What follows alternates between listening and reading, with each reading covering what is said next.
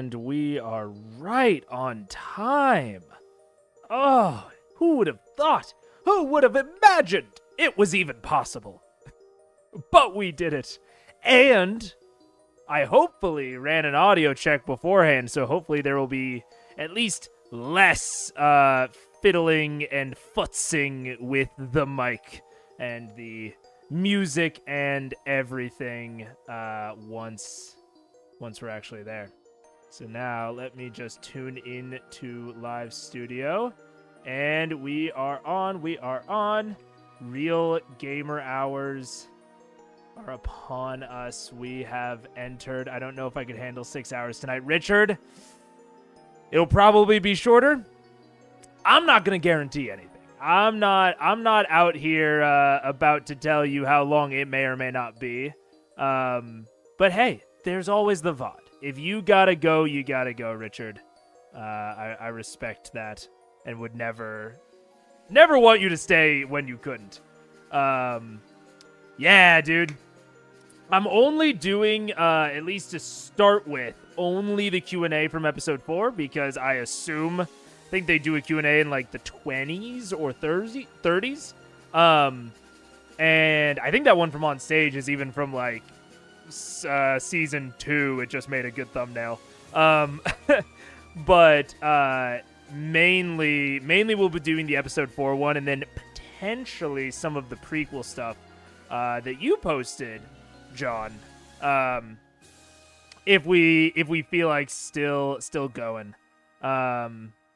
Thoroughness in doing this adjacent stuff on stream. Yeah, Q&A from later would include spoilers. And second Q&A follows episode 10.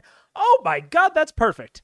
Because, yeah, AKL, to your kind of statement about thoroughness, this is kind of going to be the general cadence I think I want to go at, is kind of like 5 episodes of normal Critical Role and then like 1 stream of the kind of adjacent stuff that's off screen.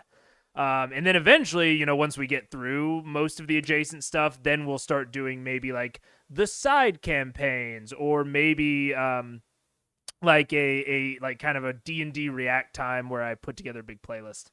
But yeah, we started off standing because I'm so excited to be back, and because I was working late.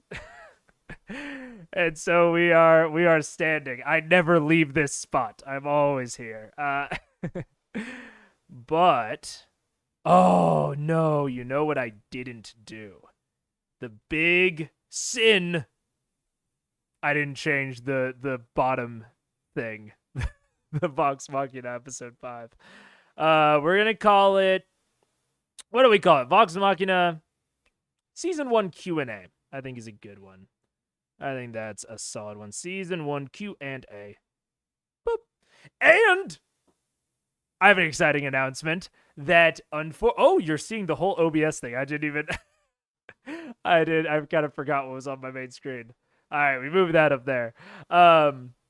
Speaking of my OBS, the stream, everything and above, our lovely editor that we've been working with might have made me a little graphics package for the stream, like a little something with some channel colors, all that sort of stuff.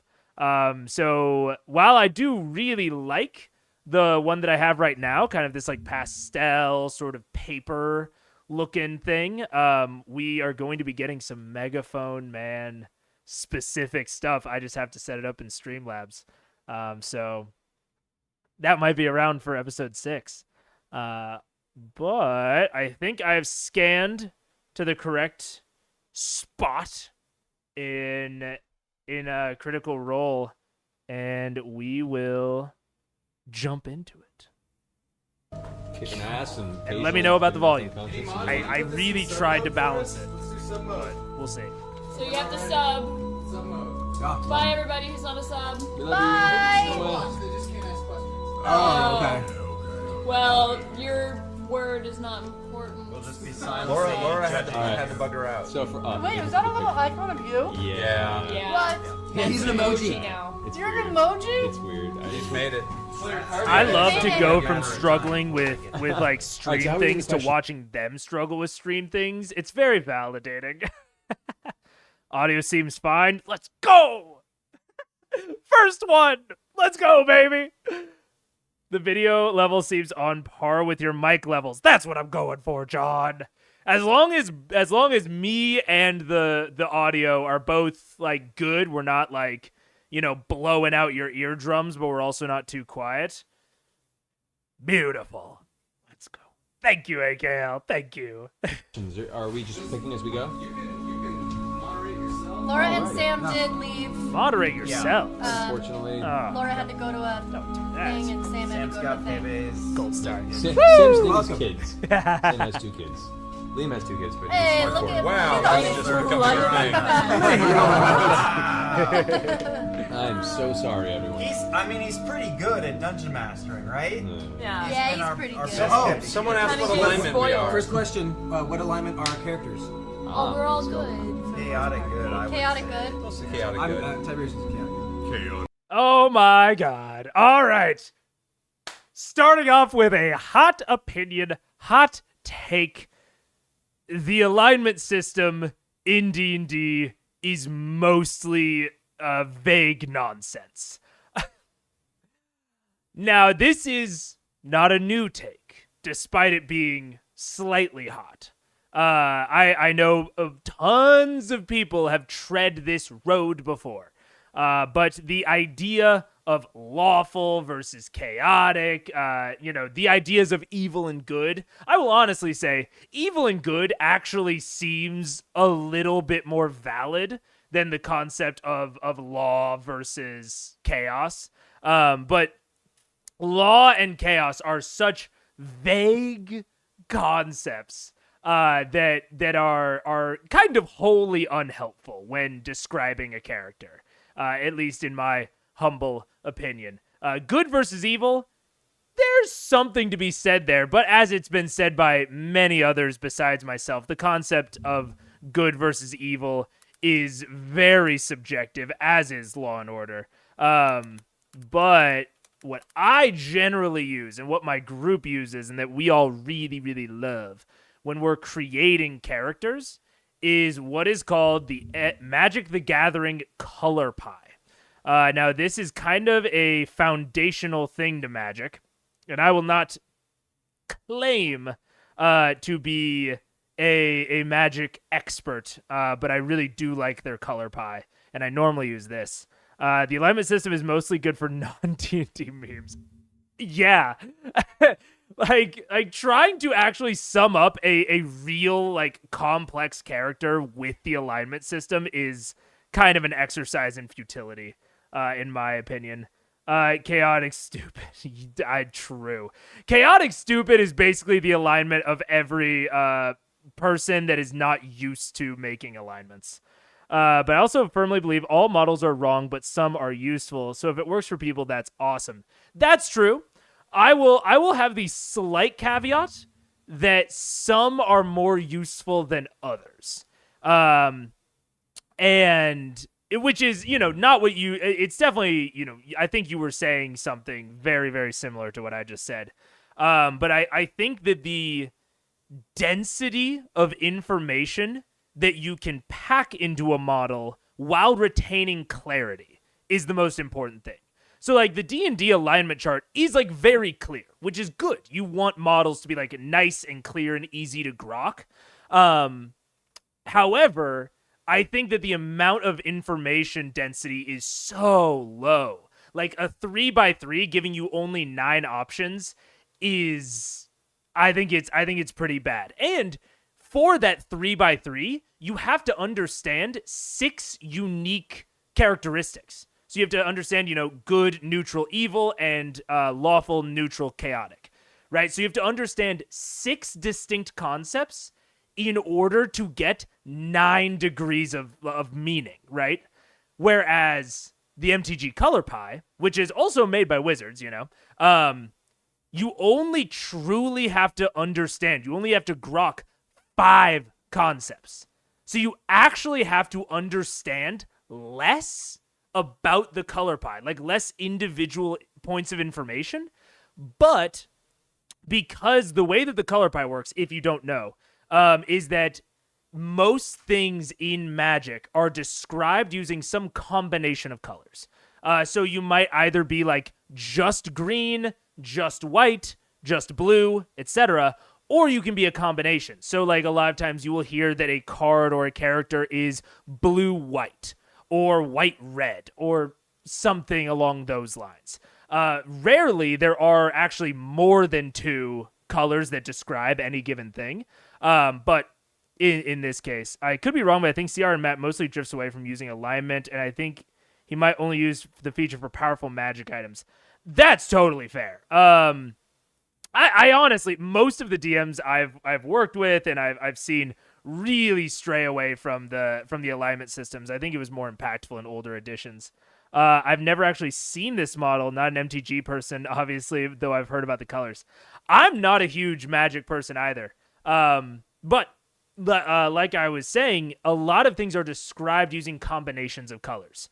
So there's like white-red, which is like white is the color of like peace and order and like not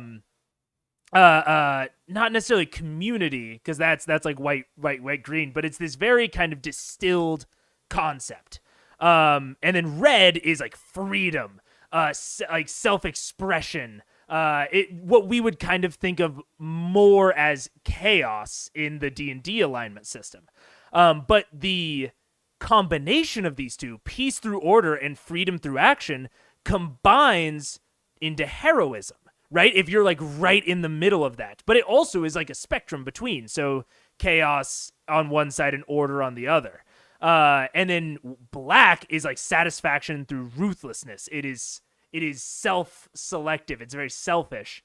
And so you can see on these two axes, it's like the group and the individual. In between, they meet in like tribalism. So, can you read out the 2 smaller black words? Oh yeah, it is satisfaction through ruthlessness, and then the 2 in the middle are the individual and exploitation is the black. So on the green-black spectrum, there is preservation and exploitation. And now I will say, this is not like a definitive chart. This is a chart that I use a lot for D&D characters because it really simplifies these concepts down. If you know anyone who plays Magic, they will probably tell you that the colors are more complicated than this. But this is a really simple model to look at. But I love to describe my characters, my NPCs, etc. using this chart, because you can pack so much information into it. It's, 5 factorial, I believe, which I don't know what that actual number is. 120! 120 combinations that can be made with 5 concepts. So the information density here is huge, and that's assuming that you don't even get into 3 color pairing. That's just assuming 2 color pairing. So this is my rant about the alignment. I think my main issue with the alignment model is that it is so information shallow by what you get out of the combination, whereas this model I prefer because you have to understand less concepts and you get a ton of density. Makes at least as much sense as MBTI or Enneagram at first glance. Again, maps are not the territory, not should they be, and different maps are useful for different things. At least one doesn't pretend to be scientific. Yeah, true. Yeah, I mean, I would generally agree with you that, yeah, kind of the combination of the letters are where you get interesting knowledge, or not interesting knowledge, interesting description. I will agree about the general sort of feeling about MBTI. But yeah, this is for describing fantasy characters and etc. So I like it a lot. My current character that I'm playing is red, white, black, which kind of, when you get into like 3 colors, you're more described by what you're not, so you're not green, you're not blue, you're not looking for knowledge, you're not looking for harmony at all. You are kind of, independent, heroic, and tribal. So with that, my description of that character would be that she is very interested in like finding a family, finding a group, and protecting them at all costs, no matter what the price is. And you can see that general concept is kind of easily summed up through just a 3-color pairing. So that is my rant about alignment, and I will get back to the Q&A. What was your first role-playing experience, everyone? I saw that. GURPS in high school. GURPS. That's hardcore. Yeah. Damn, everyone is GURPS. I would love to play GURPS. I've never played it. Always heard about it on the periphery. I would be very, very interested in playing GURPS one day. Dragons in high school. This was my first, yeah. This guy just started. I did AD&D in high school, and I DM'd while playing, which is totally cheating. This is the first pure experience of that. This is my first campaign. Also, I was at Magic the Gathering. Yeah, I actually had Matt as my first AM way before. Like, GURPS is all very this grindy. started. And then so I played a few other Interesting. games, and then now I'm back to the OG. Elaborate on that, Richard. Is it just that like the only way you can level up is like through XP, and XP is just like very rare? Like what makes it grindy? I'm curious. Master. I saw when and how did you all start playing together. The reason this started is because I directed Matt as Leon Kennedy in Resident Evil 6, and every time he came in, he would say, "Hey, I'm running a game. You could come in, just do a one-off." And I was like, "Oh, I got babies. I can't do that. I can't do that. I can't do that." I got And then babies. finally, once for my birthday, I thought, "We can do a one-off. It'll be the only time we'll do it to see how it goes." Scanlon and I did a podcast together, and every week we would do some new thing. We're like, fuck it, let's play D&D. And we all did it, and everybody got snake bit, and it's been the best thing that ever Bro. happened. You really, really do get snake bit. I remember my introduction to D&D was, I believe 3.5. It was either 3.5 or it was just 3 before the revision came out, and it was literally just like I was supposed to hang out with a friend that night, and the friend was like, "Never mind, I'm going to ditch you to go and play D&D with these people," and in a stroke of confidence that I cannot believe I had in retrospect, I was like, "Oh, can I come?" He did not invite me.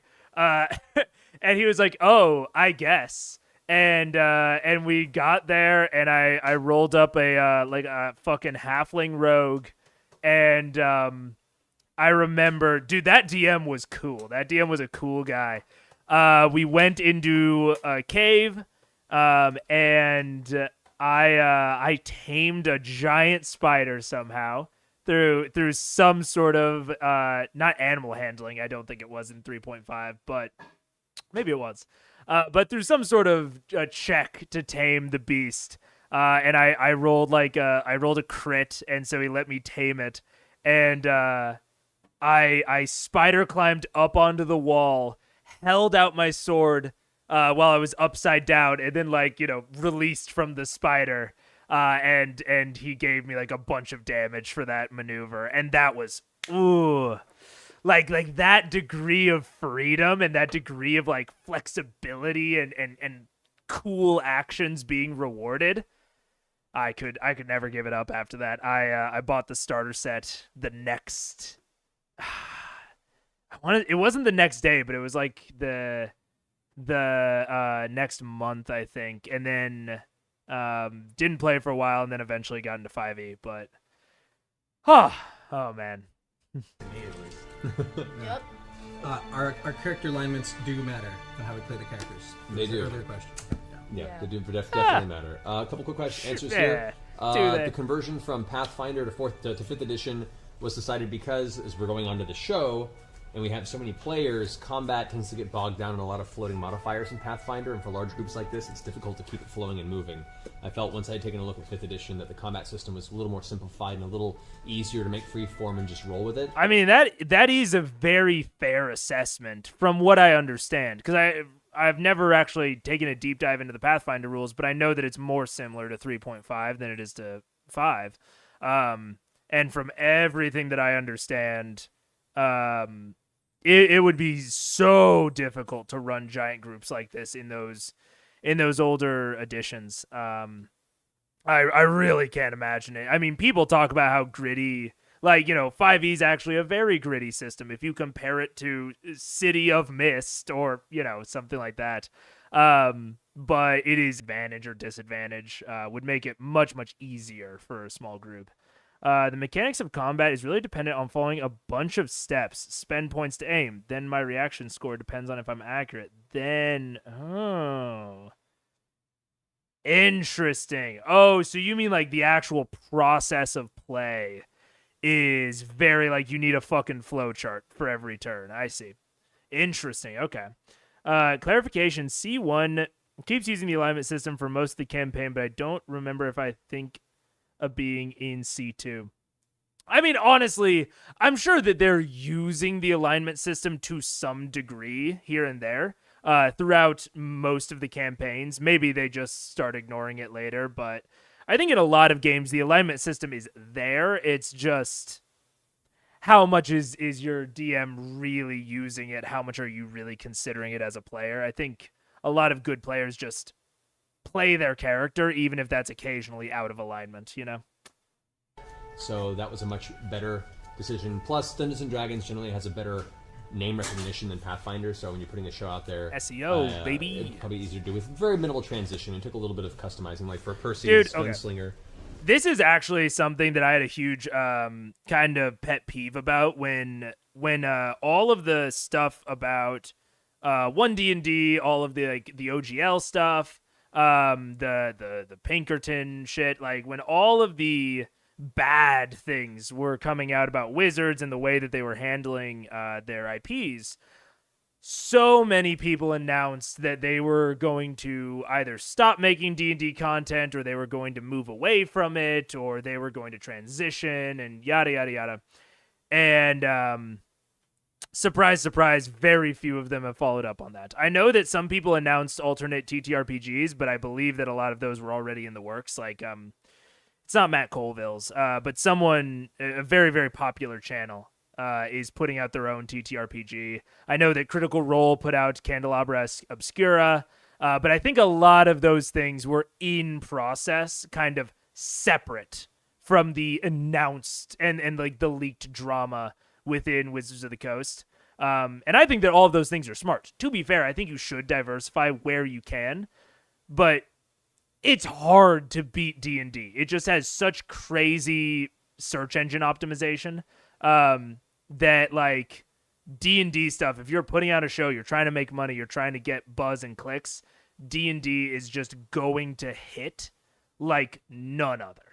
There's a ton of systems that I really want to make content around that I have kind of tested the waters with shorts on, and it is orders of magnitude different.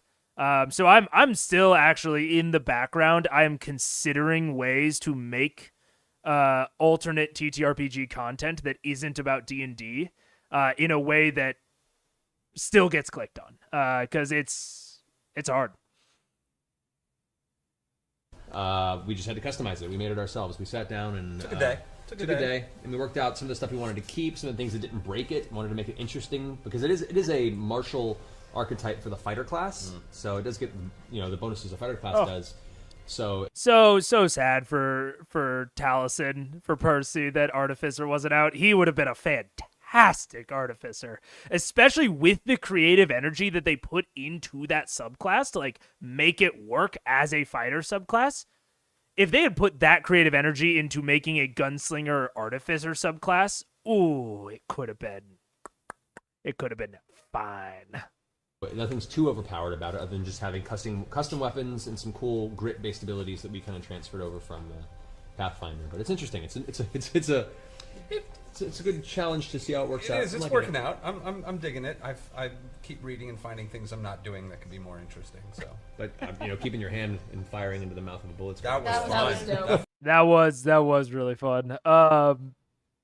It's so funny, Talison's like, I keep reading and finding things I'm not doing. Dude, that is the problem with starting out as like a high-leveled character. I don't know how new Taliesin is to playing. I think he said that he was one of the guys that played GURPS in high school. But I mean, even with experienced players starting off, like I tried to run I've tried to run a few high-level one-shots, 15, 20, whatever. And the higher you get, people just, if they have not played that character from 1 to 20, they forget about 90% of what they can do. Which is one of the reasons I actually like starting at 1, is because everyone kind of learns what everyone else can do all at the same time. And I think that they can kind of help remind each other. But it's a challenge going into a new system at level 9. It's tough. I was reading the World of Critical Role, and TIL, that pre-stream Tiberius created so many of the OP magic items the character used, so sort of a proto-artificer. Yeah, man, they really were into it, and like I think that both of them would have liked Artificer. I think it makes more sense with Tiberius being a sorcerer, but it's really a shame for these characters specifically that Artificer wasn't out yet, because I think they could have gotten a lot of mileage out of that class. Felt great. Hey, Travis, everybody's asking about Where'd your you get your t-shirt. shirt? I think it's a website called redbubble.com. Oh, I yeah. just Yeah. Googled grog and there was that. Google Grog. I needed it. Just no, Google Grog. I needed it right away. Making sure. Right, Yeah, that's yeah. right. And I'm also We'll get seeing, it like, out. why did we switch from Path? That's AKL. That's fair, AKL. Yeah, but I mean, even that's what I'm kind of saying is like, even with super experienced players that know a lot of the classic combos, it's hard to fucking remember what you can do, especially if you're playing homebrew. Finder to 5th edition? Yeah, Well, which kinda. I said a second ago. I did. But yeah, the idea being that the reason we switched was it was easier. No. Okay. Last time we only had to reload once, so hopefully. Thanks, chat. Oh fuck. Okay. I'm also seeing. Why did we switch from Pathfinder? It was easier for large scale Oh, combat. dude, I and just the system bigged was a it. little more simplified. Let's go. And I felt for such a large party, it would be easier to do. Plus character creation for any guests we have in the future. So that was the main reason. I love Pathfinder, but at this size, it's good. Answering an earlier question too, I saw someone ask a good party size. Legitimately, my preference is between 4 and 6 players. This works because they're amazing players, and because we keep it very kind of free form and not getting bogged down in minutia too often. So. Not getting bogged down in the minutia, really. No, that's mostly a joke. That's mostly a joke. They're not that bad. But man, 4 to 6. I mean, that's fair. I think that's a very understandable amount. Mine is not too much different. It's 3 to 5 for me, but yeah, that's the fucking 7. No, 8. 8 total, right? Woo! Yikes. Yeah, dude. They made Tibbs made the blazing bowstring, the chain of returning, the hand cone of clarity. The fuck is that? And the earrings of whisper. Hence why those magic items didn't get adopted for the animated show, where Tiberius does not exist. Oh. That I did not know, that Tiberius doesn't exist in the animated show. That's a new layer to the drama. It's okay, because I still don't know what happened, but that is an added layer of foreshadowing. Huh. Okay. Spotify does the exact same thing to me every time I'm listening to podcasts. So weird, man. I don't know what that out of memory thing is. I tried to look into it a little bit, but I couldn't figure it out. That's a cool thing to be able to do as a sorcerer, though. It totally is. The enchanting is really, really cool. I wish that there was a more I wish there was an actual like system for players to craft things. Like there's the downtime activities in Xanathars, which go, I would say they're about a half measure on like crafting things in general. I wish it was a little bit more thought out. But I did like it as a starting point, and I'm really curious if 1D&D will do anything with it. I don't know. We will. It's a big old we'll see for me with 1D&D, but yeah, I don't know. Loose lips, don't mean to spoil the impression you were aware of the basic drama outline results. I'll be more careful. Don't worry about it, Gail. It's all good. I do appreciate the caution in future. Yeah.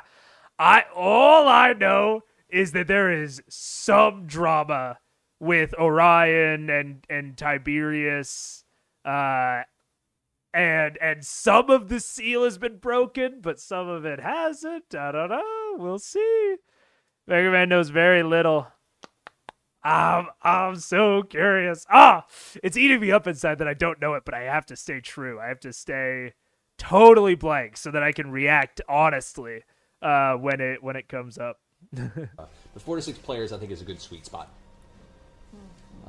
I see. Does Keyleth have limitations on what animals she can transform into? Yeah, for the most part, I can only transform into beasts, and I have to be under a certain challenge rating. So right now at my level, I can only turn into beasts that are a challenge rating of 3 or lower. Yeah, a third of your druid level, right? A third of my druid level. Which This is, I mean, she's describing the mechanic accurately. I think what the question was going for is like some DMs will instill limits on druids based on if they've seen the beast or not, which I think might be raw. But I'm actually not sure if a druid has to have seen the beast beforehand. But I know a lot of DMs put that requirement on druids, and I even think that they explore that in Xanathars of like, okay, if a druid's from this biome, these are the types of creatures that they might have seen. It's definitely something to think about and talk to a druid player about. I do think that it adds a level of verisimilitude. There's your $5 word for the day. Basically means that like it makes sense within the fiction, right? So I think that if you use that like Xanathar's table for druid of like, oh, druids from a sea area would have seen these sorts of monsters. I think that makes it feel very cohesive, but also it takes away a lot of their options. So whatever you and your players want, I don't have a huge opinion on that. which is 9 right now. But I'll still talk about it, baby. I love talking. But for the most part, I can change into almost anything as long as it's under a challenge rating of 3. Pike, how do you feel about Scanlan? Do you return his affection? Oh, well, I'm on the fence about him. I mean, he's really pretty great, but I don't know. I'm not really sold yet. You know, Pike, I feel like we haven't actually ever girl talked about this. I know, we never girl talk about it. We should. I know we should talk. I really like him. I think he's really funny. Yeah. I really like, you know, the fact that he's a musician, but That's hot. I don't know. I'm not really sold on him yet. I'm just concerned if he can treat you well. I don't know. You know what? He really likes He's got to. bad habits. Yeah. It's gonna come from the. He likes to frequent brothels and things like that, which, you know, I'd want to give him his freedom and his space, but I don't know if I'm into it. If I say it so you can understand it, what's the point, Tone? No. Someone's asking if we'd like presents. I think we'd all like fan art. Fan Yeah. art's good. Fan art's awesome. We love it. Yeah, immortalize our shitheadedness. That'd be great. Oh, Fan art's and dope, another dude. couple people on there were I asking very much about my understand ears, that. and I really like supporting small businesses. Dude, I've thought about this a lot as I've grown older and like I have, you know, access to adult job money. It's like I've talked about this with my family.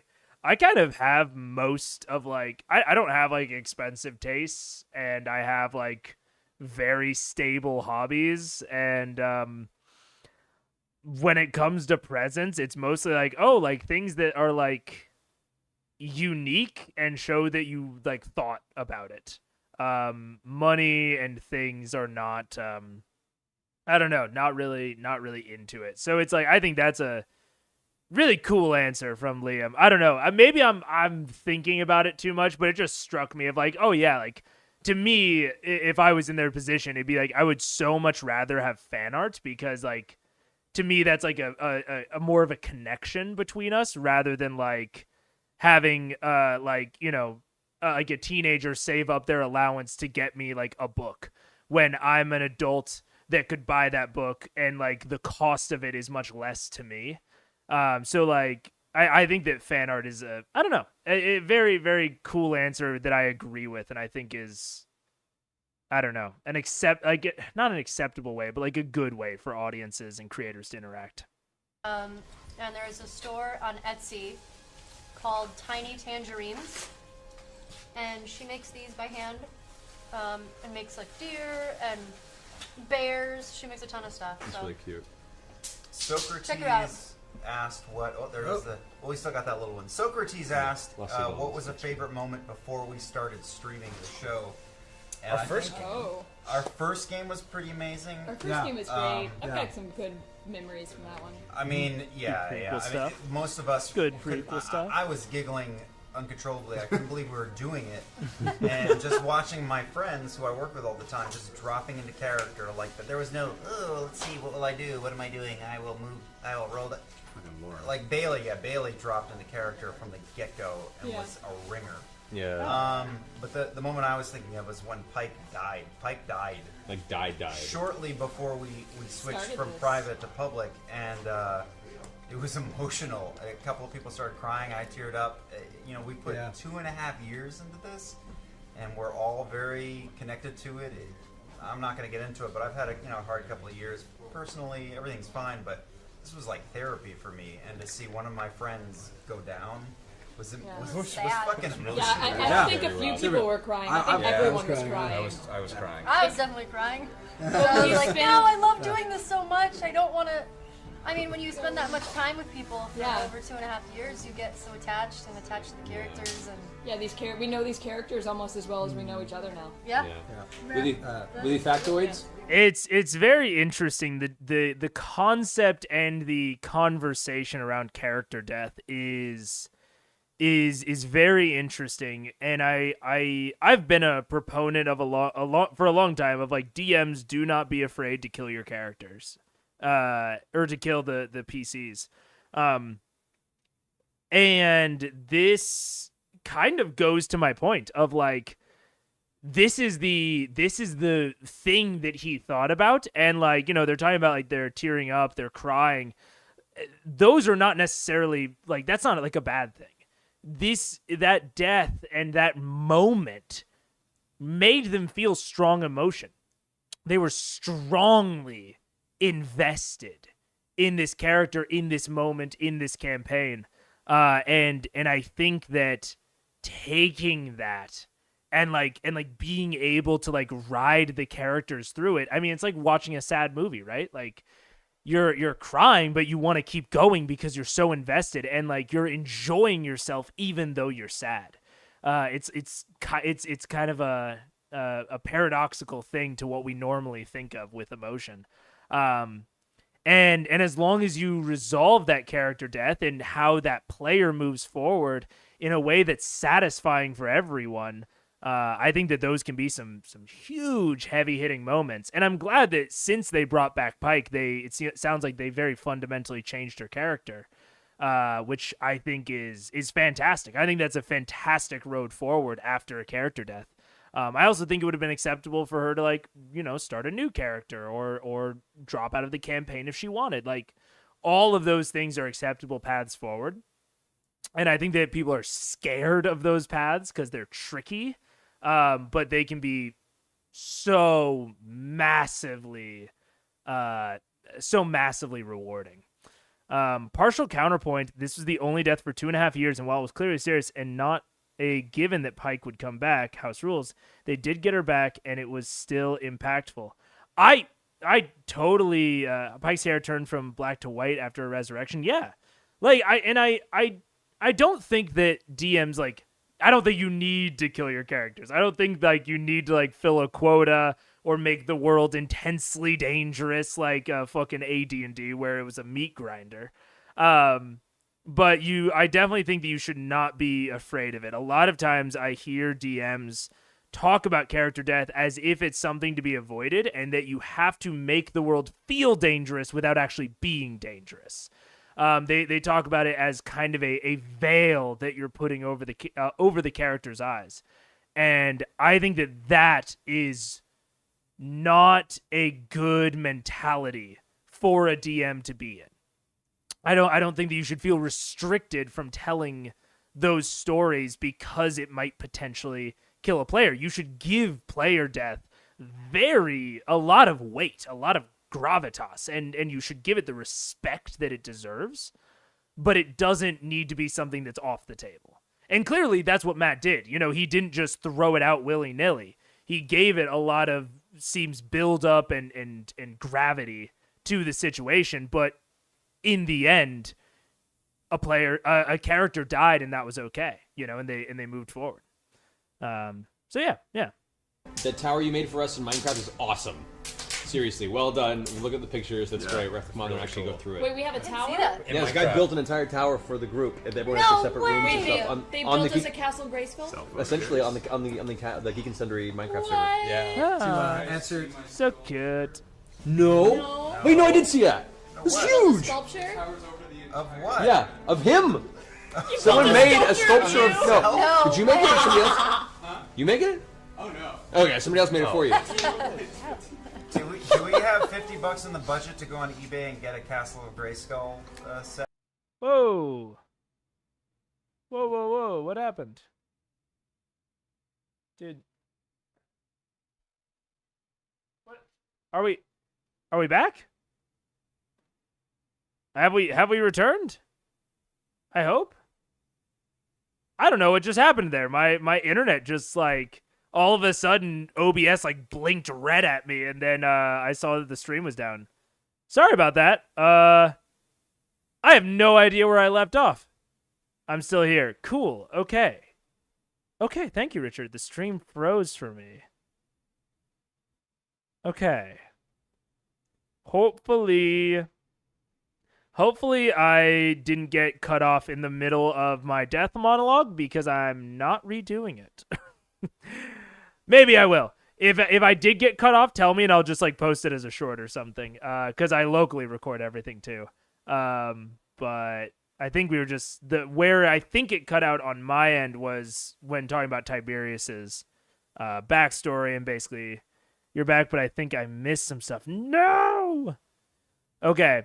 Basically, to recap my general point responding to AKL is that I think that character death should not be something that is off the table for DMs. It should be given appropriate weight and respect and gravity, which it sounds like Matt did. You know, he wasn't just throwing it out willy-nilly over 2.5 years. But I think that a lot of DMs are very afraid. They want to put up a veil of like, oh, the world seems dangerous, but it's not actually dangerous enough to kill any of you. So asking for $50 to get a Castle Grayskull. Oh, no. Oh, no, we're all fucked up. We're all off. I don't know. Okay. I'm just going to play. We're just going to push forward. And... what will be will be. Maybe I'll include it in the highlight reel, and maybe there will be some behind the scenes, some bonus content in there. and I mean, we're all really like deep thought out characters. Yeah. and well, they asked if I actually like a story for him. And he does have a thing for this character named Kalora. Yeah, Arcanista Laura, the one that actually sent them on this mission. Right. He has kind I of have a a thing thing. for. She's super awesome. Hot sorcerer. I think she's hot. Pretty hot. Okay. Yeah. Super hot. Because of the fire. The Gunslinger class info, I actually posted on Twitter a few days ago. It's on my Dropbox. If you look through my Twitter, it's on there. Otherwise, we'll probably put it up on the website when all the website stuff is up there. I'm happy to release it now. I think the build's pretty balanced. It's fun. Might have some tweaks down the road depending on how things play out. But yeah, just go to my Twitter. You'll find it there. We're gonna have a website with all our like character histories and how we met and stuff like that. We're working on it. Yeah, like a lot of things right now, it's a work in progress. Someone asked what kind of food would we like. Groke's working on it like this. Ooh, like Thai food. I like Indian. Indian's good. Indian's really good. I've really noticed. Let them know not to order food. No. Oh, don't. That's Don't a order terrible food. idea. We Yeah, just had a no bunch food of now. chicken. That's a terrible Yeah. idea. Good.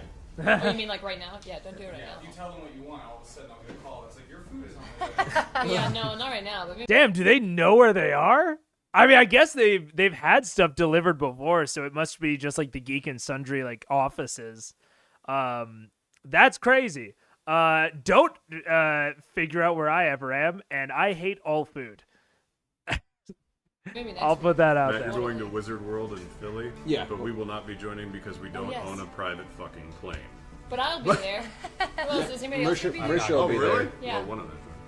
We'll be there. Somebody asked something I'm not. like, what do we hope is the result of this show? I can't remember the wording, but I mean, obviously, The revolutionization of actual play? Is that... What if he said that? What if he was like, yeah, I was really hoping to like make like the biggest splash in the scene of all time, you know? That was really my goal. we're doing this because we love each other and we're having fun together. But I also hope, you know, that D&D has been its entire history has been like, oh, this is this weird thing that guys do with dice in a room. Anyone can do this.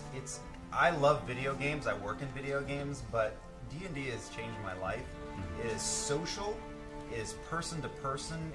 It is real because it's people in a room doing shit together, and that's kind of lacking a little bit in our world. And I would say find some friends. I mean, I love that there are sort of online tools to play with people across the country, but if you can find 3 or 4 people in your town to do this, I'd say do it.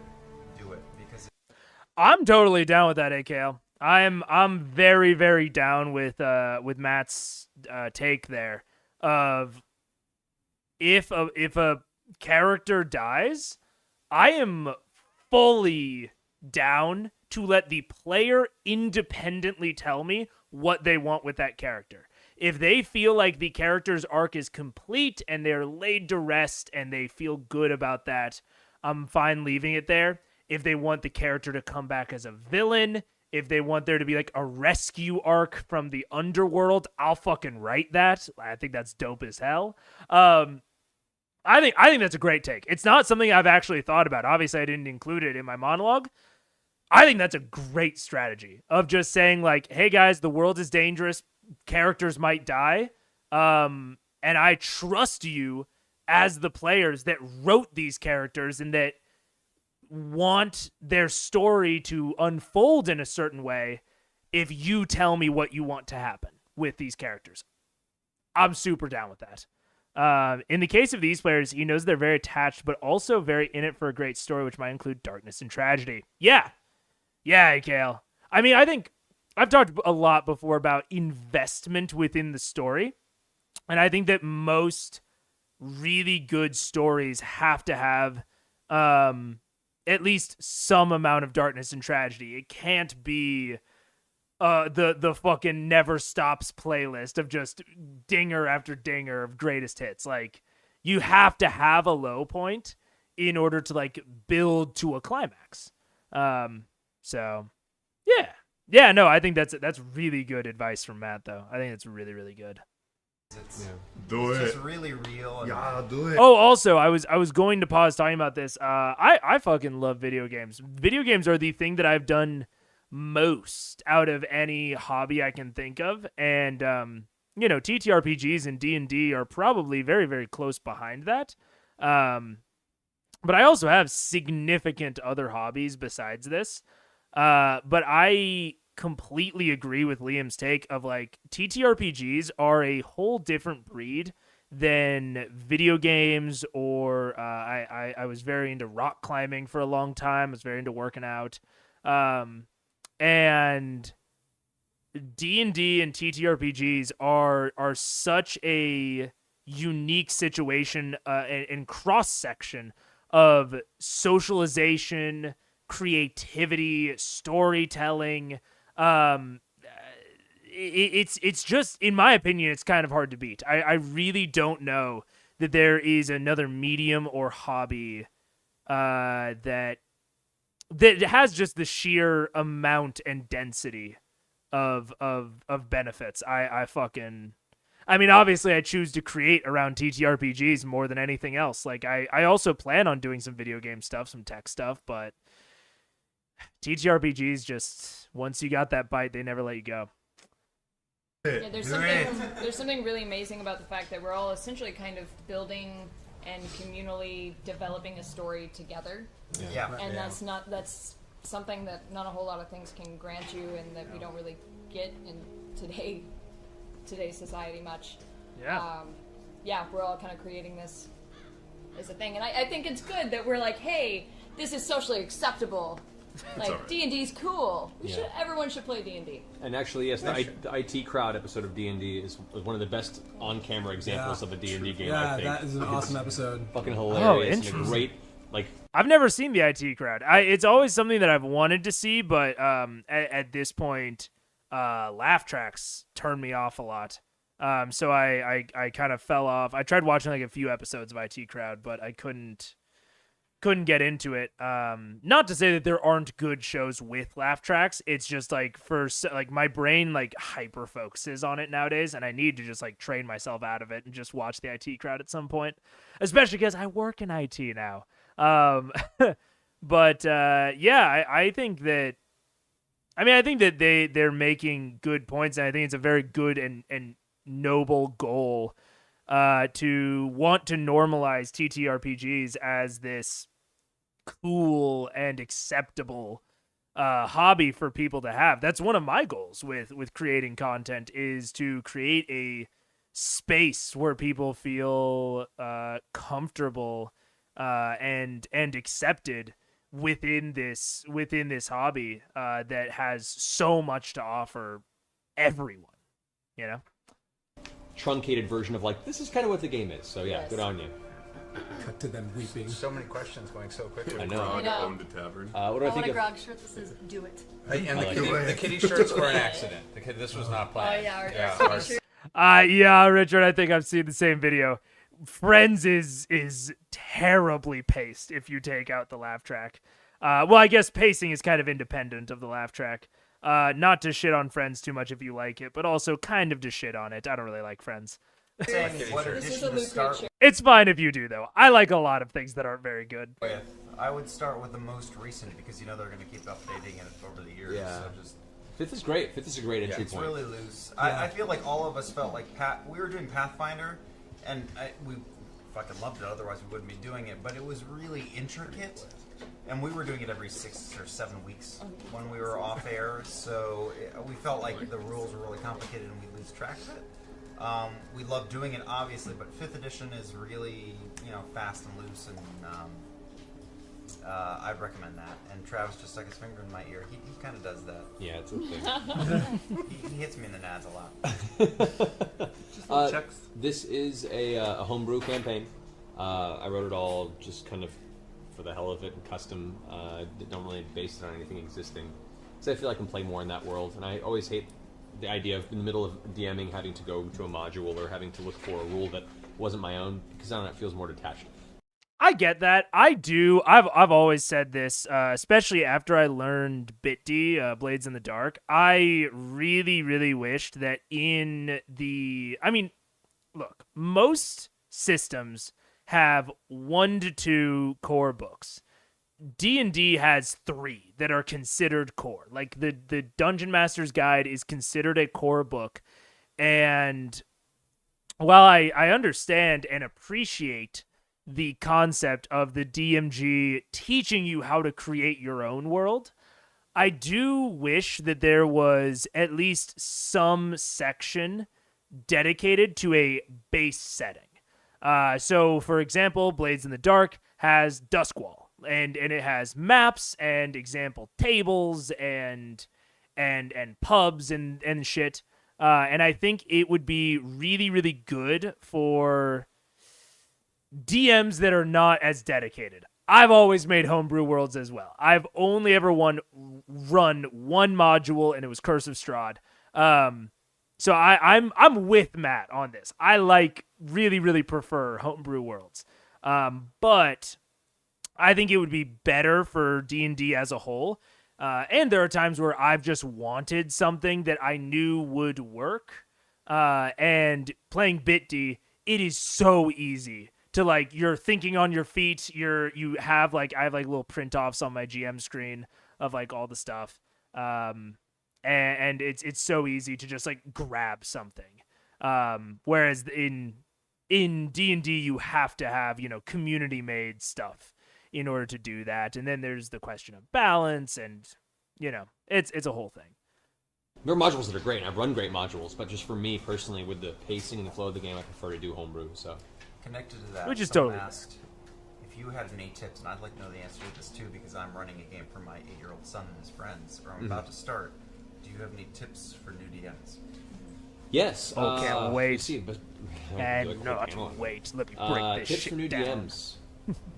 Preparation is important. You want to outline cities, come up with ideas for NPCs that you think would be essential to a story, or people that really run elements of the town. Simple notes can be like, they're this race, this is their disposition. If you have a particular voice you want to try for, make a note of this kind of voice, so whenever you come back to them you have a reminder. And just kind of spend a lot of time building that structure, but you don't have to be too detailed. Always leave room to play in the world, because you never know what your players are going to do. And be prepared to improv. So I prefer loose preparation, and then just kind of rolling where the players take you. Yeah, I don't disagree with anything you said. I'm prepared. All of you know that I don't like complimenting Matthew M. Dog Mercer all that often. I hate it. I wanna take him down a peg, but he's actually pretty good. Yeah. I mean, I'll elaborate on his point a little bit, at least as I see fit. When it comes to loose preparation, I've talked about before the concept of not giving your players a world map, and not pre-placing things so that you feel like you can't move them. So when I am preparing things, I try to prep them in a way that is culture and location neutral, and then if I choose to slot them in a given place, I have another list of certain attributes about that place, or about that biome or general region that I can then flavor the region neutral stuff with. So that's just one of my prepping strategies. Hot take. Ah! Not that hot a take. But yeah, that's I think that's one of my big prepping strategies, is making it location neutral and then just having a giant ass table. And whether you want it to be a literal table or not is also something to consider. So if they are looking for a pub and you've determined that there are, in this city of, 10,000, there are 4 pubs. You can have a table where you just eyeball it and choose off, or you can make it a 1 through 4 and you can roll a d4. So I really like making tables. I also heavily recommend a video that just came out, I believe by Bob the World Builder. Let's see, Bob the World Builder Dice. Oh, is this? Oh yeah, there it is. The simple secret to better random tables. I believe I reacted to this on stream. If I didn't, I might one day. I'll have to go back and look. I think I reacted to this in the Transistor stream. This is fantastic. This basically talks about how to, when you're making a normal table that's 1 through 20 and you roll 1d20, all of those options have an equal likelihood of happening. A way to make a really cool table is you can determine things that you want to be more likely to happen, and you place them near the center of the table, and then you roll 2d6 rather than 1d12.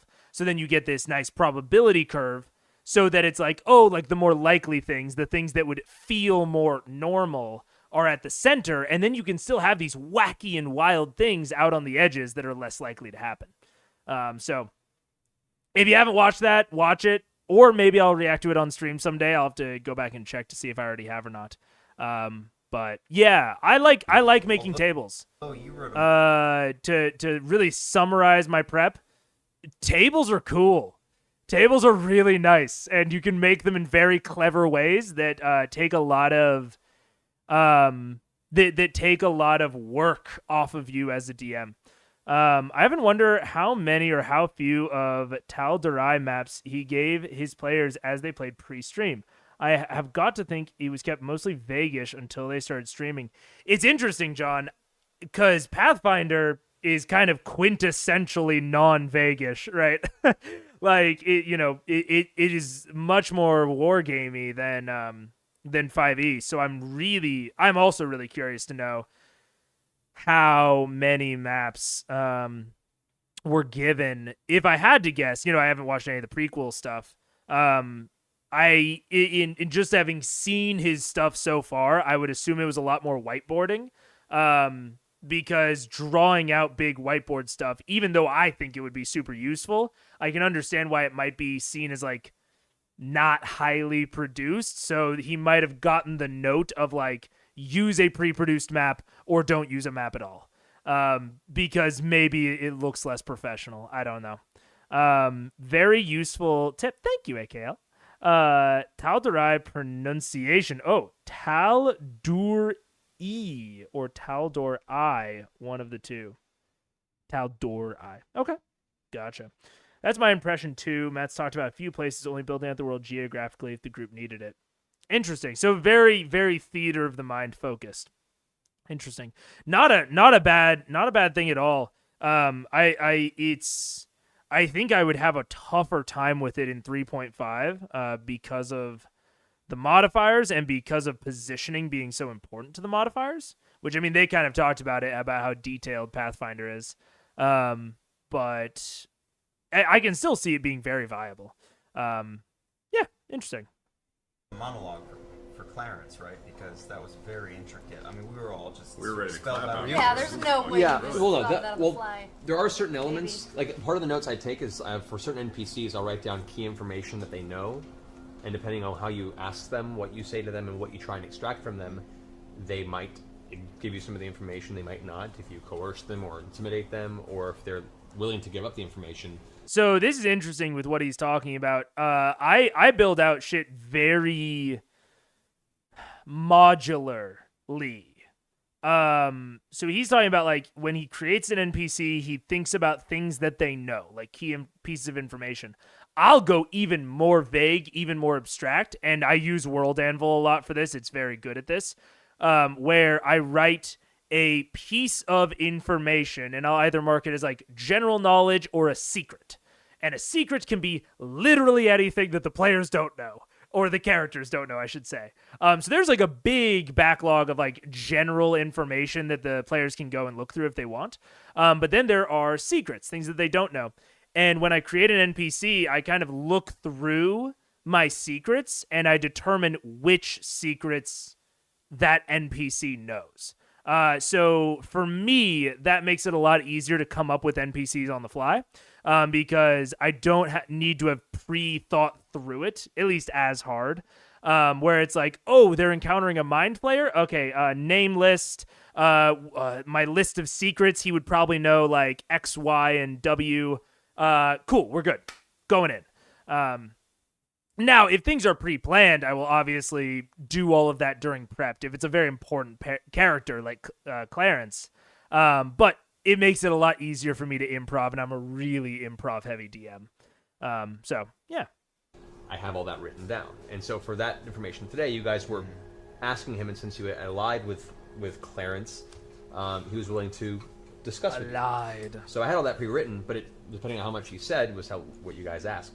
Do you have sort of random encounters ready in case we're like, fuck it, I don't want to go down into the dungeon. I want to go back up and beat up some dwarves. Do you have like shit kind of ready? Yep. I have a stack of different creature and encounters already pre-built based on what you guys may encounter. Tonight was an example of players being able to pick what happened.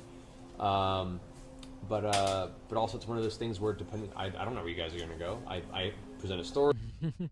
Yeah, I mean, it's again, I'm just going to keep fucking harping on it. For my personal style, it's a lot of tables. And even like features of battle maps, I sometimes will have tables of like, like vertical obstacles, things like that. But a lot of that, it comes with intuition, and it comes from like, where they are when they are doing the encounter. But yeah, I don't have a set of like pre-built encounters. I just have like generally, what are the enemies in this area? And then normally I have a like a difficulty modifier. So for example, if it's like dwarves, I might have like on my random list of of like what kind of enemies are in this area, it would be like dwarves 1 to 4. And then I have a separate encounter difficulty table that is either like times 0.5, times 1, times 2, times 3, and I'll roll on that. And so then I can have like all of the, and I can make sure that the encounters are varying in difficulty, but are the same relative difficulty. So it's like I make sure that all of the encounters on the random table are like the same general difficulty. And then I have the kind of random table that determines how difficult each one is. Again, lots of random tables, totally my style, doesn't have to be yours. But yeah, that's how I generally do it. And normally with those random encounter tables, I'll have it very general. So it's like this random encounter, this random monster table is for a mountainous city. Done. And sometimes, you know, if it's a location that I've built out a little bit more, I'll add entries to the table. But it's like a nice base table for that. So there you go. I present an idea of a general through line, but how you guys go from point A to point B, that's entirely up to you. And sometimes that can be a very long meandering line. Sometimes it can be a direct ray. So yeah, there was a question that said, how much do you improvise, and when is it appropriate to improvise? a lot. All the time. Yeah, it's always. Yeah. The answer is yes. Yeah, good answer. I've had whole games where I prepared a session and none of it happened because people just went in an entirely, you know, wrong direction. Not wrong, but like a different direction. And so the whole game was just me pulling everything out of my ass. Like that time we walked through the back door of the Thieves Guild. That was fun. Yeah, there was that. We're like, hey, what's up, Thieves Guild? What's up? Somebody asked. Donkey Kong and Pikachu. What? Somebody asked me what my favorite Smash Brothers character is. There you go. Somebody asked how we picked the. Oh, because he's got melee. I'm a fucking Sheik. I'm a Sheik player, which I know. Blech, patooey. To anyone who's in the melee scene, I'm a dirty Sheik. Character class that we picked. When we first started this game, and I said, "Hey, it's my birthday. I want to play a game." Right. Laura really likes rogues as well, but I made sure that as fast as I fucking could, said rogues. She was pissed. So she plays rogue in like Dragon Age and everything. It's just a favorite class of hers, so I knew I got it out there. Also, the reason that we're twins is also J Mook's the goat for those in the know. Because Laura and I have the exact same birthday, May 28th. That's right. Oh, I didn't know that. I didn't know that either. That's why they're twins. Yeah. That's cool. I knew I came in late to the game and there were only a couple options left and I'd never played, so I picked Gnome because I was like, oh, that's funny. And then Cleric, I didn't really realize what a Cleric was and how sort of God, I thought it was crashing kind again. of detailed it can be if you've never played. Yeah. Or important to the game. So when I started, I was like, well, shit, this is a little tougher than I thought it would be. But it's been awesome. I love being a Cleric. So Cleric's dope, man. Me too, man. Me too. We've talked about it before. Cleric's a dope class. Oh, also, People are someone too asked scared. who is Pike's deity, and it's Saren Ray, the goddess of healing and redemption, among other things. Which is a carryover from Pathfinder. 5th edition has its own, suggested. There's never like a definitive pantheon, but they have the deity pantheon. But we're carrying over Pathfinder deities that were prominent in the campaign up to this certain point, because why the hell not? I'm not going to make her change her deity. That'd be weird. Yeah. Travis, how did you pick I your agree. character? What? Oh, I asked what the biggest playable character was, I think. And went with one that liked to fight, drink, and fight. One of the greatest pleasures for me, I'm obviously a huge nerdlinger. Man, I'm trying to think. I think Goliath is still the biggest playable character. Maybe a Warforged can technically get bigger. I'm trying. Oh, no. I'm actually right now. Although it probably wasn't out when they were making this, but it's a fucking centaur. The centaur's definitely the biggest, but 'cause I'm trying to think of anything over a centaur. I don't think so. I think actually, Travis, you're wrong in the future, but probably right now. This is just me reliving high school, but when I was talking to Sam about starting all this and saying, hey, let's get together, it's what I want to do for my birthday. And we pulled Travis in. Travis is a fucking titan. Look at him. He's not the stereotypical D&D player, and he was as snake bit as the rest of us. Play Dungeons & Dragons. Please play Dungeons & Dragons. It was so good. It's the It'll best. make you so happy. What about you, Keyleth? I remember at the time we were playing another campaign, and I had like a rogue assassin, that you were in with me, and I had a kind of assassin character who was super seductress and really high charisma. And I remember when I joined this game, I didn't really know any of you guys really all that well, and I was kind of like new to this world, so I ended up going with a kind of druid, and I kind of deliberately made her introvert in a weird way to kind of reflect my new coming to the group. And I was like, Oh, Richard, you silly boy. Yeah, it's like being like part vampire, part werewolf, and you just get none of the powers. They just all cancel out. Sort of a hoot to boot this in 2023 eyes with them talking about D&D in 2015. 8 years have gone by and so much has changed or been updated. Yeah, it definitely has. It is fascinating to see the evolution of 5e over the years, with Xanathars, Tashas, all of the modules. Very, very cool. It's one of the reasons I'm lukewarm on 1D&D as this new an edition that is not a new edition. I want them to take risks. I want them to change shit up, because people can always keep playing 5e if they want. But it is what it is. I don't have too big of opinions on it. be like, I can be quiet, and so Keyleth has a really low charisma, but I kind of spin it in like she's naive and doesn't really know, and that's why she says things like, but Clarence, you're just special, because she's naive and, kind of quiet, and so she was just different than anything I've played before. But I really love being a druid. Druids are great.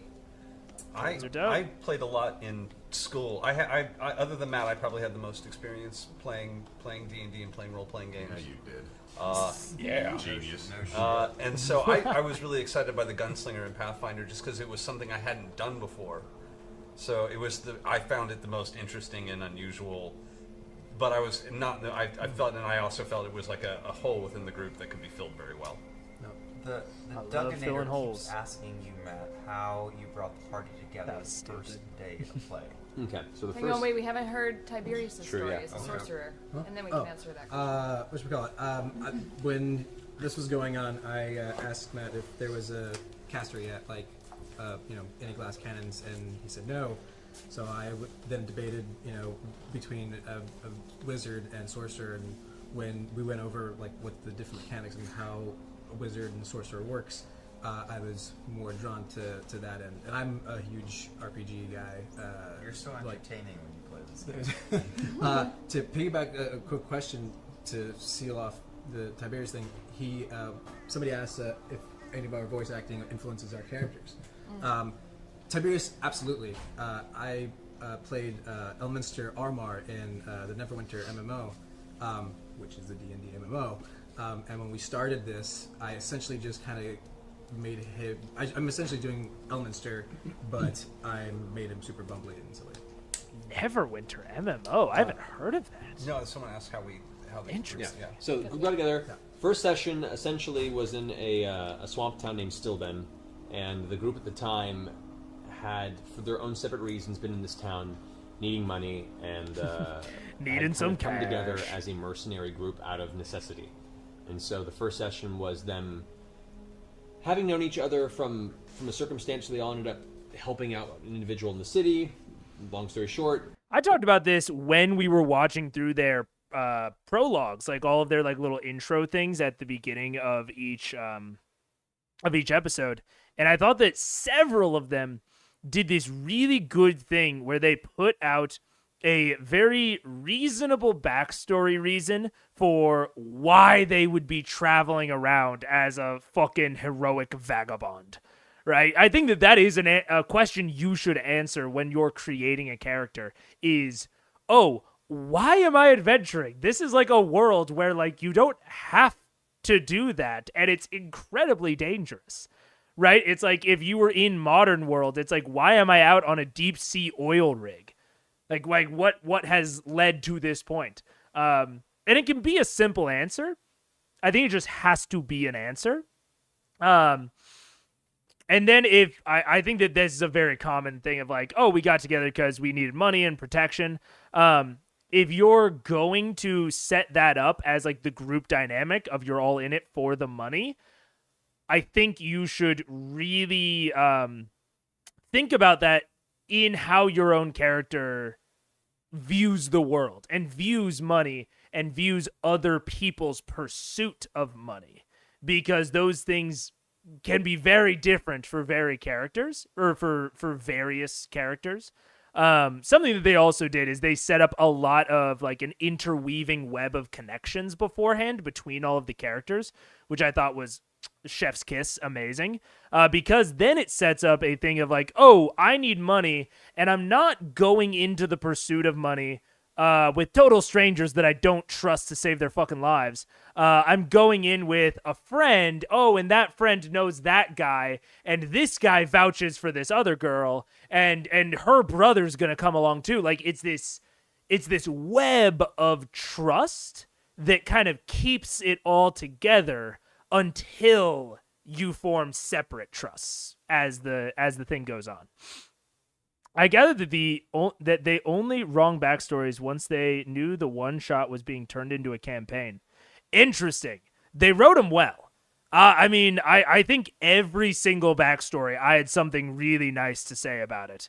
But yeah, I think like backstories don't have to be long. They don't have to be complicated. I think they really just need to answer who you know and why are you here. I think those are kind of the only two things you need to address in your backstory. So they had a small rapport and knew at least each other were useful and needed cash, and there was a job board in the town, and so the first session was that. I forget what the relative in his backstory was. It was like, it wasn't Kevin, but it was something like Uncle Kevin. It was like Uncle Fevin or something. I thought that was funny. Being hired to look into a conspiracy within this swamp port town of Stillben. And that was their first real adventure together. And when that finished, they Kevdak, that's right. Troll penis story. Troll penis story. Troll penis. That's fair. I know a lot of We you owe guys them keep that. asking I feel like that other is questions. The but- troll dick. There was a battle, subterranean battle that involved the party sneaking upon a group of 2 trolls that were around a fire. And the idea to work past this came to Tiberius to transform himself visually into a female troll so he could Bugs Bunny them. Hey boys, you know that thing. Not knowing the temperament of trolls, especially ones that are deep underground and don't get to see female trolls very often, they immediately just got extremely aggressive, and he found himself almost between a rock and a hard place. I was getting raped by trolls. So the party then descended upon these trolls, and in the middle of the battle, at numerous times, I believe Percy once and Laura and the other both took specific shots at each troll's dick, rolled a good shot with enough damage to blow them off. Now, being a troll, they regenerate. But it was still a good effect, and when the battle was over, it was decided by the party to at least take one as a trophy and place it in the bag of holding, which then it was decided by me, thank you. by Grog. Thank you And very as much. such, it stayed for a while until it was used as an implement of distraction in another encounter, I believe. It worked. Yeah, it worked. That was where the troll dick came from. Almost spit roasting. Jake Boudreau asked, what's it like playing for 3 hours in front of 2,500 people? I think our games have gotten a little bit better only because when we played privately, there were sometimes lulls. We weren't sure what to do. We would go off to the bathroom. We would take a break. But now there's a little bit of element of theater to it. Just That's a fair. sprinkle of it. And it kind of gooses the energy up. I'm doing in the a same good way. thing for the record. I keep saying this, but for the 11-year-old Sadie, Man, that's crazy, knowing that there's drama of him just being like, I'm doing the same thing I was doing in private. Oh, I'm gonna remember that he said that when the drama comes up. Son of Odin shall have that cookie. So there. Oh, that's sweet. Oh. There you go. There is one bag of holding in the group, and Grog always has it. And Throw the troll dick in the bullet. the bullet tongue. There are many things that go into the bag. It They're all hasn't gone gone into the out. bag. Is there still a cow in the bag? Dork No, the ox. Dork is the not ox. there. Dorothy Ox is probably not. That's when we first learned its limitations. Why does Dork. Scanlan have so many awesome spells? Bards in 5th edition have one. Hold your tongue, man. I was also about to say a item that I want to make, that I just got the idea for is, there's a very classic, like, you can't breathe in the bag of the air runs out in the bag of holding, like things rot away, it's just a giant space. I would be really, really interested and curious. I think bags of holding are uncommon. Make a probably not even rare, probably like very rare bag that's like an upgrade to the bag of holding called the bag of stasis. Where it like time freezes anything that goes into the bag, so you can keep food fresh, you can keep animals and people alive indefinitely. Maybe it only puts them into stasis for a certain amount of time. I don't know. I think it could be kind of cool. You could also make it a varying rarity, where you make it smaller than a normal bag of holding so that it can still be uncommon, and you make the stasis time, like you make the stasis like time limited. So like, stasis lasts for 30 minutes at uncommon. Stasis lasts for a day at rare. It lasts for a month at very rare, and it lasts indefinitely at legendary. Off the top of the dome, I think that could be kind of cool. I think that could be pretty neat magic item, personally. An item sort of like that appears around episode 18. Dude, I'm too much. I have the foresight. Oh, man. Great item that would have 1,000,001 uses. I agree. That's why you need to keep it limited at first. Dash joke. Yeah. I really love items that are simple but have like 1,000,002 uses. Those are the types of things I'm really into. So it would have to be smaller. The time would have to be limited, but I might make that. One of the options they can choose, they can, as they level up, choose a couple of spells from any spellcasting class, which is great, and a boon that bards kind of needed to be more combat effective. And you can choose the School of Lore or the School of Combat. I think for the bard, he chose the School of Lore, which allows you even more spells from other classes to boost your repertoire. So he became a fucking amazing bard. Also, Sam Riegel did a lot of a cappella in college. He did. He really did. He helped write several seasons of The Voice. Yes. Which was What? a cappella. So Sam is sort of a ringer for the bard class. Yeah, it kind of had to happen that way. I had no idea. Dwarf impersonation. There you go. Nope. Yordy. Someone asked if Grog could keep one of his women in the bag of holding. You can't put living things in the bag of holding. As we've learned. We've learned. You can't. I mean, they run out of Yeah. air. They just Die. There's apparently no air. It's There's like a no vacuum, air. magical vacuum. There's a The little ox bit of did not air. Are you survive. talking Vampire One Clan? giant dead ox came out of the back. Question? Yeah. Someone Come around. keeps asking if any of us have hirelings or henchmen, and the simple answer to that is Older no. D&D That's not shit. true. Just drink it. Oh no, That's not true. At our Older Yeah, we do. We have D&D a shit. Oh, shit. that's Yes, you do. right. That's We do. new, hired a maid. right? Yeah, we battle we, test. we have a keep back in. Picture spells based on how cool they sound. Fuck yeah. That's great. I love that shit. Just pick what sounds neat.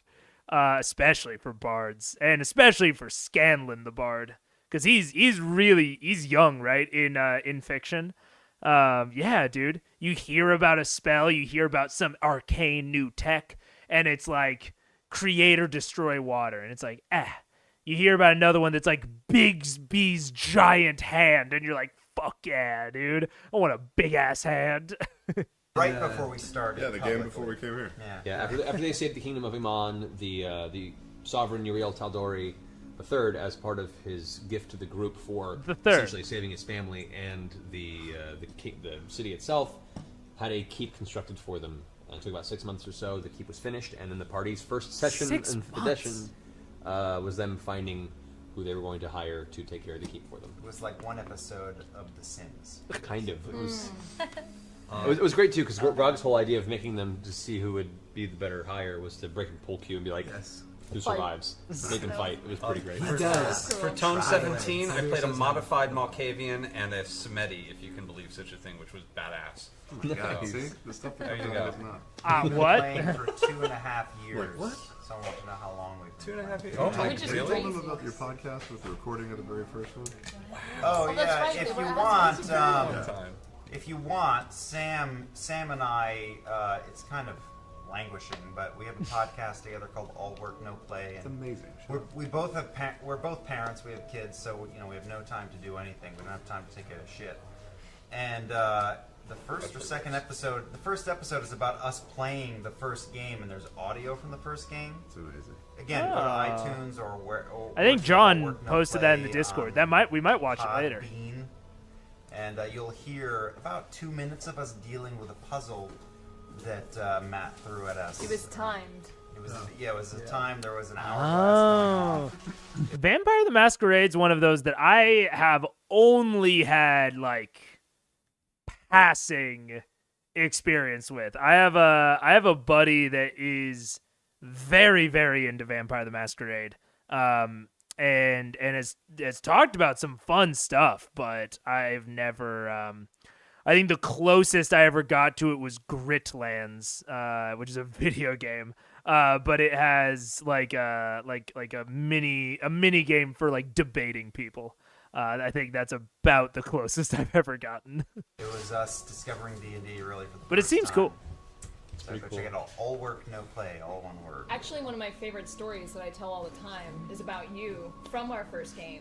Because if you remember, I didn't play. I Right. just kind of helped Matt help you guys. I was like a D&D minion. I remember, yeah. And I remember I was helping you, and I remember you were like, so if I just wanted to like go up and punch those guards, I could do that? And I was like, yeah, well, you would go up, you would punch them, and then Matt would tell you. LA by night, New York by night. It's going on the list.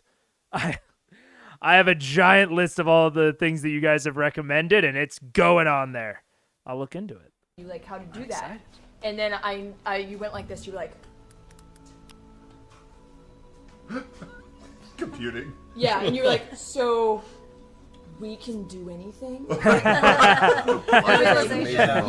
Like Yeah, no we one's can. on. Hell yeah. We can. Taliesin on game 1 was actually not Percy. He was a Dragonborn Paladin. I was a Dragonborn Paladin. You fucking blew our minds. We're like, what do I do? Can I do damage points to stop this puzzle? you There gotta was hear the recording. this tunnel with all these moving parts. We thought we were You going to gotta be hear crushed. the recording. And he was a Dragonborn for the first episode. It's in the recording on the All Work No Play podcast. And he just breathed ice on this water-based sort of contraption and froze it, and everyone was like, you can do that? You can't just roll dice and hit it? And Hell yeah. that's when we kind of understood, oh, it's whatever the fuck That was we want to such do. a good game for like learning the basic mechanics. It was Yeah. such a well put together game. Matt does Hell yeah. control the music while we play. Yes, I have playlists. There are much more broad playlists before. Unfortunately, on the stream, we have to use only approved royalty-free music, so it took me a while to figure it out. Previous to Those this, Madonna songs. I know. Although I used to play a lot of Bush. It was good. Hey, would that count as fan art? If, like, fans made us music? Yeah. Could we then use that? Hey, If you Oh, wanna make come on some now. games, Hey. hell Yeah, he's nodding. Form and they could send us long as- whatever they want. Some consent forms? Yeah. Oh, if one of your characters died. Any did music you roll people's that out there? into Anybody your music? character? Play Music certain- people. We have people make What's custom the question? music for us. One of your great. characters died. Anything did you roll that atmospheric. into Be your on the character? video, yeah. the intro video. Don't answer that. No, it's an important Ignore it. No, What it's was important. Big elephant, Someone's ignore it. asking if we die. Ooh, specific SSH gaming. If you have a list after episode 26 but before 27, there is the special critical trolls for Extra Life.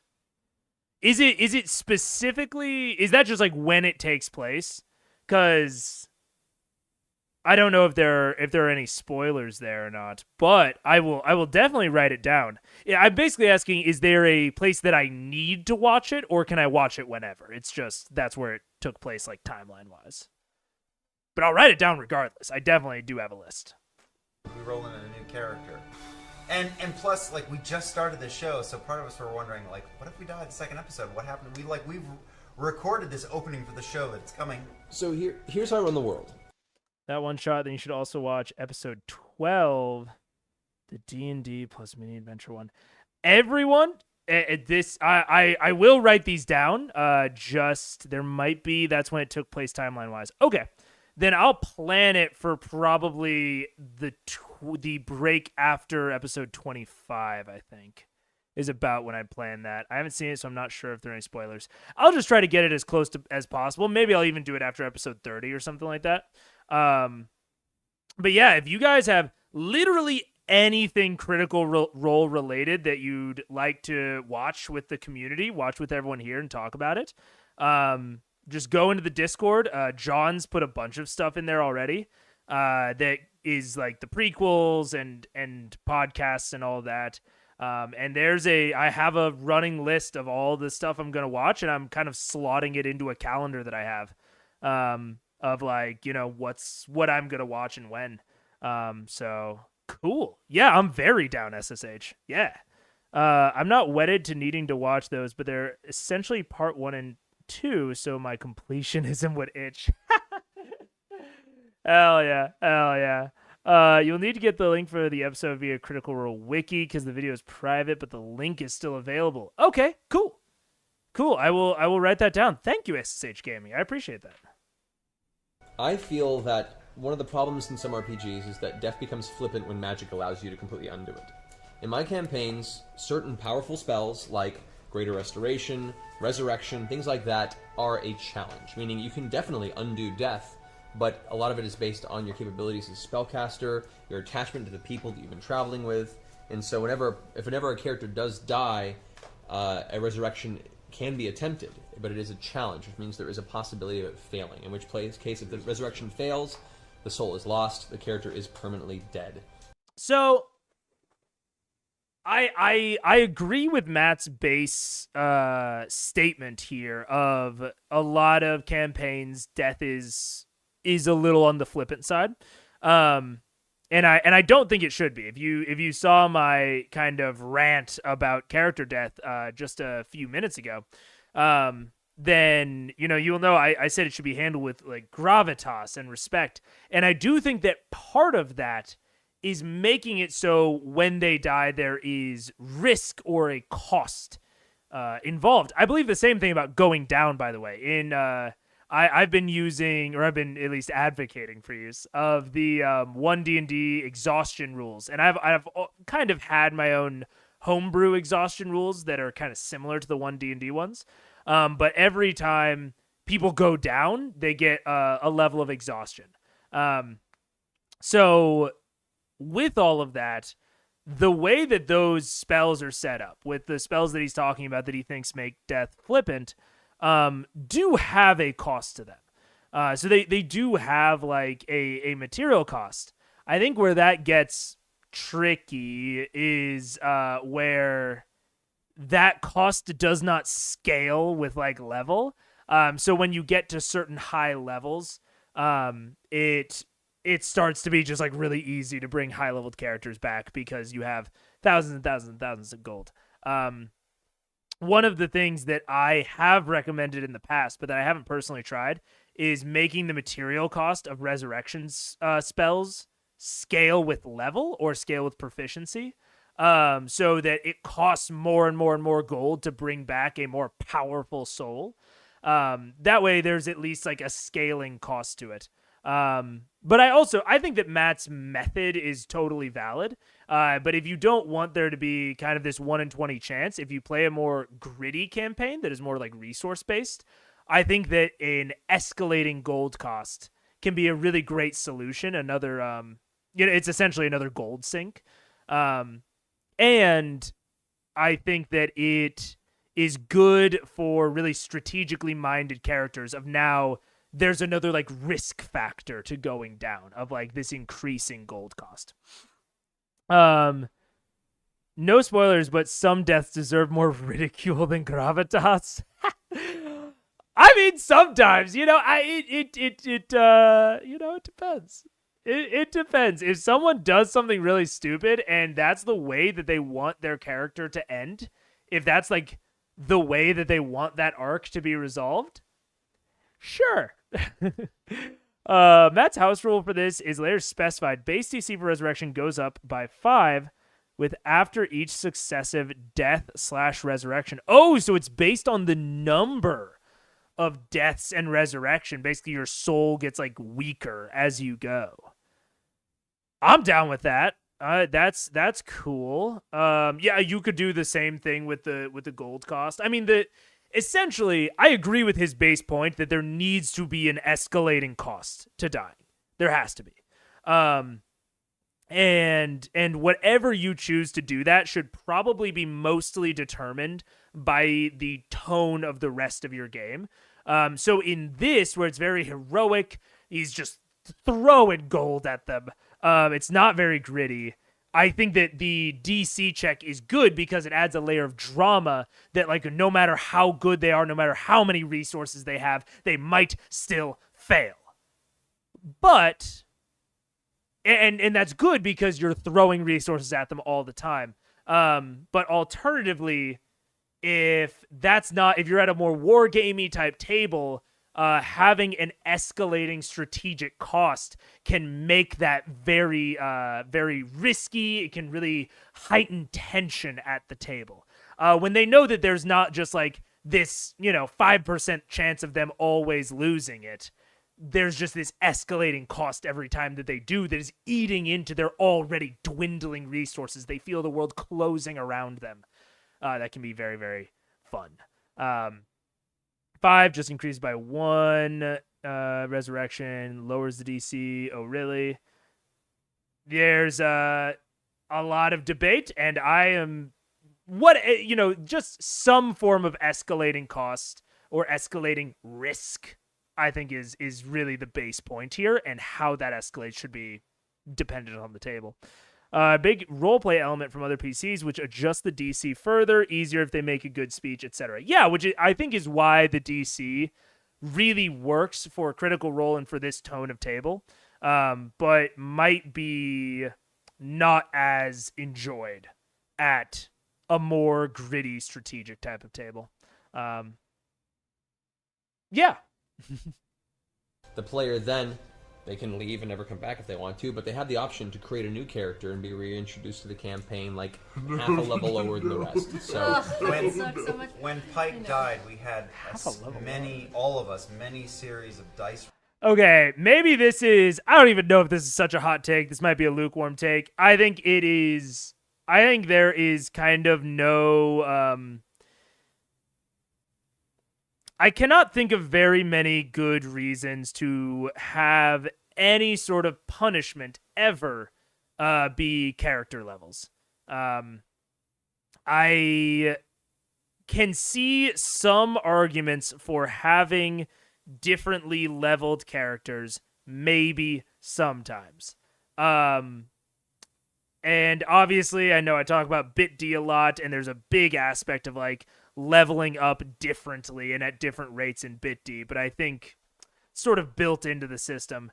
I am a really big proponent, especially in D&D, of people leveling up simultaneously, unless there is a really, really good reason for them not to, because it sets up a weird disparity in dynamic at the table if some players are higher leveled than others, that I think just has more negatives than it does positives. The big exception to this is Westmarch's campaigns.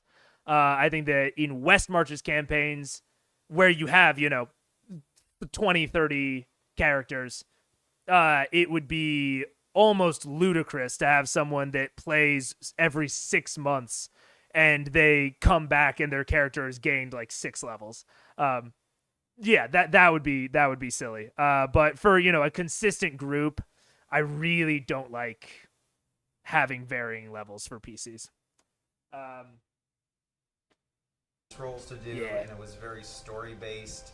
Yeah, people are And it was asking how she connected. came back. Yeah, I mean, like we luckily we were in a big city. There was a huge temple. There were very wise clerics who were good at bringing people back. But still, we all had to It roll. was Like close. there was 3 rounds we had to roll. He might have fudged the numbers. I don't know.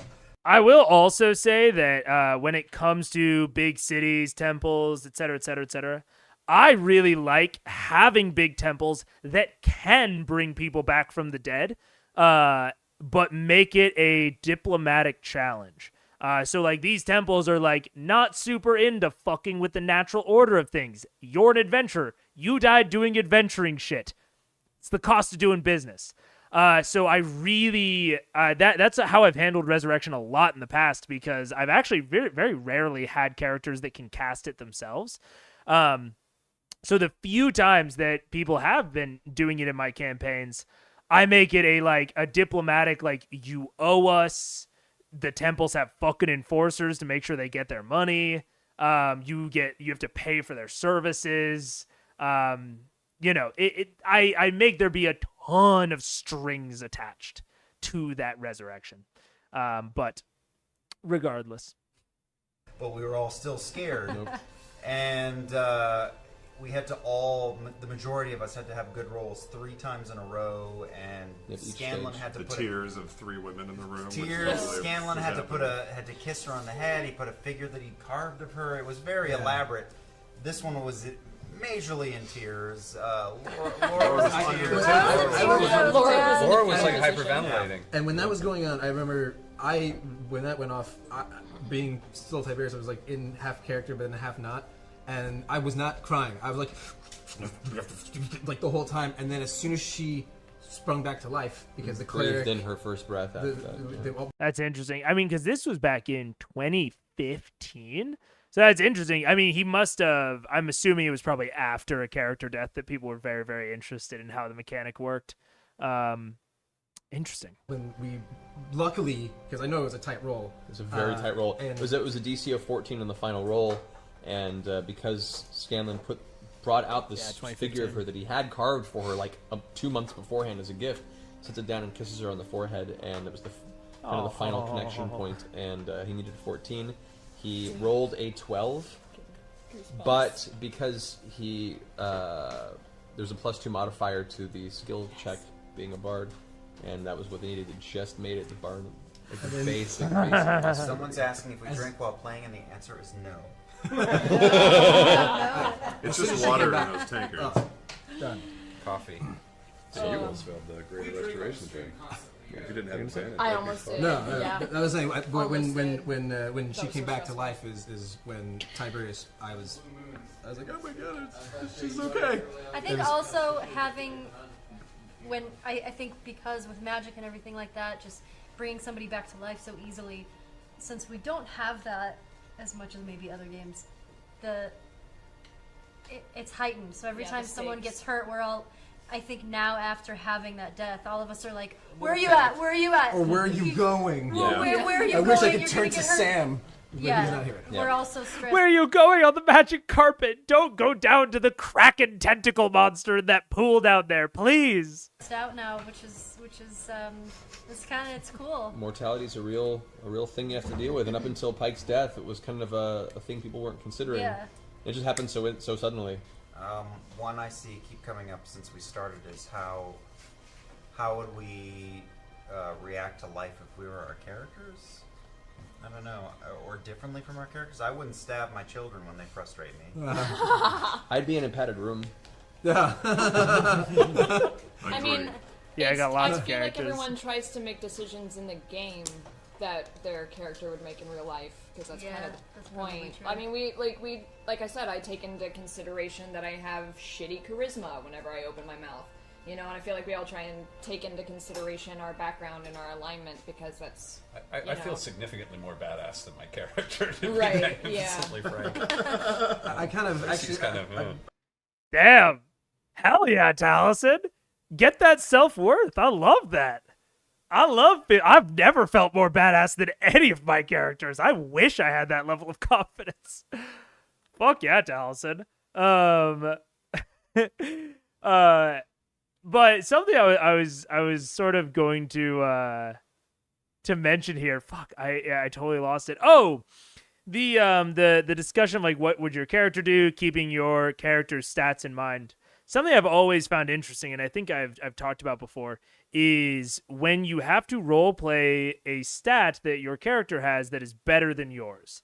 In terms of physical stuff, that's fine because they're interacting with a fantasy world physically, and so you can just describe the results of that. Mentally, it's something that I actually think players need to discuss with their DM of like, okay, I am probably not superhumanly intelligent like my wizard is. Like, how is that going to come off in the fiction, in roleplay, so that I can be invested in it? How much should the DM just tell me based on skills and ability scores that I, as a player, might not pick up on because my intelligence physically is lower than my wizard's? Because like the only way to bridge that gap is for the DM to just tell you things, right? That's the only way to bridge the intellect and wisdom gap. The charisma gap is almost even harder to transcend. So I think having that discussion with your DM and trying to, as a DM, trying to pin down your own style for that is a really important point to consider. That's right. Intelligence is always a dumb stat. Never have to worry about it. You're so right, Richard. Even as a wizard, never take intelligence. Take dexterity. Go Blade Singer. You're set. I feel It's not even how Tiberius Blade is just Singer new works. with Magic. So Yeah. that's how I feel. Grog was easy. He makes bad decisions, which is just all that I do. Someone. quick things. Oh, go ahead. So, Pike died when they were fighting what's called a treachery demon, or Glabrezu, which is... Yeah, exactly, AKL. I remember I had a one of the first times I ever got to play. I'd been DMing for like 5 years, never gotten to play except for my very first one that I told the story about earlier in stream. I played one session, and then I DM'd for 5 years, and then I got to play again. And the character that I made had an incredibly high wisdom. They were, I don't even remember what they were, because it wasn't something that that would normally have a high wisdom, but it was like a certain thing I was going for. And had like an 18, and I remember the DM repeatedly. I would go to make a decision, go to make a choice, and the DM would be like, hey man, I'm gonna level with you. Your character's too wise to do that. I was like, oh, okay. Oh man. Wisdom can be easier to fake. Charisma, yeah, no, really dependent on other characters' cooperations. Totally. Because it's so hard, right? Charisma is one of those things that is it's so based on what you actually say when you're trying to have really good investment. So it's like I've talked about how much I like Matt's charisma calls that he makes of the characters say or do something and then he calls for persuasion or intimidation after that.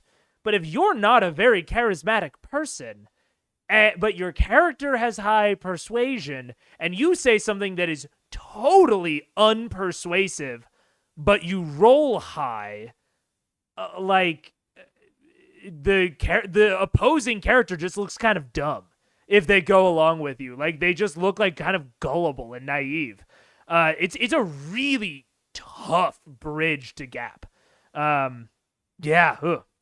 The one D&D next issue I see on Reddit often that I have a strong take on is that if you roll high on a charisma check, your DM can't change the result if the player actually can't form the words. It is... I bet you have a strong take. I don't even... I'm trying to kind of roll with it because there's this aspect of like playing into the fiction, playing into who the character is. Any person should be able to play any character, but if you're not charismatic, it breaks the immersion of the scene. If you are dog shit at charisma, IRL, and people are fawning over you after every persuasion roll. Like, it's... I don't know. That's a conversation. I mean, it's lame. I know I say it all the time that it's lame, but that's literally like you have to work that out with your players because it is something that will instantly kill the vibe if you're not on the same page. Good DM there. I could even kind of justify that as a high wisdom, being able to hear the DM's whispers, kind of like the Force. Sure, man. Yeah. Yeah, I mean, it was funny at the time. It was very like, oh man, it was so silly. But the players are all high charisma on this show. Me, on the other hand, yeah, exactly. Like they are at, like Marisha May is having to manually lower her charisma because she is a naturally charismatic person. It is so much harder to do the opposite. The player and the DM can improv around it to yes and the roll because after Nat 20 Dex check, the DM doesn't ask you to do a backflip to see if you can do it. Yeah, exactly. Like, and that's the hard part. Is I think John, I think you make a great point. Is I think an option for a DM. I'm coming up with this off the top of the dome in relation to your yes and talking about the roll. I think it is.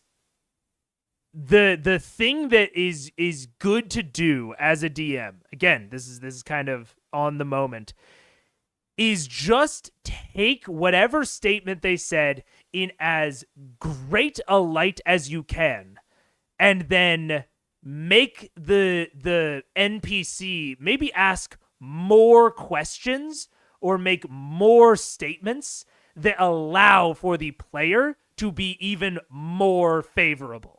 Right? So, okay, they got a really good persuasion roll.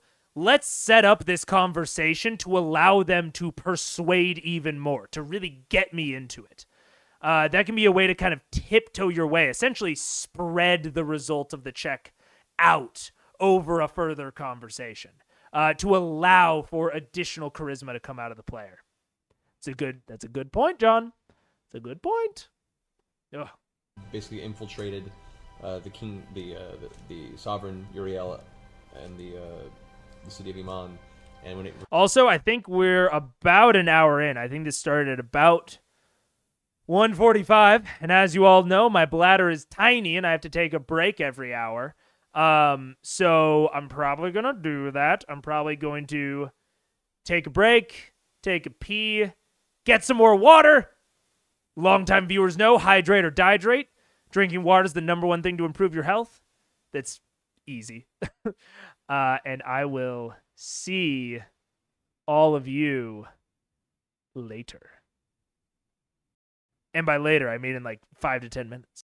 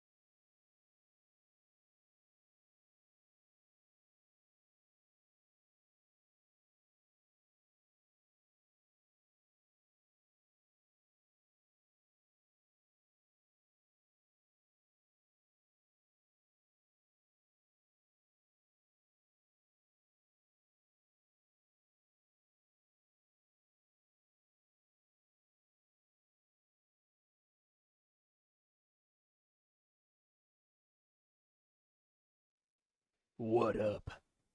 I have returned.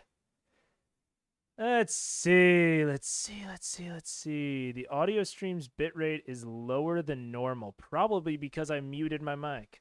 Love roleplay, but would want to err on the side of anyone should be able to play any character. Being able to act out, describe any success in detail is, is not a requirement. There may also be an aspect of do you want to actually use this game to practice your IRL charisma? Yeah. In a safe setting or just to live out the fantasy. That's also true. Like, what they are attempting to get out of the game is an important consideration. I totally agree. Let's see. Anna, what up? I'm a catch up, so I'll be lurking while I do that. Hell yeah, Anna, go and catch up. That 1.5 speed YouTube playback is very, very nice. So yeah. Yeah, to anyone else who missed anything, feel free, go back in the VOD. You can turn the playback speed up and catch up to where we are. But it is... Oh, wait, I'm still on the Be Right Back. There we go. We're back with Critical Role and Megaphone Man. That's not the voice for me. I don't know what my voice is for my channel. Critical Role sounds good, but Megaphone Man just sounds like he should be loud, which I am. It's gonna be weird. I find it weird. A lot of people that like meet me or know me online because mic volumes can be turned up and down. They're not prepared for how loud I am in real life because I'm not like a super. I'm not like a big guy. Like I'm much more like Liam Taliesin sort of build. But I have the voice of a Travis coming out of these lungs. So yeah, I've had several friends who like I met and hung out with online that met me in person for the first time, and they were like, "Yeah, I thought I was gonna have to get fucking earplugs." It's uncontrollable. I can't stop it. That's why I'm Megaphone Man. Fun fact. The original username was Louder Than Necessary Man. And that didn't really roll off the tongue well. So it got changed to Megaphone Man. Revealed its final form, it got one lucky critical hit on Pike when she was too close and just instantly took her out. That's Oh, shit, John. Totally missed your question. Like, if I'm playing class that should have a high whiz, but my IRL street smarts is low, does that mean I can't put my whiz score as high as 18? How do you work together to yes and a high wisdom accurately? Yeah, man, I think wisdom and int, the general way that I approach it is I talk with my players about how much information. I basically tell them, like, your whiz will always affect the things that it affects. It'll always affect, like, your skill checks, your ability checks, etc., etc. But how much do you want me to give you when we do wisdom checks? Like, something about, like something like perception. Obviously, that's a physical thing. I have to, like, give them everything that they're ever going to get. But something like insight... I've talked before about how I generally don't use insight as a lie detector. So at my tables, I'm sort of almost leaning into the more like IRL type of things of I describe body language that would be indicative of someone lying when they roll insight. So like I will say how they noticed something that they might not have otherwise seen, or that something is suspicious. And that actually like could be a struggle if you have really low whiz humans, or even if you have someone say you have an autistic person at the table who has trouble picking up social cues. You might need to work with that player on like, okay, like what does insight mean to you? How do you want me to describe these things that make sense to you? It's a challenge, and I think that especially when it comes to the mental characteristics, you almost have to fine-tune your DMing style for each individual player and what they're hoping to get out of the situation. I would almost never, to address your question very directly, I would almost never limit the score of a character because of their real-life player counterpart. I would never force that on the table. If that's a decision that the player wants to make, if they say, as a player, I don't want my whiz to be higher than 18, that's fine. But I think we should all keep in mind that characters are superhumans. Like, the average scores of a commoner is 8 across the board. I'm not that much more, like, insightful than the average person. I'm not breaking a 12 on a good day. Like, let's be real. So even an 18, we're talking about like Sherlock Holmes level of wisdom. So if you're really looking to like get like a deep like one-to-one relationship, basically none of your scores should be above 12. Let's be real here. Being able to make your voice heard in a literal skill is a great asset. IMO. I wish I were naturally louder. That's fair, man. I like myself, my voice. Used to be very self-conscious about it. But I remember when I grew up, I did a lot of live theater, and there was one company that didn't have enough mics to go around, and they were like, "Well, we don't need to mic Jack. He'll be fine." And but yeah, no, I really do enjoy that. I have a lot of other things I wish I had. Wish I could grow a full luscious beard. This mustache is about, I think, 2 weeks. Nothing. But I got my loud voice, so you take what you can get, and you love yourself as you are. Good points. Thank you, John. I appreciate it. That's how she died. Someone's asking if they can send us equipment we need for the show. Zach. Yeah, they can. What do you need? I will put it on the wish list. There you go. Shit, there you go. On the wish list. There's a wish list? I didn't know there was one, but now there is. Apparently, wish Somebody list had says Castle Grayskull on there. There you How- go. Yeah, how like do we- Castle Grayskull. Your IRL first name? Potentially. I guess I probably haven't said it before. I think Nico called me it at one point. But yeah, it's Jack. Hello.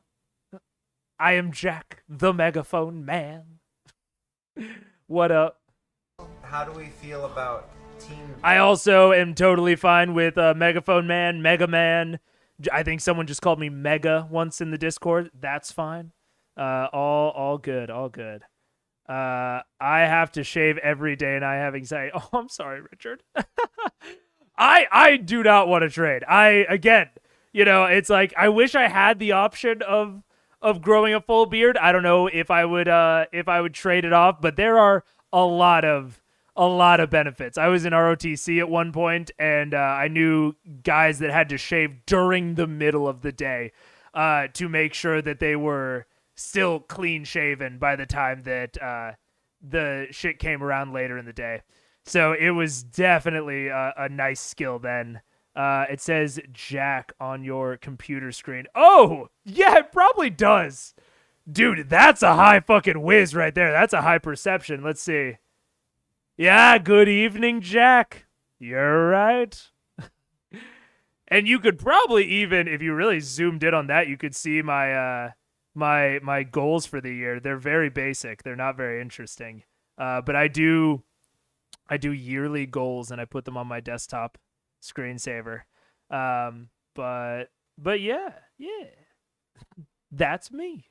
Demi-human and inspiring them to play D&D for the first time. I think the number one reason we all want to do this is because we love each other and we love this game.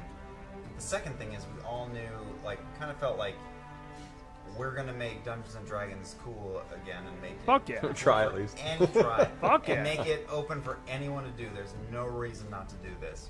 If there's someone who doesn't understand it, don't worry about it. Just find some friends and connect with them. Yeah, I find Hell yeah, one of the Liam. difficult things is explaining to somebody who has never played an RPG or a game of D&D at all, being like, how does it work? What is it? And it's hard to explain. So if anything, now we have an example to show. You know, other than the IT crowd episode or the community episode, which are both great examples for quick little succinct things. We had the power to bring one. I mean, it's hard. I have seen the community episode. They mentioned the IT crowd episode earlier.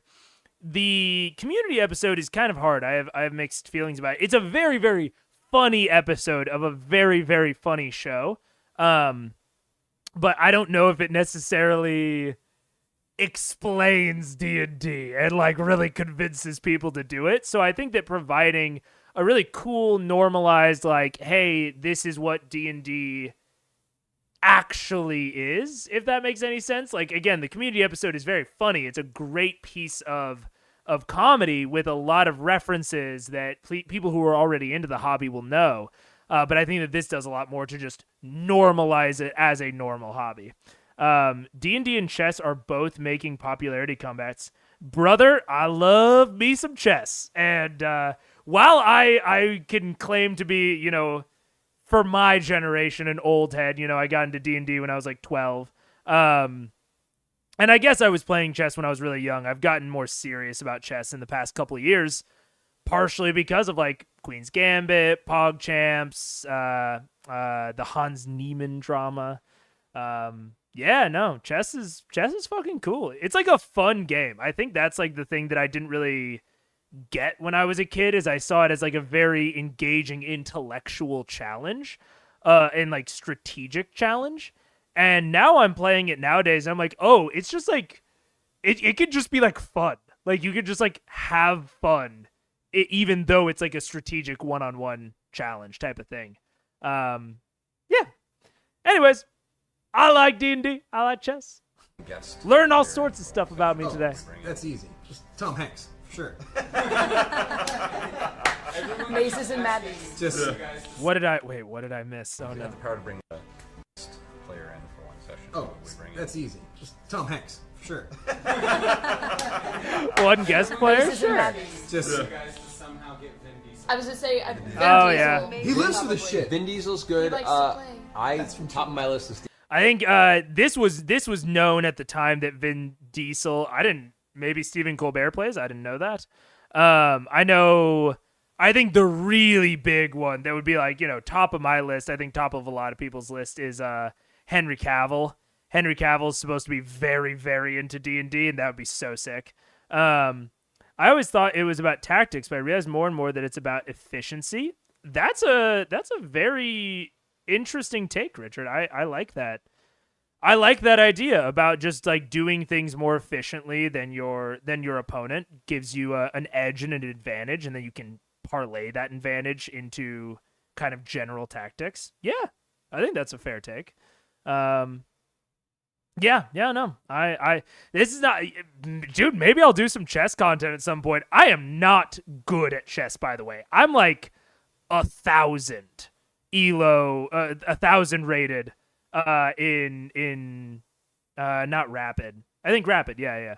And I'm like fucking 600 in bullet. I'm not very good, but it could be fun sometimes. Just like hang out, eat lunch, play some chess.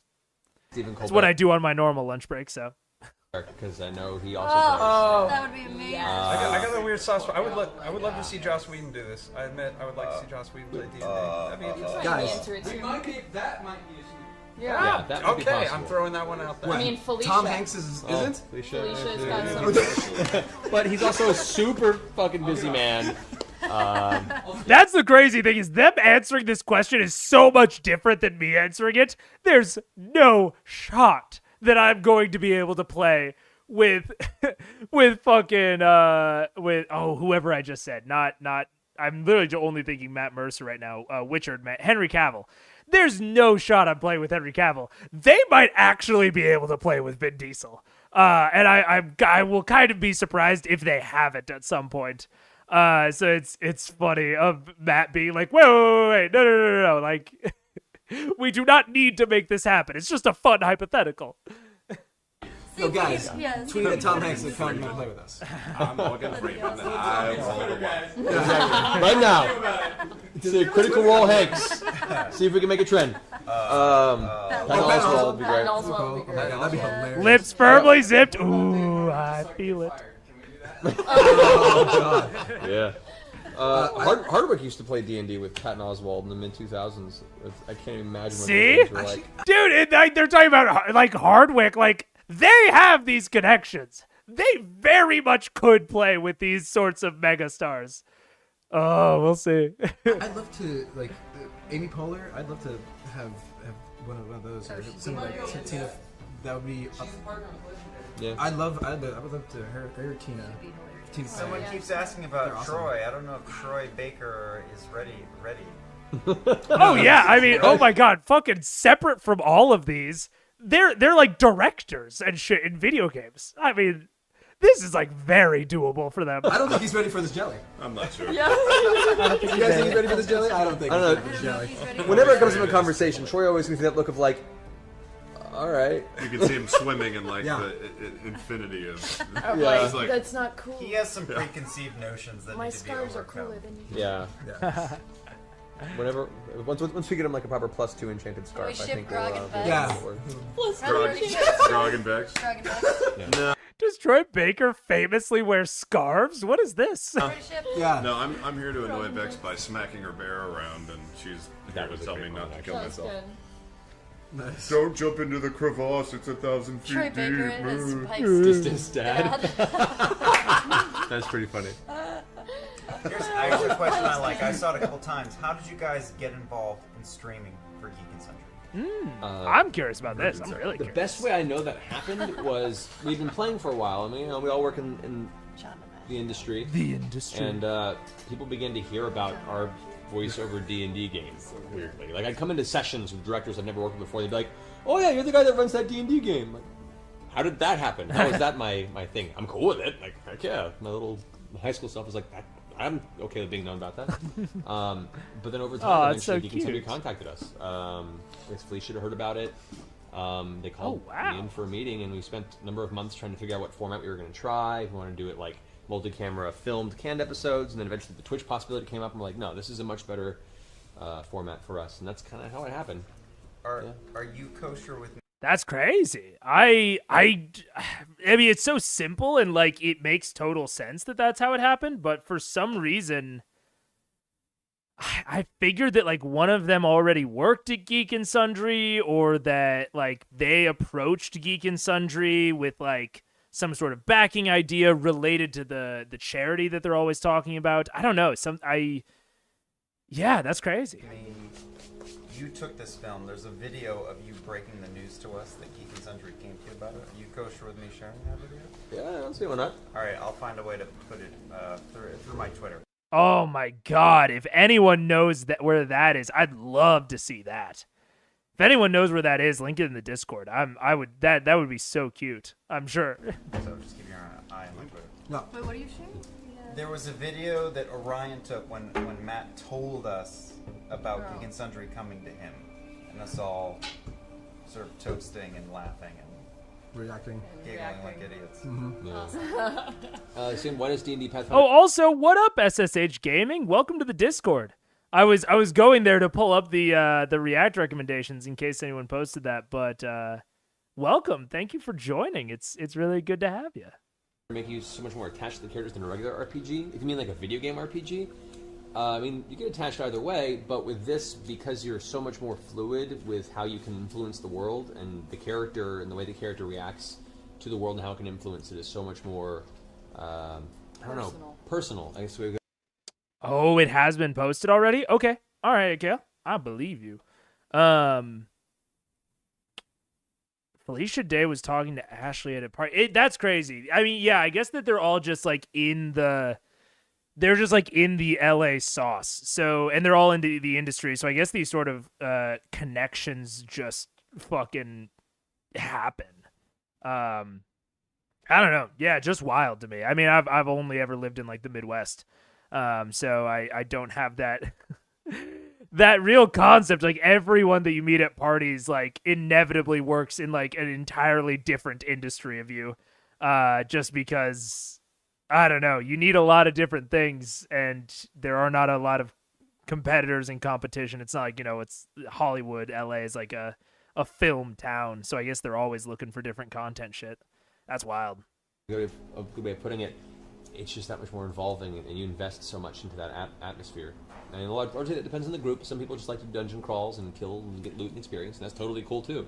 Yeah. But you know, Totally. for me at least, I like them both for different reasons. Yeah. I still play the crap out of video game RPGs. Someone asked if given the chance, would we like to do a live game at a convention like Acquisition Inc., which I'd like to do, although there's 9 of us, so that'd be kind of a That'd be logistical. a long game. Tricky. We may be Yeah. asking you guys to do that soon. Oh, good. Oh, good. Then yes. As long as you're handling the tech, I think we'd be fine with that. I'd Yeah. like to do it. It We seems. may be streaming from Comic Con. I don't know. We may be asking if you guys are gonna go through that hellhole.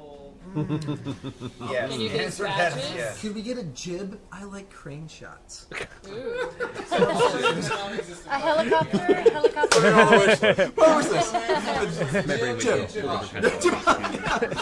How many of you, aside from Matt, have run a Look game really of cool. D&D or another RPG? You are In high school, I ran a D&D game. I ran a Rifts game for a little while. What is Rifts? I ran a Never heard of Cyberpunk that. game for a little while. Really? Oh, Yes. I would love to learn Cyberpunk Red. I would love to learn Cyberpunk Red. I sort of teased it earlier, but I am actively considering how to bring other TTRPGs onto this channel and like make clickable and engaging content out of it. Because I really want to learn and play other TTRPGs. Like I have a very big desire to do that. So, you know, not leaks. I'm not telling you how I'm gonna do it, but maybe something to look forward to think about that. Riffs, Ultimate Distortion. What is it? A post-apocalyptic future deriving elements from cyberpunk, science fiction, fantasy, horror, Western mythology. So it kind of sounds like Call of Cthulhu mixed with cyberpunk. Very interesting. I would be very interesting. And the last 2 months, I have been helping my 8-year-old son and 2 of his friends from school create characters. And about 2, Hell and yeah. I wouldn't have done this Hell yeah. if Matt had not forced this shit into my life. I wouldn't have done this, but I'm about.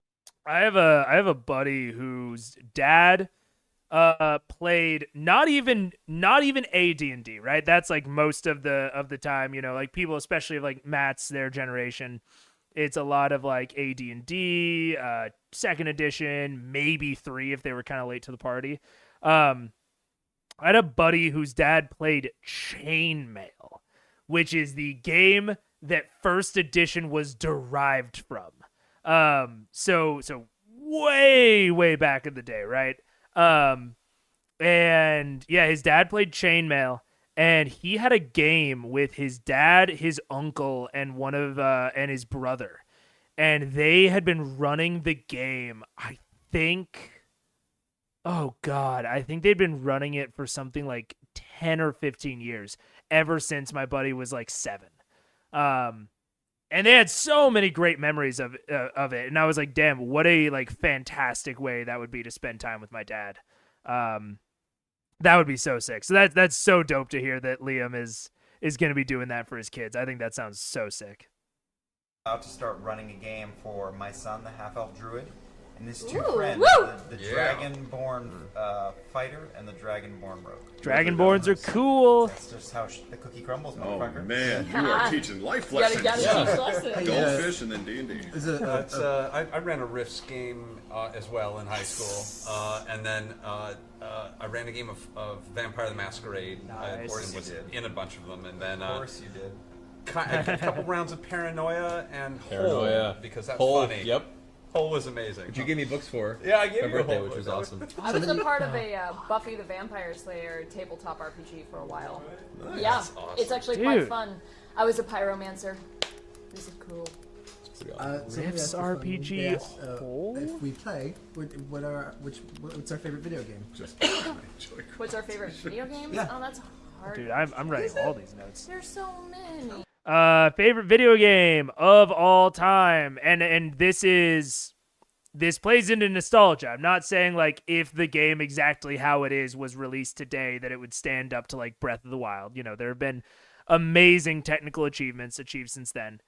And I have a large amount of nostalgia around it, but it is Elder Scrolls 4 Oblivion, my favorite game of all time, bar none. Very close competitor. Well, there are like 3 really close competitors. It's like Oblivion at 1, and then there's like kind of 3 on tier 2. Is Civ Meyer's Civilization 5, just because, god damn, I have dumped hours into that fucking game, and I still play it to this day. And then Rainbow Six Siege. Some of the best memories I ever have from college was just grinding Siege late into the night. And I don't like it now, but especially in like years like 2 and 3, I had a ton of fun in that game. And then lastly is Star Wars Battlefront 2, the original Star Wars Battlefront 2. Galactic Conquest is the best game mode that has ever existed in any game, and I will die on that fucking hill. Do not at me in the chat. It is the best game mode that has ever been developed for a multiplayer game. Straight up. Okay. We can skip it. Metal Gear, Dragon Age. Probably Portal. Portal or Dragon Age. Portal's great. Castlevania, Symphony Baldur's of the Night. I Gate. played till I had blisters on my Symphony of the Night, thumbs. yeah. Paranoia Symphony of one. the Night, oh my What god. is a man? Borderlands I'm 2 writing happy notes. to anyone else. Borderlands. Pool of Radiance on my Commodore 64. Oh shit. Nice. Baldur's Gate, which I Baldur's played Gate. again on my iPad a year or 2 ago. Yep. Oh yeah. Yeah. Somebody, go ahead. Baldur's Gate I was 3 saying, I'm- coming out soon. Somebody asked I how love we Paranoia. focus in the room with the sexual magnetism that is Scanlan Shorthalt. It's tough, I man. don't know. I wear a codpiece. I wear a codpiece. Animal Keeps everything in check. I'm heavily sedated most of the game just for that reason. Otherwise, the clothes would just come I right just off. let myself get a gigantic boner every week. Yeah, just No. semi-chub the whole time. Yeah. Yeah. So you want to play League? Generally. Sometimes. We're Sometimes. playing Heroes Nah. of the Storm more now. Yeah, that I'm a was big cool. Final Fantasy fan. I like. I like Heroes of the Storm a lot. I haven't played it in a long time because I have not played a lot of video games recently. I've been doing a lot more TTRPG stuff. But Heroes of the Storm is really fun. Like all kinds of games. I Fantasy's dope. definitely would say if I had to pick. Never played Final Fantasy. I've thought about doing like a whole Final Fantasy binge on the channel because I know that people love it, especially in like, you know, the geek community. But never touched a Final Fantasy. One RPG because I'm a big RPG guy. I love Chrono Cross. That'd be my favorite game. Chrono Cross is good. Chrono Cross played is that great. more than I had Chrono Trigger, which is way too many times. Dragon Age race / class. Ash, anybody that plays. Oh, Elf Road. Couple. Human fighter. Yeah.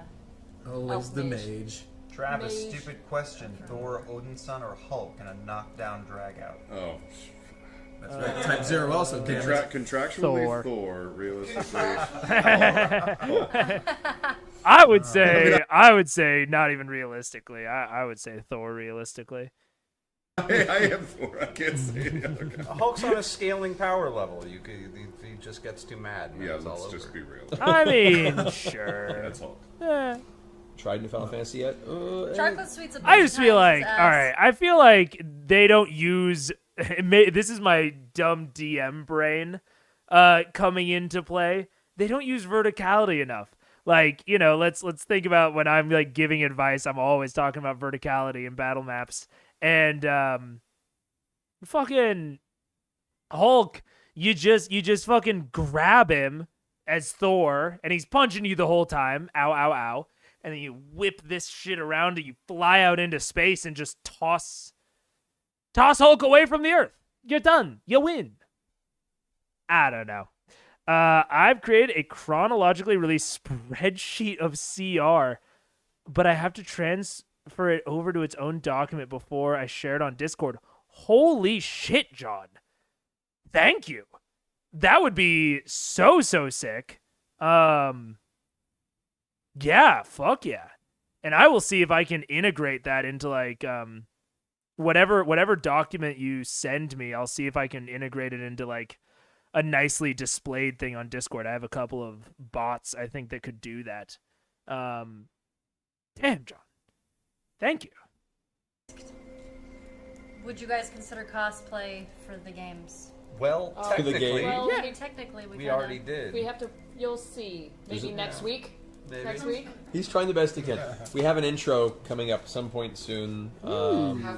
Halfway done. And we all shot loosely in character costumes inspired by everyone's characters, so you'll be able to see that soon. Zach Eubanks, If anyone would like to make us ladies and costumes. gentlemen. One man, Zach he's is the man man of doing a it all. million, the Tempest. a million arms. Oh, John and AKL coming in with the React recommendations. Wait, I'm going to pause it really quick. I'm going to pause it. Oh, wait, I need to go into streamer mode. Almost. Flash some names. I mean, anyone who comes in the Discord could see most of those names. And if you don't know, Discord link down in the description. Come by, come over. It's a fantastic time.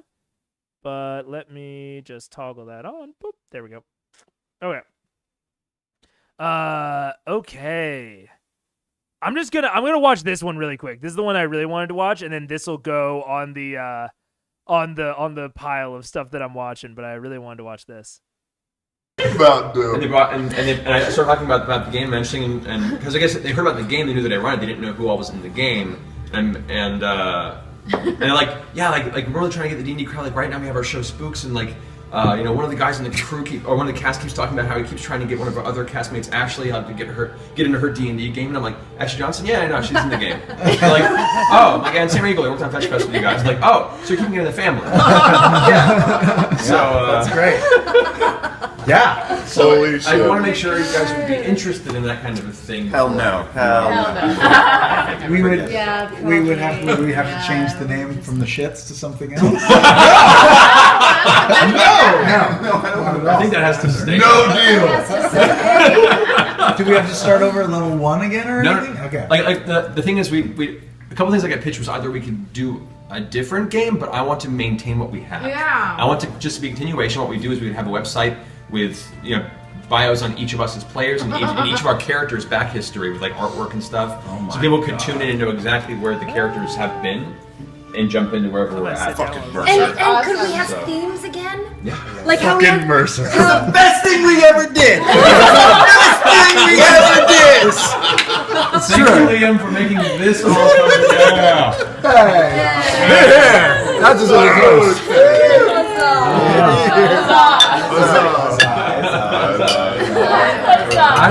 That's so cute. Oh, by Liam O'Brien. That was great. Good for them. I'm glad that they're all friends. Yeah, okay.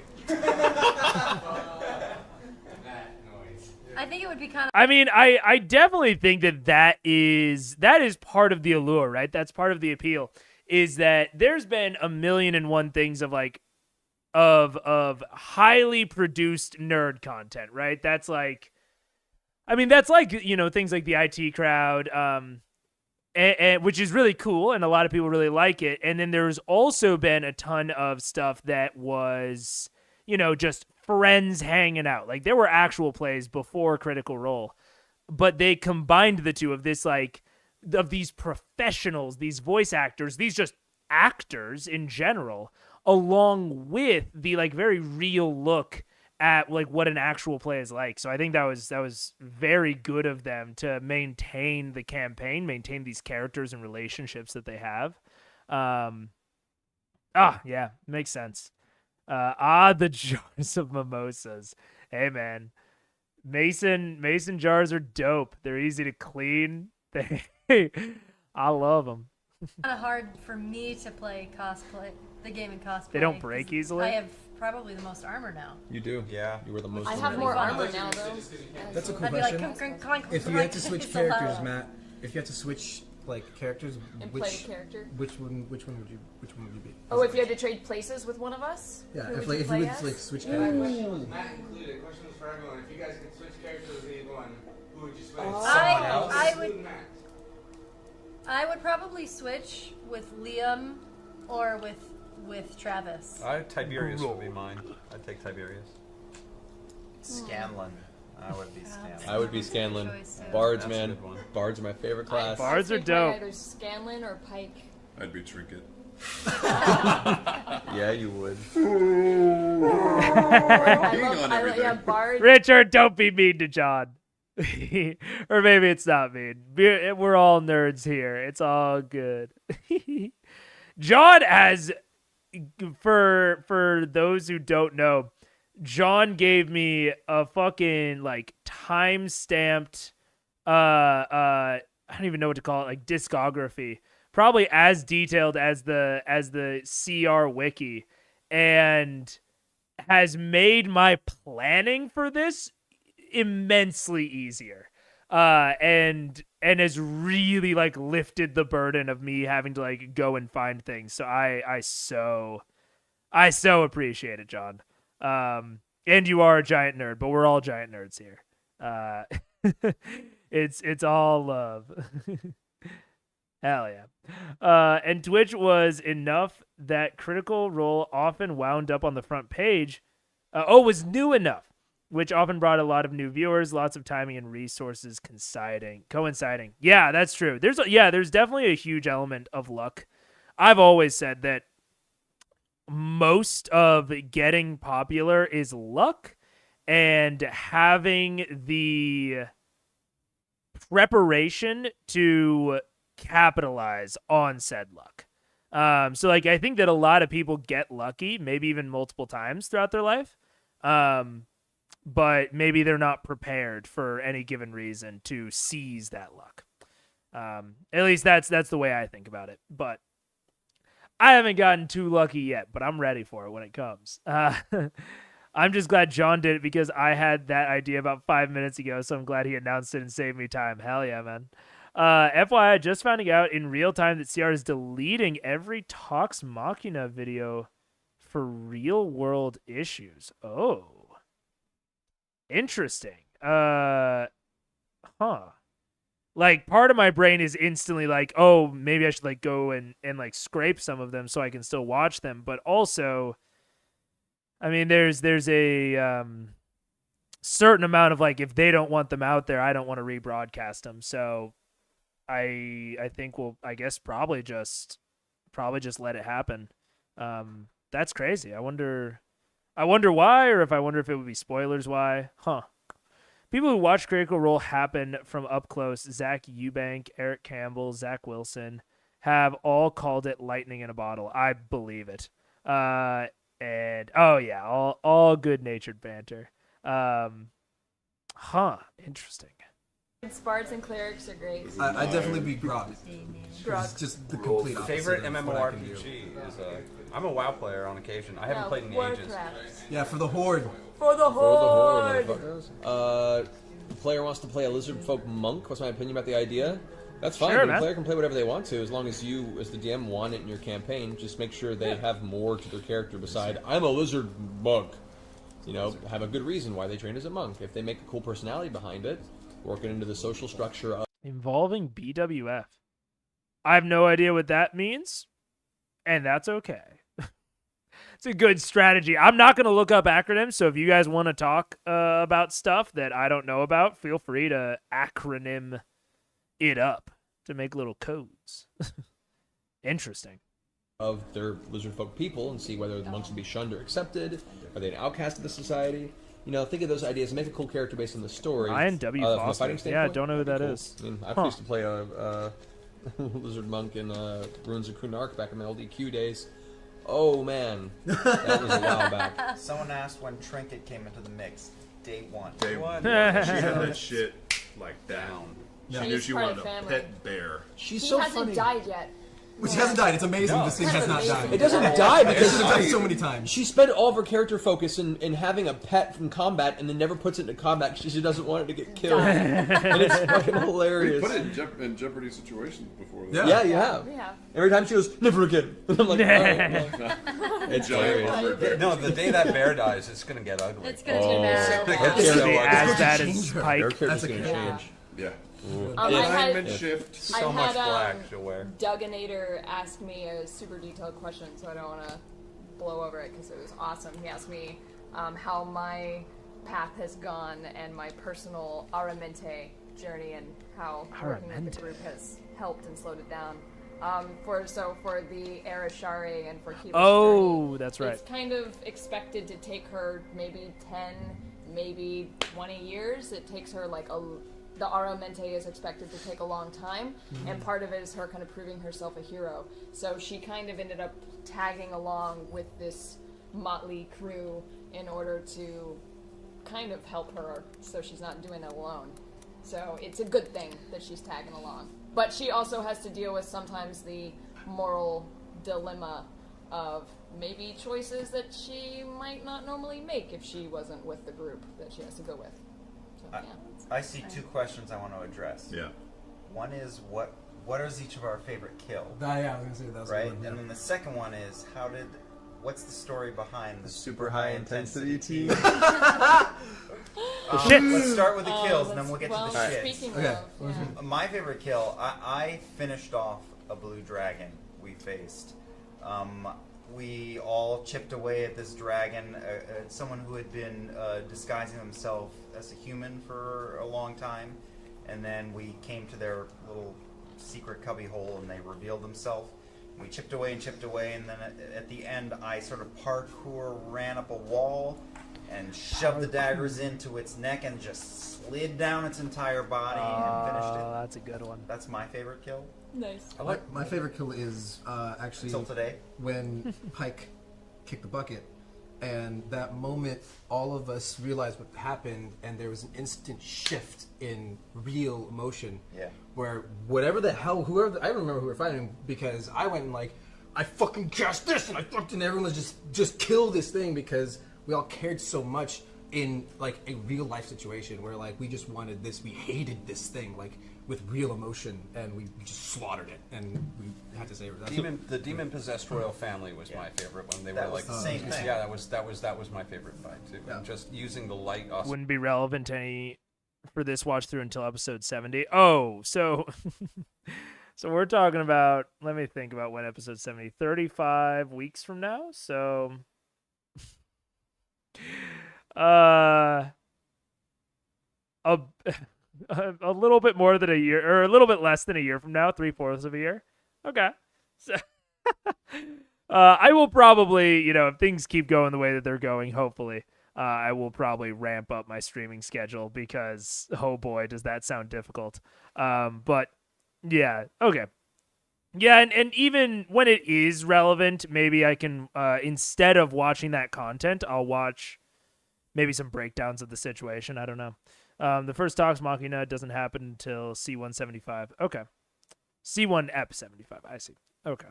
So we were shooting. I was getting to shoot holes in the glass. Yeah, the entire throne room had a glass dome over top, but because the family had been possessed by these shades, these shadow entities, it was all covered, and they were able to force these spirits out of the physical bodies without killing them by being able to tear off the cloth or shoot holes in it to allow sunlight in, and use that as part of the battle tactic. It worked out really cool. Yeah, it was fun. My favorite kill wasn't even an enemy. It was when Scanlan summoned that pony when we were facing those 5 wizards. He summoned this pony, and then I turned and abruptly cut its fucking head off and reached in and grabbed its organs and smeared its gore all over myself and started screaming. The Mercer was like, okay. Roll Fight ended there. Roll Intimidation, yeah. Bonus. Yeah. With advantage. Butchered a pony for intimidation. Yeah, It was amazing. It worked. I think one of my favorite Keyleth moments, it wasn't a kill, but when we were in the crazy, like, Michael Jackson Neverland Ranch sorcerer I need dude's access. plane of existence. The Dread Emperor. The Dread Dread Emperor. Emperor, Yeah, yeah. when we were in his plane of existence, and we encountered that big tree rock monster, and I just happened to take a command Whoops. glance. Everything was off. Everything was all weird. But okay, yeah, access was denied, but I think I just need to send a request, John. So thank you again. Really, like, bottom of my heart. Thank you so much. You've done a lot of work, and I know that you're like really passionate about this, but it really is very, very cool that you've done all this. And he happened to be a plant monster, so it just worked out perfectly, and I was just like, we don't want to fight you! Back down! and walked avoided away. an Oh, that entire was battle. awesome. Getting the magic carpet was also pretty badass. Oh That yeah, was- that was a good story. Another fabulous moment that you guys have to know about is Still read the info. Yeah, I mean, theoretically, if I really wanted to, I could probably Wayback Machine the CR wiki if it does get taken down, so that at least I can still like read and catch up on the info. But also, there's so much Critical Role content that, you know, I'm super down to do as much of it as possible. But if some of it gets taken down and I'm not able to do it, I think that the completionist in me can live with that, of like, oh, it would be really, really inconvenient to go and find it, or to understand it. So, yeah. we had to get into a tower. But that's good to know that the CR wiki still has a lot of it. To get into a tower at one point, and there was a very intelligent sort of right-hand man to whoever owned the tower. Yeah. And Scanlan just started fast talking, which is his defining characteristic. He took his finger and he put it right here as a mustache and said, "Hi, I'm Burt Reynolds." Burt Reynolds. Oh, there it is. All right, I got the spreadsheet. John, holy shit! Let me make sure that there's no info on me really quick. Okay, I think I'm good. Okay. Yeah, but so yeah, this is damn, John. This is so sick. I am very, very thankful for this. Yeah, thank you. I will be using that at length.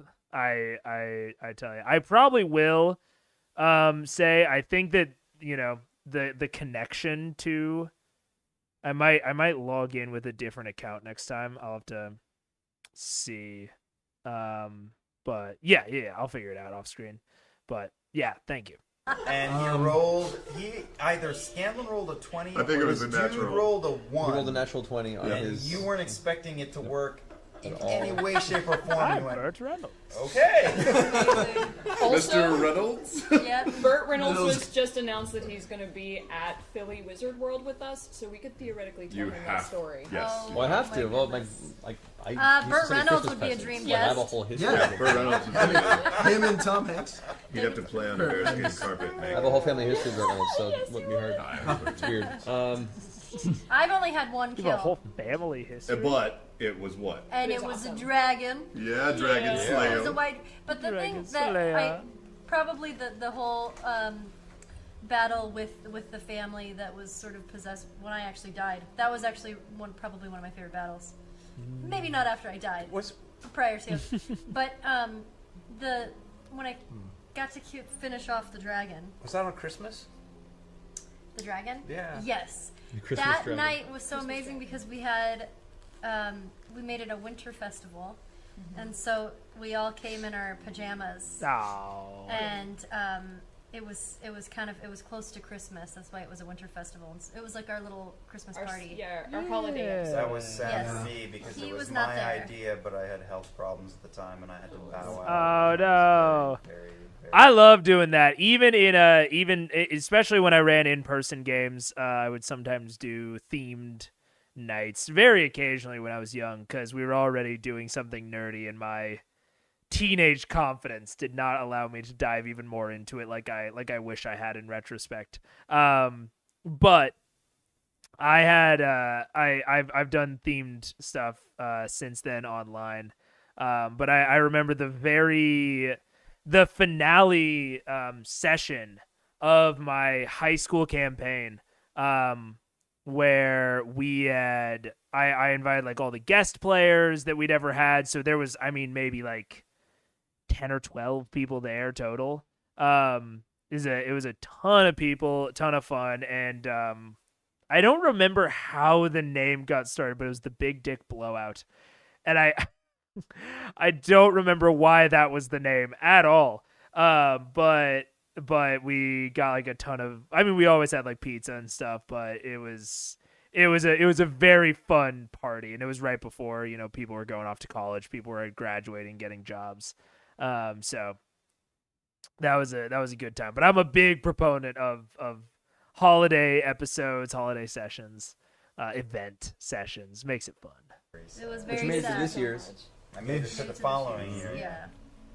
But yeah, we had a whole little thing. It was really nice. Yeah, it was really nice. I would love to play And D&D to do with the Dame things. Judi Dench. Wow. Heck yeah. So you guys can tweet at her, see if you can get her to agree. The shits. How do we become the shits? Yes. Oh yes. Okay. So the party had run into a de-bearded, actually a shaven dwarf named Grimthorn, who wanted to represent them for what is occasionally a roving brawling guild, essentially. These like underground fighting rings that happen around the world at different points throughout the year. They may come up again. We'll see. But they had to think of a team name. And Scanlan recommended that super high intensity team, which Classic stuck for a Scanlan. while. And so the group name, against the better judgment of I think a lot of the group, became the Shits. Yep. So their name for a while was the Shits. They were announced as the Shits in the ring when they won the tournament. That was when the pony was cut in half. That's was, right. To intimidate That's the opposing right. team and gave them Scanlan's idea also. huge Tiberius advantage. and Keyleth were not happy. Shit stuck for a while until eventually they got rid of the Shits, as all of a sudden they were about to go to the Winter Festival parade in their honor for saving the entire city of Iman, and the Sovereign Uriel said, "What should we announce you as?" And it was decided not to announce you guys in front of the city at your parade as the Shits. I was super into it. And instead, Still love the shits. instead the name became Vox Machina. So if you've heard them say that, that's the official team Oh, name. sounds good, John. Yeah, you do what you need to do. No problems there. I know I specifically scheduled it on Thursday as like a warm up type deal for the new campaign. So I totally understand if people want to go and watch that live. Very, very, very okay. That's kind of part of the plan here. I'll probably, I'll just go until I don't want to go anymore. But yeah, you guys leave and come as you wish. They've created for themselves as a group. With credit to Sam as well, which was Much credit to Sam. voted down, was also the Brotherhood of the Sisterhood, which I was a huge fan of. Oh yeah. Oh yeah. I really wanted it to be the The Brotherhood, Brotherhood of the Sisterhood. But the Vox Machina sounded cooler. The Brotherhood of the Sisterhood of the Order, or something like that. No, it was. Yeah. The Order of the Brotherhood. The Order of the Brotherhood Of of the the Sisterhood. Sisterhood. Is what it is. So Tiberius recognizes that the Vox Machina / Brotherhood of the Sisterhood. Largo Sensei keeps asking, what are your most cathartic voice acting experiences? Cathartic. I'm gonna guess Wait, for Ashley in the that's The game? Last of Us, since that's so fucking heart ripped out of your chest. Probably, yeah. Yeah. Gollum was pretty sad for me because he's a miserable bastard. Also, Angel for Wolverine and the X-Men. Wait, does cathartic mean Pretty sad? wrong. Well, it just means get emotionally- your fucking demons out and just chew it up. Chew it up. Mine's really old. It's probably either monster or paranoia agent. I'm gonna go that far back. Yeah. I think all the way back. Fate Zero for me had a moment that was pretty intense emotionally that I remember. Man, I only recognize like half of these Yeah. things. Yeah, Knuckles They've got and cred. Kidman and Sonic. Sonic Boom, yo. Yeah. Sonic Boom. Oh, yeah, Sonic yeah. Boom. Knuckles the Echidna. What's that? Infamous, maybe? Oh, yeah. It's pretty fucking good. sad. He was infamous? Brothers. Oh, dude, I fucking love Infamous. That's a banger game. Brotherly love. I'd say for me, it was doing Type Zero. Not so much the actual lines, but it had a lot of Was fun. he- And I mean, I don't know if Yeah, that's the part, Infamous series. but Was Travis like the main character? Man. Dude, Infamous Second Son? Mwah. completing an PS3 actual real-life masterpiece. dream goal. The last I've said this a couple times before, but the last day I was recording the last stuff, I was literally crying on the way home because I finally got to level myself up, and this thing comes up, and it was really cool. Aww. Matt, who are you in Fate Zero? I'm Kiritsugu Emiya. Bless you. Thank you. He's the kind of As for dark assassin character. I saw a question about Percy's home and his family. Percy has a really, really big family that I don't mention in the video, and he has not been home yet. And Reggie Bowie. I said I wasn't going to do the IMDb digs on stream. I'm sorry. I started it again. I did this last time where I found like one cool thing that they all did, and then I just ran down an IMDb fucking thing. Cool, like yeah. Whenever that happens, I will see you later. He has no interest in going home yet because that's terrifying. So we have not dealt with that. Yeah, that's going to be interesting when that comes around. Matt, what's under the freaking lake? What's under the freaking lake, Matt? Yeah, what's under the lake? You were told. Yeah, You were told. It's one of those. It's an aboleth. Aboleth. It's a giant. Oh, that's right. I did write it down. Which you encountered one Yeah, wait. underground. It was that Yes. creature that would I was a exude shark. the slime into Remember, the water, I and if it told touched you you, we you could only encountered breathe water one. and couldn't breathe air. Remember? Because I was like, I'm you gonna weren't be. there for that Remember, I one. was like, You- I'm gonna you be were crafty separate and that turn into a shark, and then I started immediately drowning. How do you keep players from getting OP, Matt? Make the monsters more powerful. Yeah, what do you mean?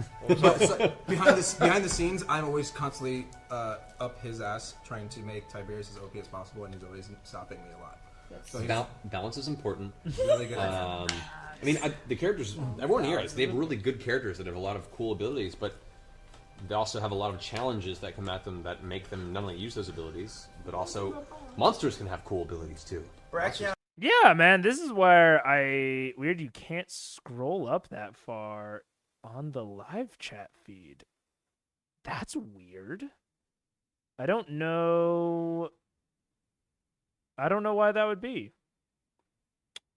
Very weird. Oh yeah, it was that time I was a shark. It's a delightfully D&D sentence. That's true. It's that time I was the shark. It's that it's that time where we were all flying on the carpet and I fell off, but I was charmed, so I didn't even really realize. Yeah. Oh man. What were they just talking about? You said Steve. Abilities, but Oh yeah. This is where I get into when people complain about being forever DMs. I love DMing, I love playing. I love D&D. I love TTRPGs.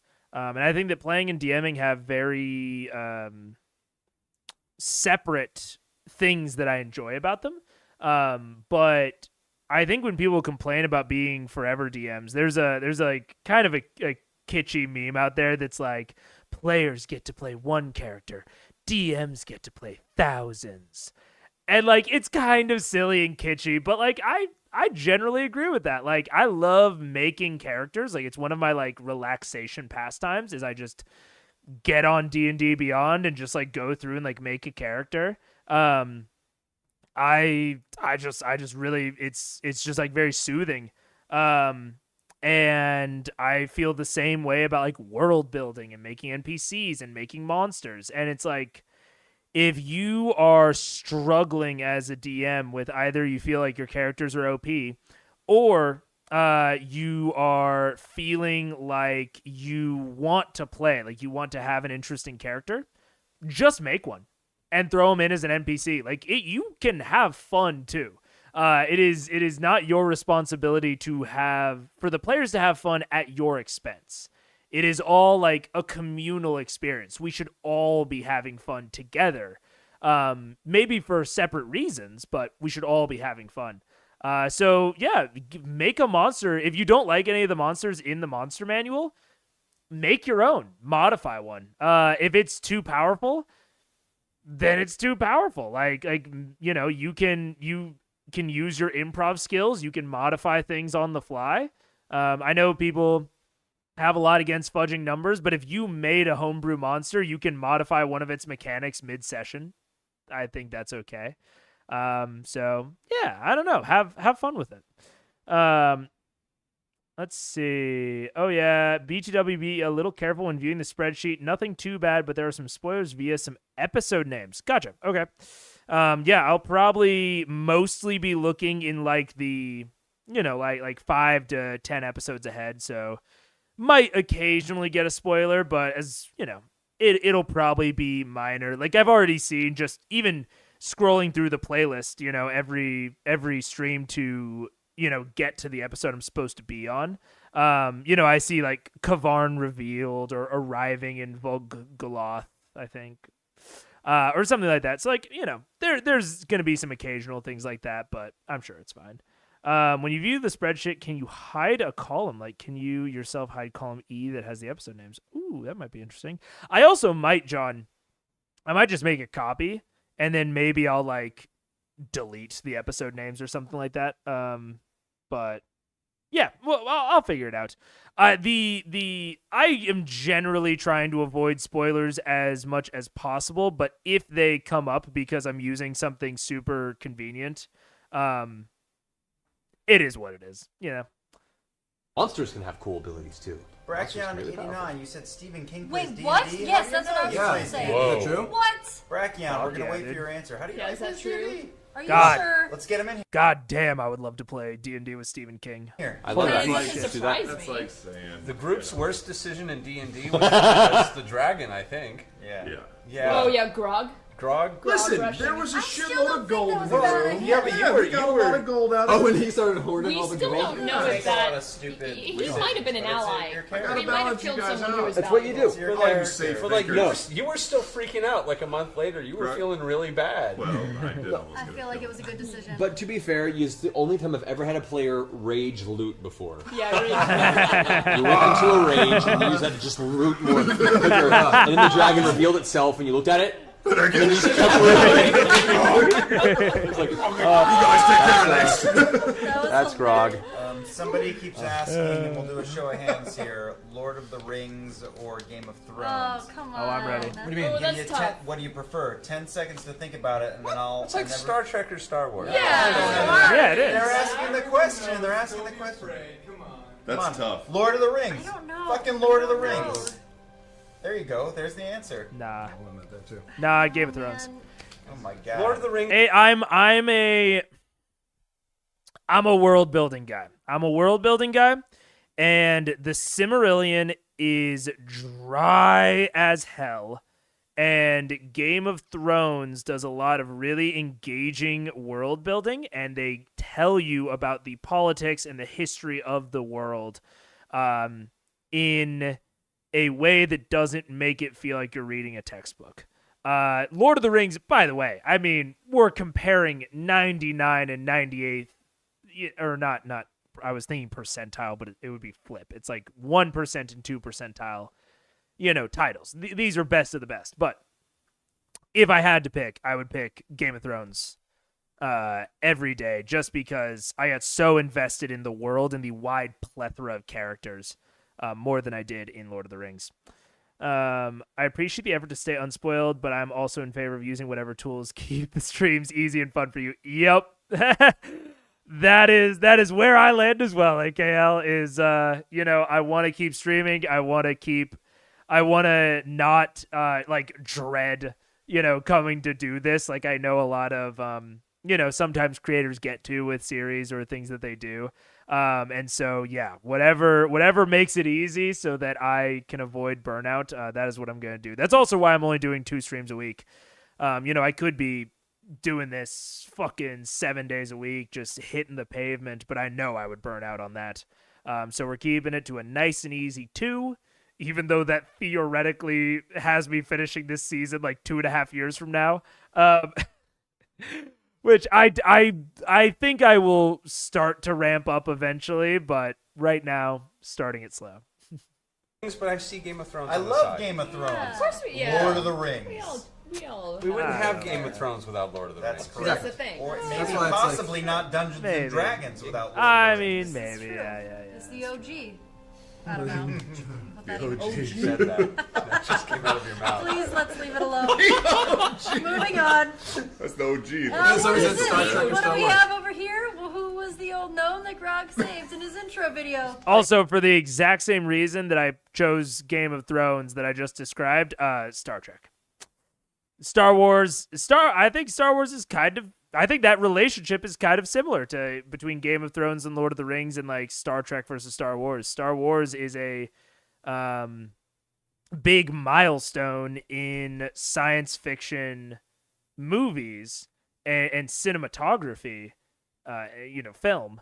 But Star Trek's world is, and the serial format of Star Trek leads the world to being so much more deep and wider and deeper. and their major motion pictures dove into varying aspects of that world and that story rather than I know that there's the whole Star Wars extended universe, but it is much more difficult to plumb and to penetrate than the Star Trek extended universe, which is presented in their major motion pictures and films and all that. So Mike's daddy. That would be that was my great That's what I grandfather. was Great That's right. grandfather. Yes, correct. great grandfather Wilhand. Wilhand. Hand? Wilhand. Wilhand. That's right. Will hand Yeah. for money. Right. Grog has an intelligence index. He's gonna get named. for that. Everybody, everybody, if you Dun, could dun. choose whatever fantasy world to live in, what would it be? Marvel. Yeah. Ooh. I would live in I mean, Marvel if you have superpowers. If you don't have superpowers, Marvel kind of sucks to live in. Like, it is like a pretty consistently worse world than our world. Like, as they kind of address in Civil War with Sokovia. Like, normal people get very much caught in the crossfires literally constantly. I don't know that I would want to live in Marvel. Next Generation world universe. Yeah, next gen. Totally. You have me at Marvel. Yeah. I mean, God damn it, I just went on the whole thing about Star Trek, but I mean, next gen is like post-scarcity, right? Like most of Star Trek is like a post-scarcity utopia where like their only real conflict are on like the level of like governments pettily fighting with each other.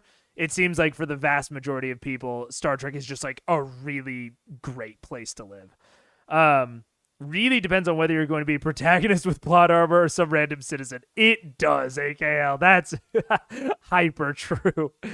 Yeah. Yeah. Inhumans and all sorts If of. you could live in Marvel, would you live in? If you couldn't live in that world as a superhero and just as a normal person, Right. Not in New York. Yeah. Anybody that lives in New Not York in New Marvel York. is just stupid. Like Idiot. rent's I gotta know. be $1.50. Terrible idea. Yeah. I'd say Mist. Oh. I could just write my own worlds yeah, to infinity yeah, from yeah, there. Yeah. Lord of the Rings. Or Amber as I well. was gonna say. Lord of the Lord Rings. of the Rings. Maybe Rivendell. Yeah. I don't know that I would live in Lord of the Rings. I mean, Lord of the Grey Rings is Havens. just like... If you're gonna do Lord of the Rings, do Grey Havens because you're far enough away from Mordor where it's generally not gonna be a problem. I want to be one of the Fellowship. Fair enough. Ashley Johnson lived in a Marvel She universe did. already, right? It's That's true. correct. See, and it was a big hassle. Sort of. It was a big hassle. Yeah. Yeah. So before the stream, our D&D Really high sessions. insurance rates. Yeah. Before the stream, our D&D sessions would happen once every month to month and a half. More like a month and a Why half. is Matt Scarlet Witch? I'm down with it. Says it on the screen. Because I alter reality. Okay. Power makes sense. But yeah, our sessions used to be once every month, a month and a half, and they would be about 6 to 8 hours. Yeah. But the problem is we play so infrequently. Every session have to like remind everyone what happened, and it was hard to schedule. Part of the reason we're even doing this show is because it's technically work, which allows those of us who have families and children more of an excuse to come more often. So Yeah, that's fair. Goo17 Casey keeps asking, "What's your favorite nerdy T-shirt you own?" Mine is one that says Mordor World Tour. It looks like a rock and roll T-shirt.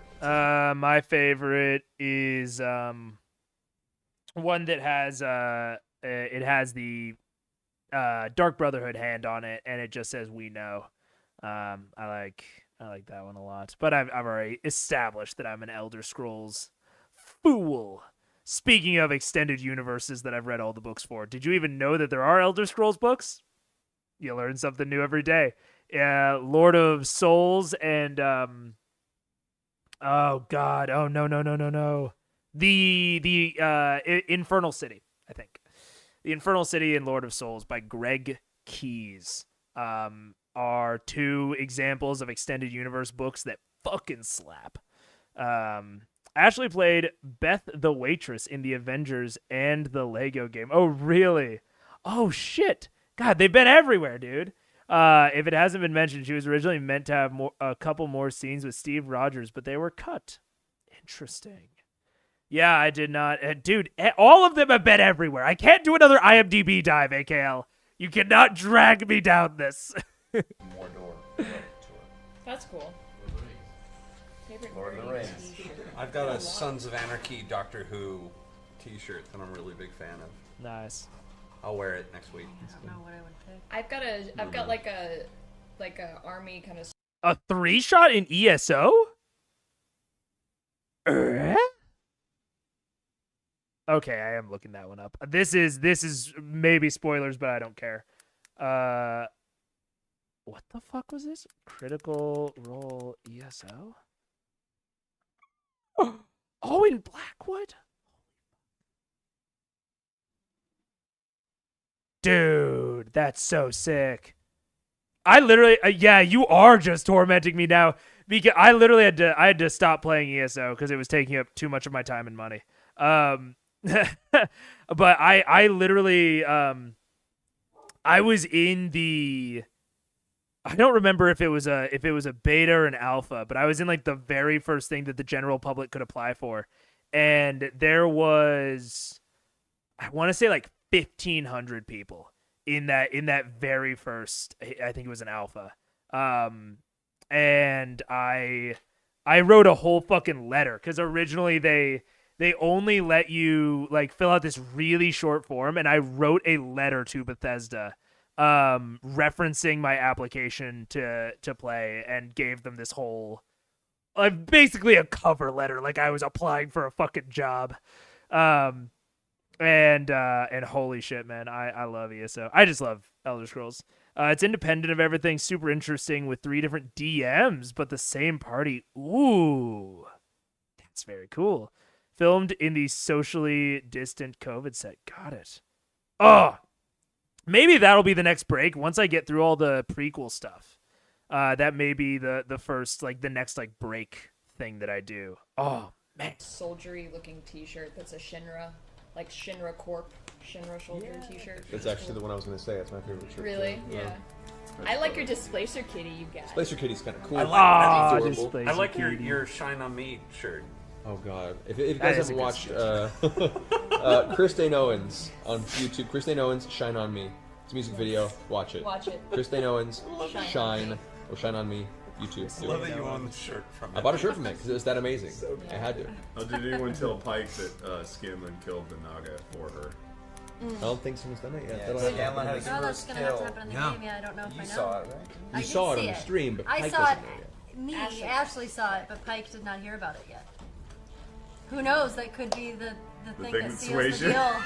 I was thinking about, I haven't seen Christino and Shine on Me. I thought about just pulling it up, but I know at this point that Critical Role is cool with me watching their content. Don't know about everyone though, so not gonna risk it unless there's a reason.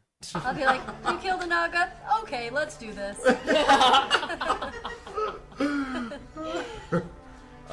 This question. Betrayals in the game? No betrayals, disagreements, and occasional Trippings and beatdowns. and stealing of flying carpets. I actually did. I'm not a huge fan of I mean I've talked about PvP is really sketchy in D&D. I mean D&D is explicitly not built for PvP. And that just like comes down to like the fundamental math of the system. Where it's literally like not meant to have PvP in it. But beyond that, I'm not a huge fan of like really, really consistent and pervasive conflict within groups. I'm like very okay with like, you know, I mean, disagreements, drama, conflict, that's like a core part of like what makes a D&D group good.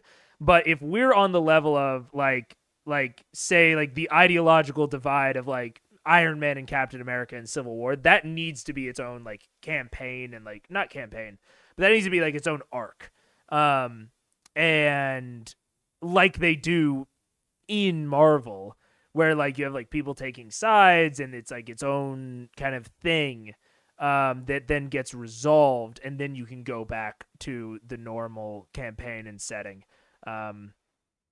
So yeah, but I know a lot of people will like let characters steal from each other. I'm not a huge fan of that sort of behavior at my tables. That's like very like anti-group.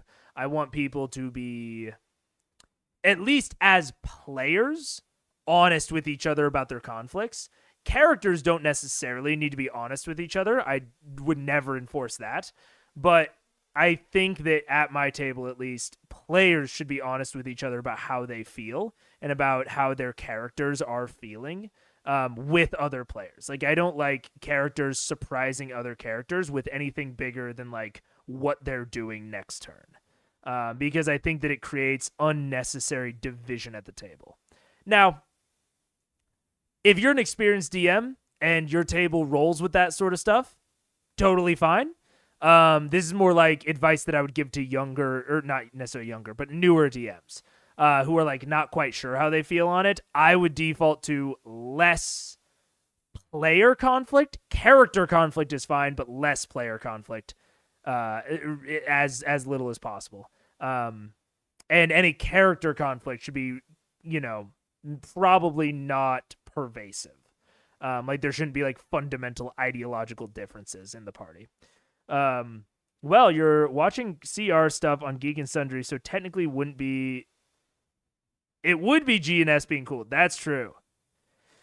That is very fair, John. And, once we get through the Geek and Sundry backlog, that is something we will have to experiment with and address. But yeah, you're right. So far, it is Geek and Sundry being cool with it. And the nice thing about live streaming as opposed to like regular video stuff is that while I'm live streaming, if I'm watching something that the IP owners aren't cool with, it'll give me like a pop-up warning and I can take it off screen and be cool and like not get a strike or anything.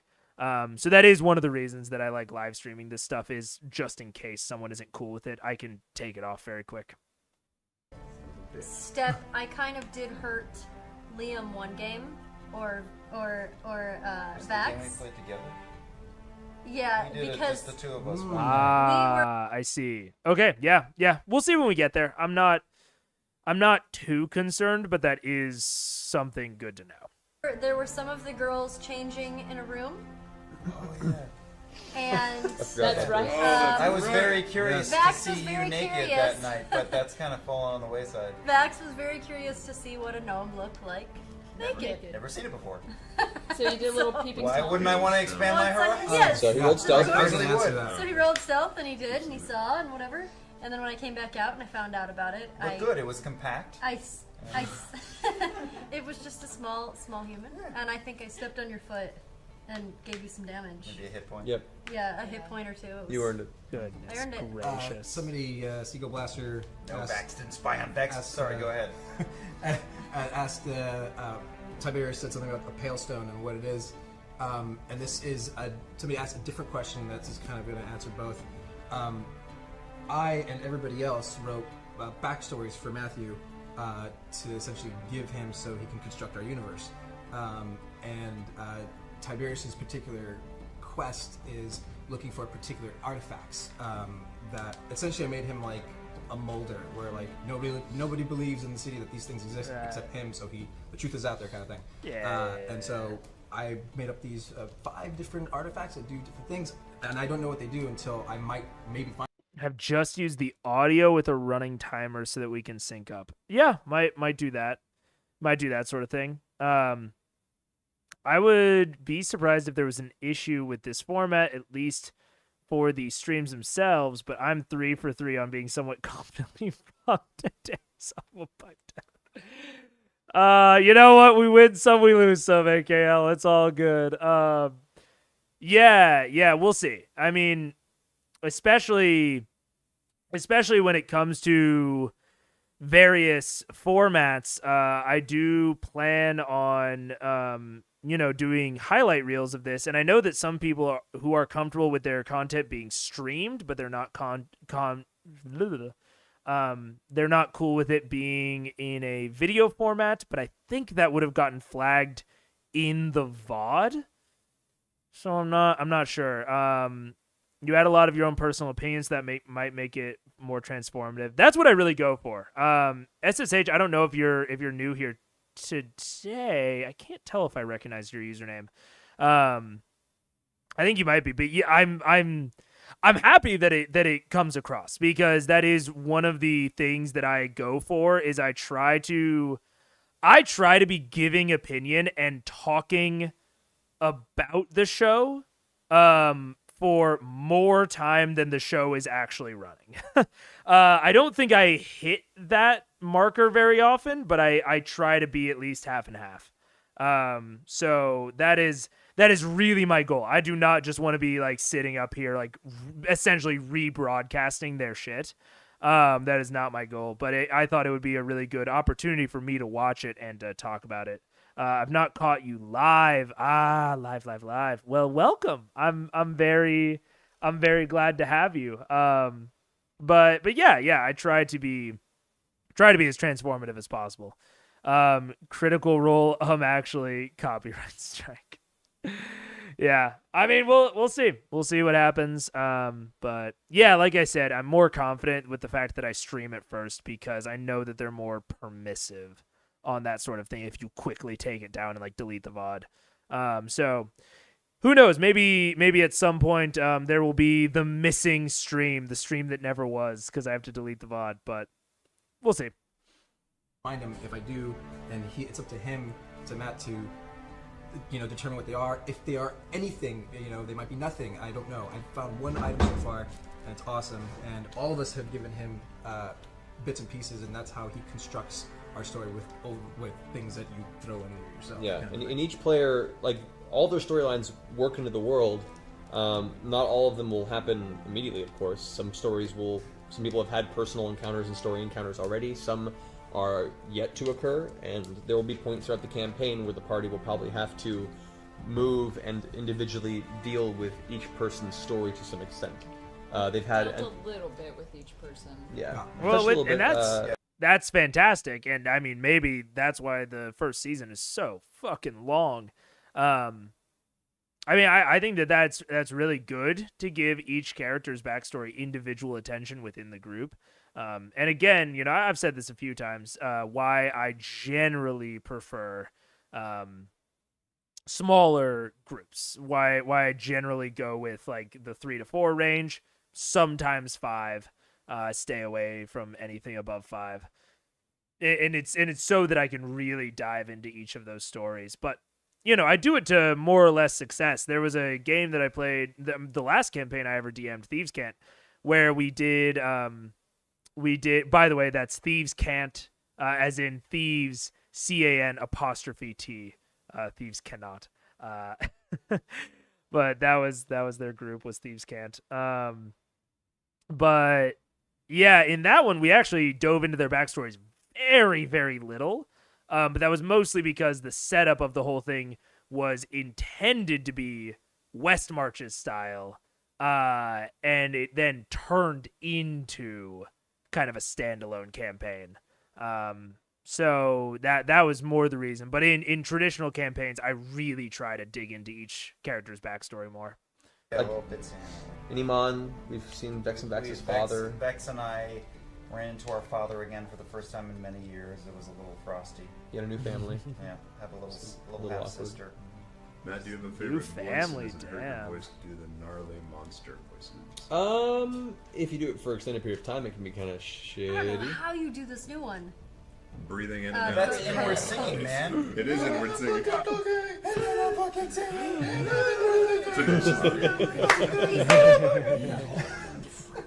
I am breathing in while I think. Non-stop rock. Yeah. Actually, it's Can't funny. do I've a bunch of my NPCs that I've done since high school have ended up turning into characters I've booked. Like, I'll go into an audition and be like, I'll go ahead and do Natibe Curios from my second campaign. Damn. And then I'm doing that character. Look at him. Aloth in Pillars is a character I NPC'd back in high school. That's They still haven't heard my favorite That's wild. voice from this campaign yet, because we haven't gone back to the city yet. Oh, Gilmore? Gilmore. Hi, Plasmo. Yes. Gilmore, the wonderful magician who owns a shop in Was that the fancy yes, name? in the city of Iman, and he's got a big friggin' crush on me and wants me. Yeah. Wants me Ooh. someday. We're going to have to He roleplay likes that. your. Maybe in a Oh, game, man. maybe not. What do we think is taking over the hive mind? I definitely something we're gonna. What do you guys think? Taking over the hive mind? I mean, What's Kavarn. his not name? make it. I think it's Kira. I have a really good one. Krovan or whatever. I think I might have an idea. Yeah, you had a vision that we don't even know about yet, right? Well, Taking Everyone those knows mushrooms, there's a little having bit those more. visions. Yeah. Taking those mushrooms. You own a Gilmore shirt? Oh, so he does come back. Let's go. All right. Acting It's a work. legit song. We all audition. Hundreds of people audition for every role in Los Angeles, and we all just try. Today, I worked on a superhero game, and Gilmore's the a Dick guy who was Glorious. directing me for voiceover said, "Hey, well, so what are you doing for the rest of the day?" And I said, "Well, I'm gonna go to the gym. I'm gonna do this, and I'm gonna go do that. Do you know about that D&D show that a couple of us are doing?" He's like, "Yeah, I heard about that." And the guy who'd written the game went, "Yeah, I've watched every episode." Yeah. That's so awesome. Hi, that's so if you're cool. watching. Hello. If it's not. I mean, at this point, that was what, 3 episodes? So I guess not a ton of dedication, but that's so freaking cool at this point, because I wonder if they had even been. I think they were posting the VODs to the Geek and Sundry immediately, but still, that's so cool to be like in the ground floor like that and to already be meeting people at this point, because I guess that they're immediately posting because it's live streamed. Either way, very, very cool. Someone wants to hear Gilmore's voice. I think we should save Should we that wait? for. We should Let's wait. save that for the to game. actually meet Yeah, Gilmore. save Yeah, it. yeah, we can't give it away. Yeah, that was. Gilmore's a fun ruin one. it. It's He is- fabulous. Gilmore's awesome. Gilmore is very Broadway. Very Broadway. Very nice. Hey, see you later, John. Yeah, I think we'll be going for maybe an hour or two more. So, 2x speed, you'll cut through the VOD real quick. I'll see you later. He's very Not the gargoyle. no. I could see him being a character in a John Waters film. Oh my god, John yeah. Waters. Totally. I don't think I Yeah. know Give John him a Waters. pencil thin mustache. Yeah. Let's see. I know, I'm trying to catch up. Raider over. Oh, that John Waters. That may or I may not see. be secret depending on the character. So What is each person's favorite D&D yeah. monster? A dead one. I liked it when Grog got it on with what was it, a nymph What? in the Oh, sky? yeah. You don't know, man. I went through the Grog portal, friggin' handled my nailed the business nymph like a champ. You in don't the know. sky, Did in you the figure it air. I don't kiss and tell. Nobody knows. I Well, got what we were supposed to A get. and nymph came back could have out. attacked us, but Grog looked her in the eye and she liked what she Slayed her with saw. that And then he devil's disappeared for a little while, and then he came back and he was in a really good mood.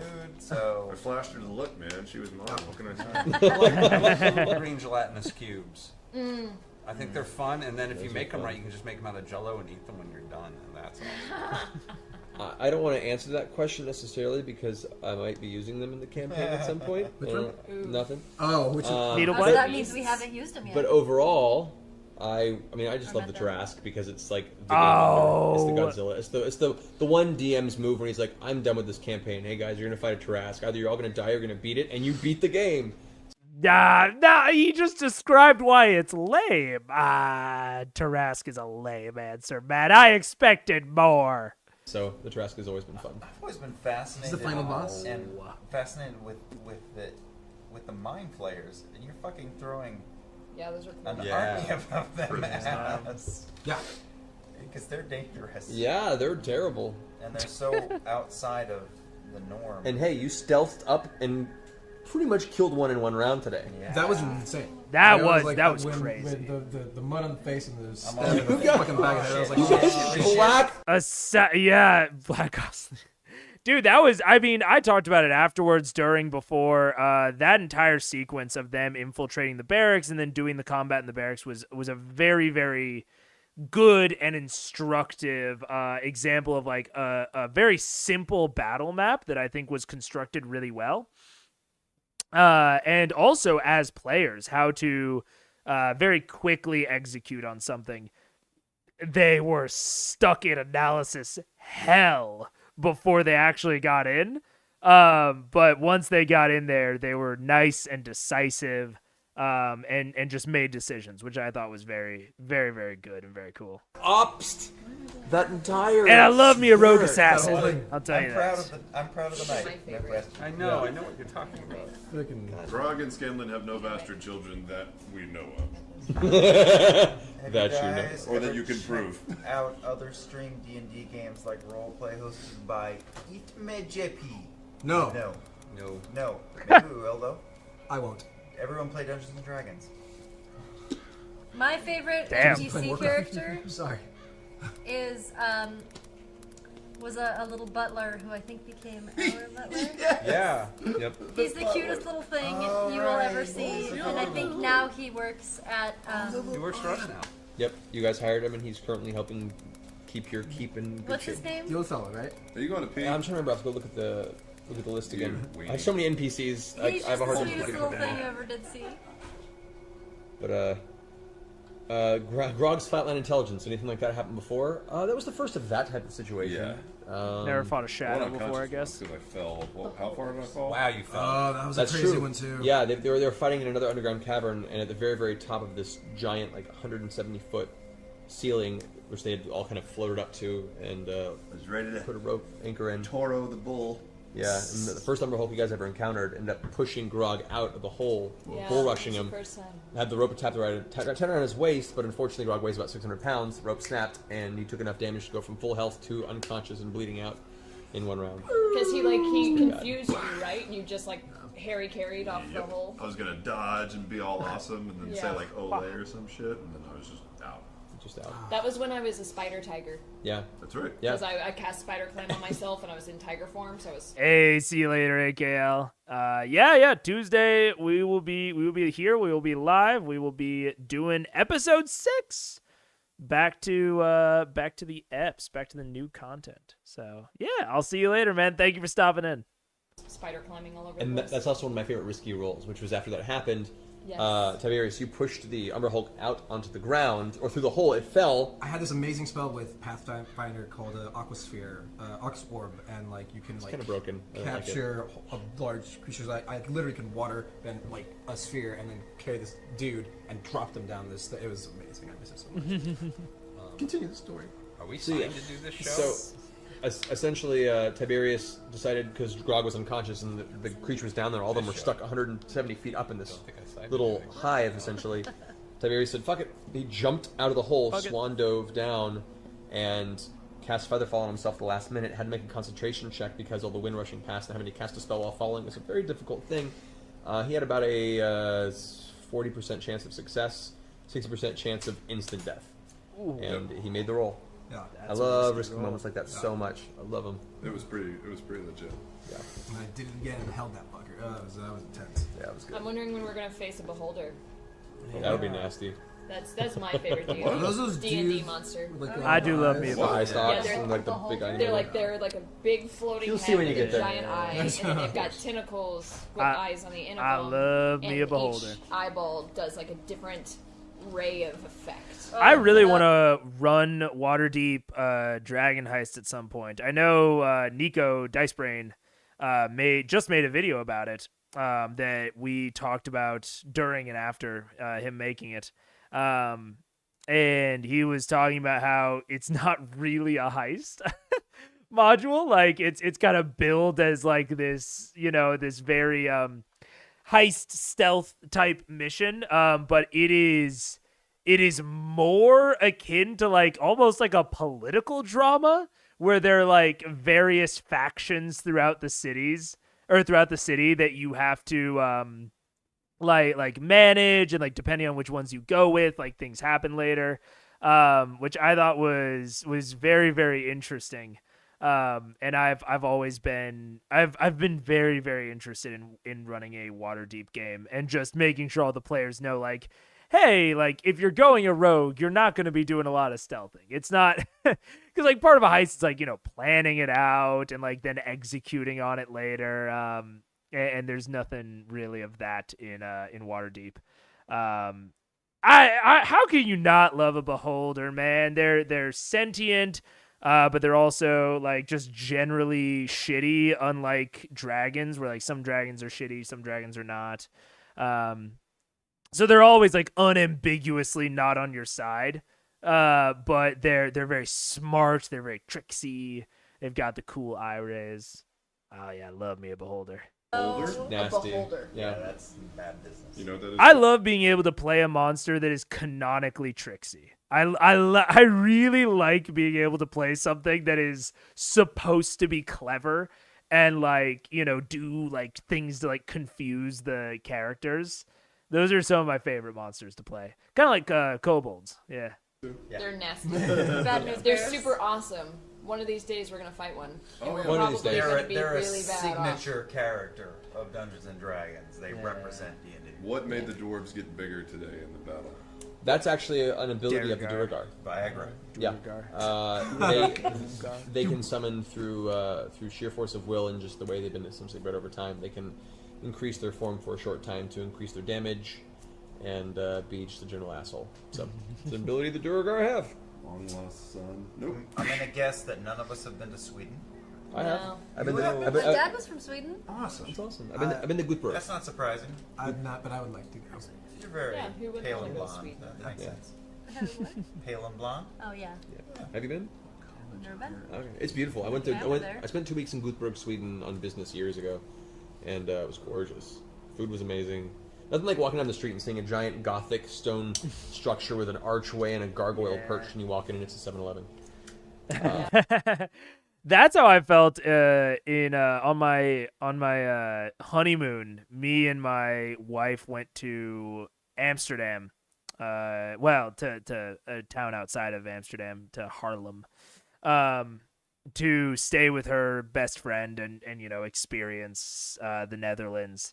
And it was really crazy about just like, you know, everything in the Netherlands is all like pre-World War II, because I guess the Netherlands just kind of rolled over when the Nazis came in. So a lot of it wasn't destroyed, and it's like all like this old shit. And you walk in and it's like a McDonald's. It's like the most benign thing inside, very modern, but the outside is like gorgeous stone and like plaster work. It's Prague was very similar. We took a trip there on the same honeymoon with her friends. And Prague was very similar, where it's like, oh my god, that looks gorgeous. Is that like the old manor home of like an ancient ruler? And we go in and it's like a fucking Chuck E. Cheese. or like a Red Robin, like it's, you know, some equivalent. But it was, yeah, Europe's crazy, man. It's pretty hilarious. So all the architecture there's old, but it's been repurposed. So it's Yeah. great. If you had to choose, would you pick to receive an extra level or Matt's hair? God damn it. Dude, it was our honeymoon was fucking amazing. We also had so much freedom because we backpacked the whole thing, so we didn't check a bag anywhere. So we could go anywhere, get off wherever we wanted. It was so sick. And I mean, a lot fucking cheaper. You know, staying with people we knew over there, just backpacking, we really cut down on a lot of the costs. Main cost was just the plane ticket to get over the Atlantic. But we did not go to the Anne Frank house. It was incredibly busy. And we did not actually have a lot of time in Amsterdam overall. You know, I mean, we had time, but not that much time. We had a lot of time in Haarlem, which I believe the Anne Frank house is in Amsterdam proper. But we went to a lot of museums, walked around a lot. It's just a gorgeous city. Amsterdam and Prague were both just the prettiest cities I've ever seen, especially Prague. I would, if I have the money to like move overseas when I retire, god damn, I would love to move to Prague. It was just absolutely probably the most beautiful place I've ever seen in real life. Crazy.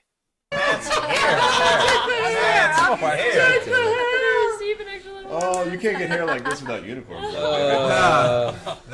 My God. I'm gonna shave my head one of these days. Shave just his to head and freak he y'all can't out. DM anymore. Oh my god. I'd wither. It's like Samson. I would just like I would like become this little raisin. I'm the same. I used to have really short hair most of my life, and now I've got all this, and I am totally the same. Where like if I got if I got rid of all this, I'll cut it shorter someday, but I would only ever cut it like maybe as short as like Liam's. That is the absolute shortest. Probably more around the Matt length. I think right now I'm at like Ashley's, and I'm looking to go longer. But yeah, it's the source of my power, man. Can't get rid of it. David Tennant. The Beholder strikes for the. Season 2. End of Let's see.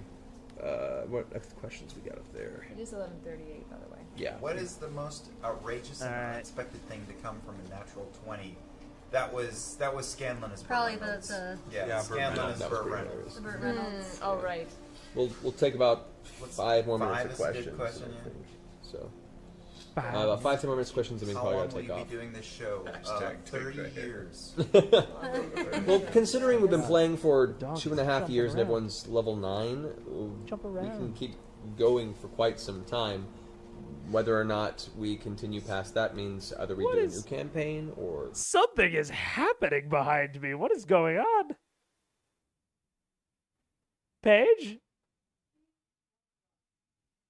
Oh, she wants to go outside. I see. Okay. God, we've been having, health scare with her, so I was worried about something was happening, but she just wants to go outside. Okay. I will get back to it. we go into like epic or mythic levels. We'll cross that bridge when we get to it. I mean, I love to keep playing for as long as people want to play, but also people get busy, life changes. We'll see how it goes. But I'm in for the long hauls. That's so fucking funny. Hearing, are we going to epic or mythic levels? Like, what level are we going to get to? This is episode 4, and I know that there's hundreds plus episodes. That's so funny. Much as everyone else's. Matt, multiple people are asking what the music is that we're hearing on the show. The music you hear on the show is a combination of a gentleman named Kevin MacLeod, who has a website called Incompetech, which he produces really amazing royalty-free musical tracks. I've used them from many web series for many years, and he's very talented. I contacted him and asked him for permission to use another stream. He's like, yeah, no, anything on Twitch, go for it. And the other half are a lot of soundscapes I use from a company called Plate Mail Games, which make great custom RPG soundscapes and some tracks that are just like creepy and dwarf cityscapes and dark forests at night. It's a sick. great resource. So those are my 2 big ones for this Twitch stream. A lot of the stuff that I use is either from from the Roll20 jukebox is the easiest, like simplest way to go if you're DMing, or a lot of times I try to match even like the genre of music to the tone. So if we're doing like a shopping session that is in a city, I will go for more like chiptune, 8-bit, very like happy, peppy sort of thing than even if we were, in that same city. But the tone of the session is more serious. Like they're there for diplomacy. They're on a mission. Even if they aren't in like distinct danger, I will have it be more like maybe like classical, like suspenseful violins, cello, whatever. So, even if they're in like the same location, it's the same like the vibe of the location could be the exact same, but the tone of the session, sometimes I'll change the genre a little bit to more reflect that. Yes, we did roll for our starting stats. Yes, we did. Mm-hmm. Yeah, it was 46 drop the lowest ranges desired. So it was a powerful campaign, but yeah. What was the most nail-biting? Oh, cool, SSH. That's good to know. I will also say, this is a hot take that I do not really care to defend because it's not that important to me. Which is I'm a point buy parry. I've always done point buy. I do point buy in all of my games. I always tell my players, like, if you really want to roll, you can do 46 drop the lowest. I don't care that much. But if even one single person has a problem with it, it's point buy. That's just, I don't know. And no one has ever asked me to roll. That's the crazy thing is, like, I think online there's a big community of rollers, which is totally chill. If you're at a table where the DM likes it, you guys like it, hell yeah. But everyone I've ever met in real life is either has asked to do point buy, or when I say that we're doing point buy, they're like, okay. I've never had someone be like, oh, I wanted to roll. So I don't know if that's just, the folks I hang out with. But yeah, I've never ever rolled. Ever. Even when I was playing with a new group, I said, hey, can I do point buy? And they were like, yeah, that's fine. And I did point buy. I always want to roll. Hey man, fuck yeah, SSH. If you're down with that, I'm down with you being down. Just not my, I don't know. And I think it has to do, for me personally, I can't speak for anyone else, the sheer amount of characters that I make. I've gotten to the point where I very, very rarely want to play a character that has any degree of randomness within their starting build. Not necessarily meaning that I want their build to be powerful. It's not what I mean at all.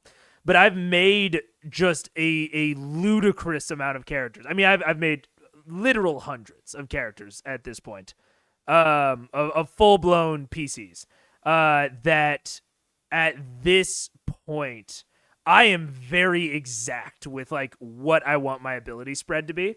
And I've gotten like very used to the point buy spreads and like kind of the feel of them. So I sometimes say like, oh, I need this ability to be low, or I want this ability to be mid, or I want that ability to be high.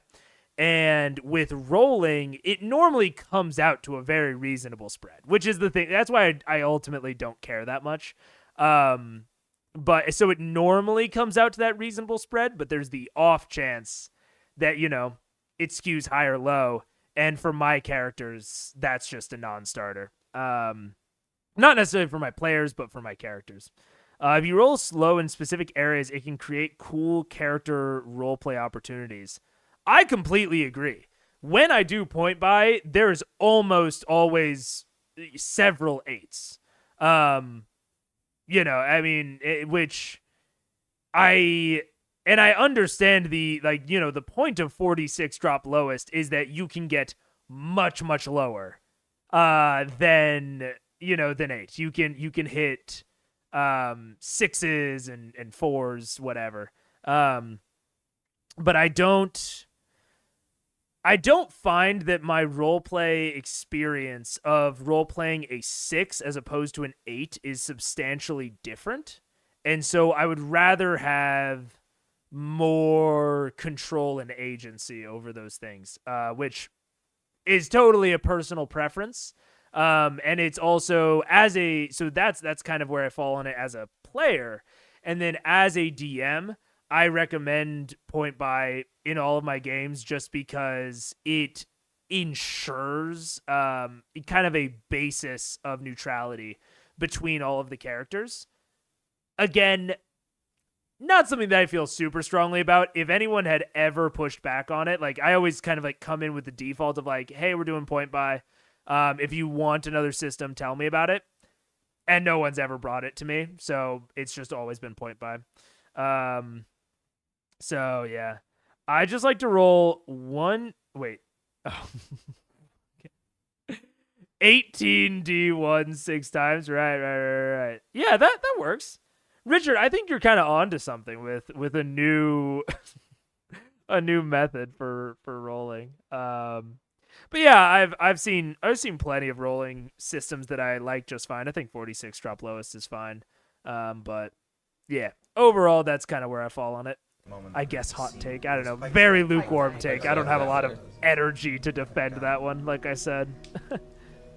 Ever preferred being the DM, or do you like mixing up and being characters? I never get a chance to play games, really. It's kind of one of those always a DM, never a bride. You want to play with my kid? Yeah.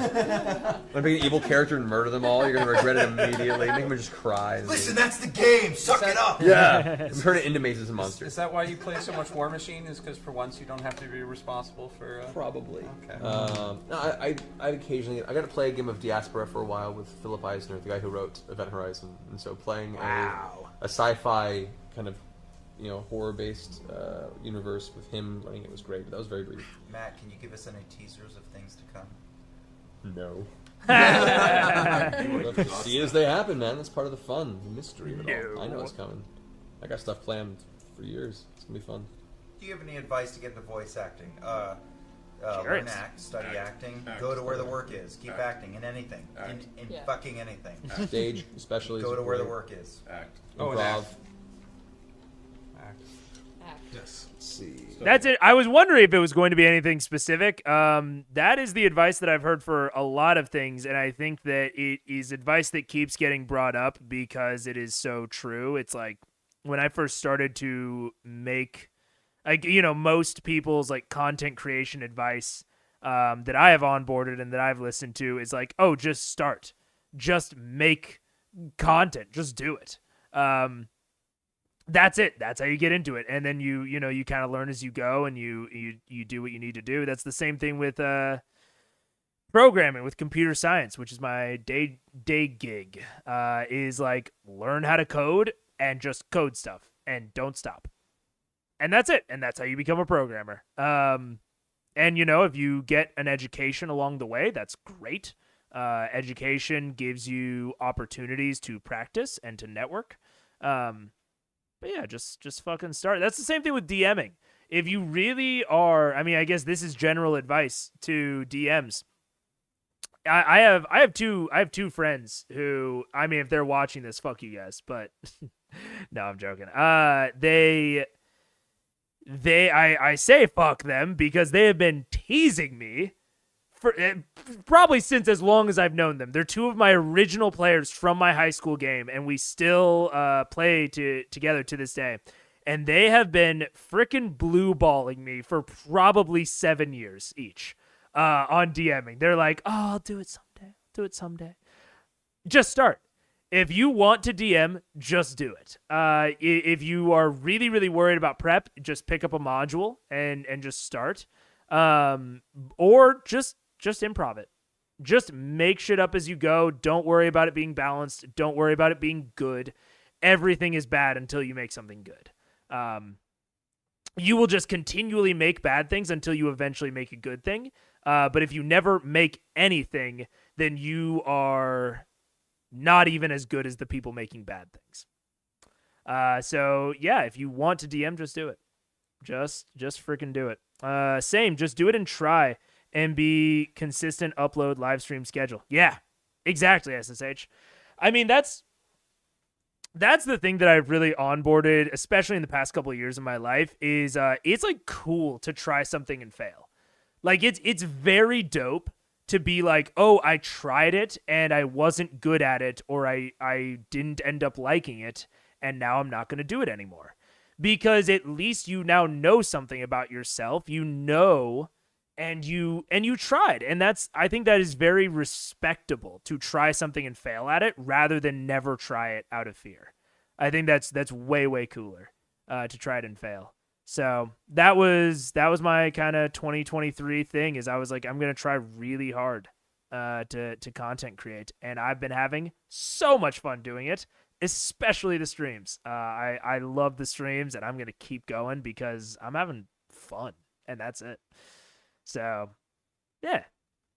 What age did you play your first tabletop RPG game? For me, it was 2nd edition Dungeons and Dragons, and it was freshman year of high school. Yeah, GURPS 13. I was 13 years old. Yeah, I was similar time frame. I was 12 or 13. I think I was like somewhere between 8th grade and freshman year. So yeah. GURPS. Favorite tabletop games, not D&D? Get Hulk Hogan. That's not D&D? Mansions of Madness. Oh, Mansions Risk of and Madness. Millborn. I've heard Mansions of Madness. Is MTG, is Magic the Gathering a tabletop? Is that considered tabletop? That's not a TCG. It's a card building. It's a building game. yeah, it's a TCG. Yeah. War Machine. War Machine's really fun. I love I'm War a Machine. Crix player. She's Crix. It's awesome. I'm that off. I'm just starting. I know. You're awesome. Retribution. I'm Circle of Orbis. Yeah. Words. With my pups. Do you guys? That's a stupid question. 13 AD&D, Richard. Nice. I think a lot of people, when they are getting into, it's hard to discover a group that is running D&D in in fucking grade school. Very few grade schoolers are running D&D games. Yes, I'm old. Hey man, it's all good. I'm down with hanging out and chilling with anyone. I think when I first started playing when I was 13, I think I was running at a table with like an 18, another 13-year-old, and like a 20-year-old and like a 30-year-old. There's no age on TTRPGs. Honestly, I have to get real for a second. One of the things I like about TTRPGs rather than something like a video game is like with video games, there is a mechanical barrier of like how well you can operate the keyboard and mouse or controller. And there's like an aspect of like nausea for some people. There's an aspect of like motion sickness that TTRPGs don't have. They're timeless and they appeal to everybody. I'll be playing TTRPGs in the nursing home. We played with Scanlan, of course we do. Listen, do you ever think about sexuality while playing, besides grog, of course? Like, Scanlan does, Yeah, and I'm we sure have. other people have. It's hard not to think about it with Sam. You know, Yeah, we just pay for it. Are we going to release more background information of your campaign? Yes, actually. We are? On the wiki? Time has been, hard, but I'm trudging through what I'm going to make essentially is a video recap of the previous 2.5 years of the campaign. Wow. I'm going to narrate it. I'm It's sure going to be that's very posted in simple. It's Discord. going to be just informational with like maybe occasional slides of stuff in the background, but I'm working on a video kind of like your guys' intros that'll be a synopsis of the story up until the stream started. Claymation, that's awesome, Also, man. I will destroy you. I will fucking stab you. if you want, it's not much, but I have a Vine account that's under the name Voice of O'Brien, and I took a lot of Vine videos from our private game, so it's not a ton, but you'll see us acting like shitheads. That's 7 seconds at a time. Which is the compilation I think I someone still have the posted. video of you trying to woo the nymph lady. That Try. was a good video. Try. It's basically just you flirting with my boyfriend. I have some video of the tarot game and a couple of I know, it's like Matt is now a nymph. Yeah. Yeah, we sat there and Go. hey man, I've had to flirt with quite a few of these people as characters. Here's It's a good interesting. one. Who's your favorite? Oh, yeah. Who's your favorite NPC that you've brought to life for us? Oh, that's a tough one.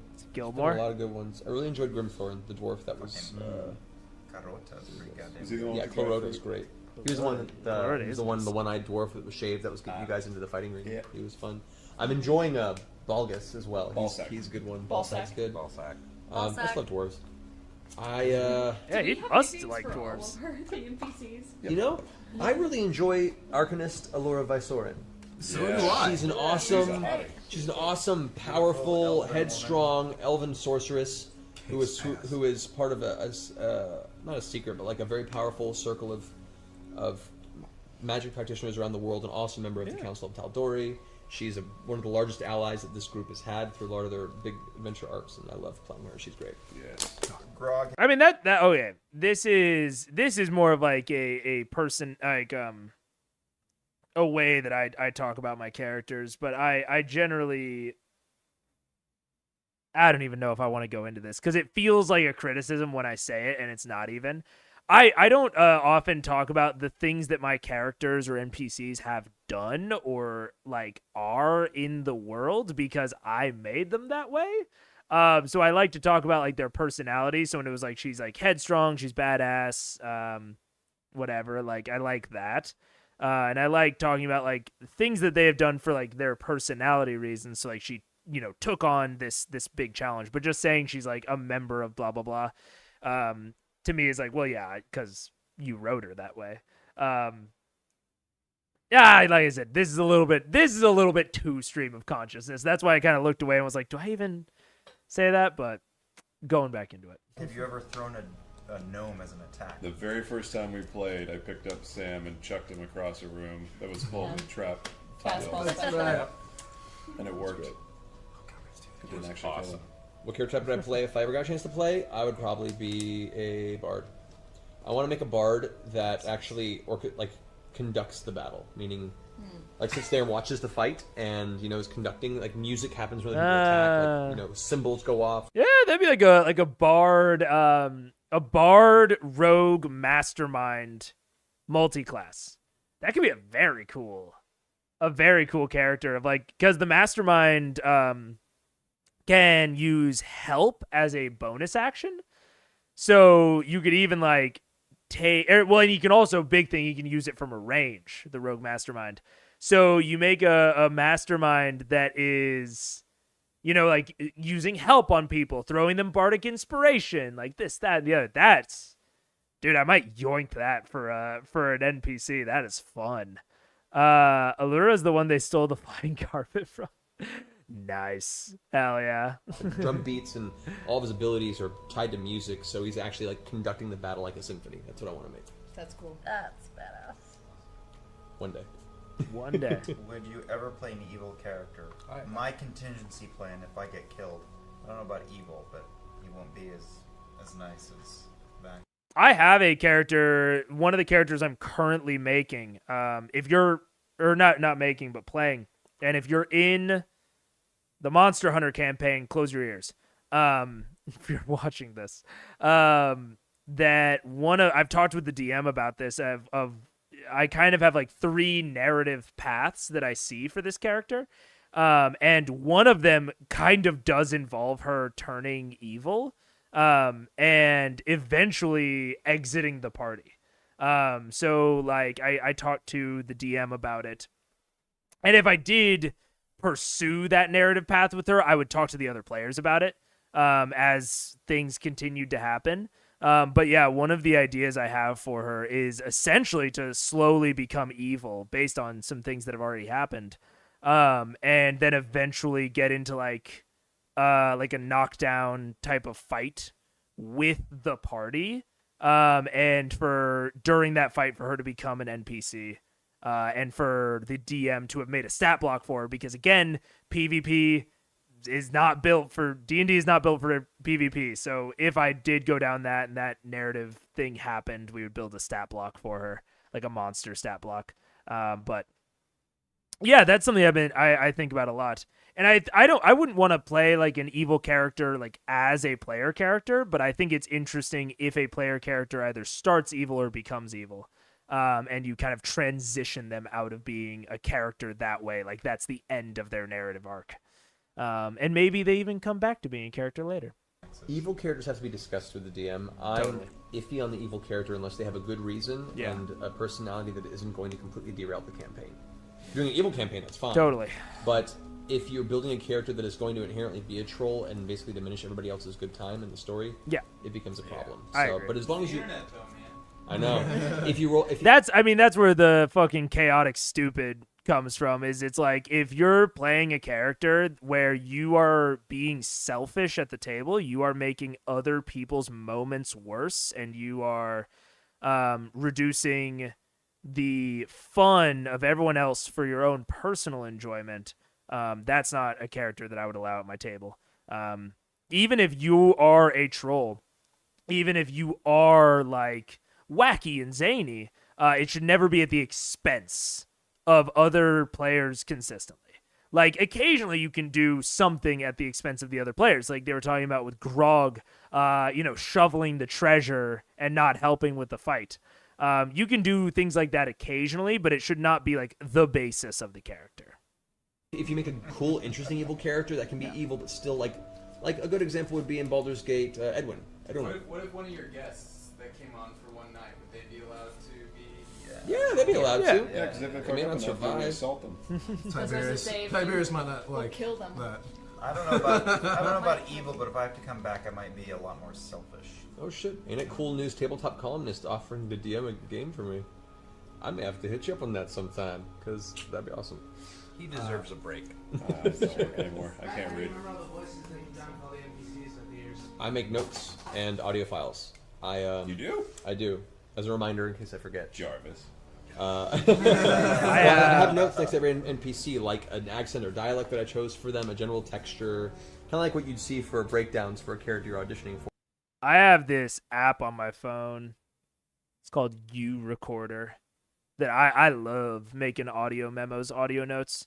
I make tons of them. And then I try to enshrine everything in a World Anvil article later. World Anvil, fucking not sponsored. God, I would love to be sponsored by World Anvil because I use their service like crazy. Literally, one of my goals this year is to hit 100,000 words on my TTRPG homebrew world. I've hit 100,000 words so long ago on most of my other worlds. But yeah, my homebrew world specifically, I'm looking to hit 100,000 words this year. Yeah, man. If you have not used it before and you're looking for a good DM tool to organize your world and spark your creativity when it comes to world building, fucking World Anvil is the bee's knees. The thing that I this has just turned into a World Anvil ad, and I do not care. I'll open up this gloves of holding item. So this is what the back end looks like, and I'm just gonna go off about it because I love it. This is just the general like area where you can just write kind of whatever you want, and then you choose a template up here. So I chose that they were magical, and you have all of these prompts. So I don't even fill out all the prompts, but it's like mechanics and inner workings, history, rarity, what construction they are, like if they have any other subcategories. You can see for this one, I didn't fill out a lot of it because it's not like a hugely important item. It's just like a little dinky magic item that I made. But then it creates this nice, pretty article that you can link out to other things. And I'll show you kind of a more linked out thing, something that's done out a little bit more. Not bored. Who's a good Terezzi is good. Actually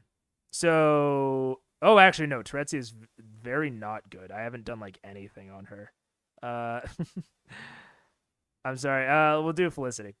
So this is like more of a normal person that I do, but it has all of these options. You can link in specific series and it will link the article. You can link families, different. So she has like this personal invention, which is a separate World Anvil article that you can control and bring in stuff from. So all of these like mental characteristics, specialized equipment, these are all prompts that they give you. Like I said, did not mean for this to turn into a World Anvil ad, but I literally use the service so often. And it's one of the ways that I make compelling NPCs is because I follow off of their prompts. So like with this one, she is a character and it just gives you all of these prompts. Again, I don't even use half of them, but it makes it so great. Personal history, gender identity, education, employment, accomplishments, failures. God, I love it. And even beyond that, with like the social, like their personal wealth, their contacts, family ties, and then you can get more into like the connectivity. So like I have relationships built in, like how they personally see each other, their history. It's beautiful. I love World Anvil. If you're a DM and you need a tool to organize your world, I literally cannot recommend World Anvil enough. Also, if you're interested in my homebrew, shameless self-plug, worldanvil.com, Megaphone Man Zero. Megaphone Man Zero's homebrew. Look through all of it here. I have a lot of my homebrew magic items here. Some other homebrew stuff I've been working on, some one-shots. So, yeah. Pull up. Come through. I basically make that for each NPC to remind me of what I've done. And if it's a particular weird voice that I don't know if I could replicate in the future, after the session, I'll go and do a little audio file of me doing the voice so I can go back to it later. Seriously. That's a fantastic idea. If it's a weird voice that you are worried you won't be able to replicate in the future, going back to do an audio file of it, holy fuck. That's so smart. Will you link it in the Discord? Richard, not only will I link it in the Discord, I will let you know it is already linked in the Discord. In the Discord, in my links section, which is right here. However, I will not blame you for not knowing it. I'm currently working on revamping the Discord so that it kind of takes you through like a little tour when you first join so that you kind of know where everything is, because right now it's so overwhelming. There's so much going on. So I'm looking to slim some of it down, expand it a little bit, maybe work a little bit more on the roles, but also specifically on like when you first join, like having kind of like a show you around type thing. But yeah, it's right here, worldanvil.com, Megaphone Man's homebrew, as well as my Twitch, which I actually am probably going to delete because I never Twitch stream. So yeah, mostly just YouTube and the occasional TikTok. So yeah. But anyway, yeah. Good There's question. a lot that goes into it. I think Matt, just to put it into perspective for everyone in the chat room, I think Matt probably spends close to 8 hours at least on like each time before we play. Or I guess, well, at least we used to.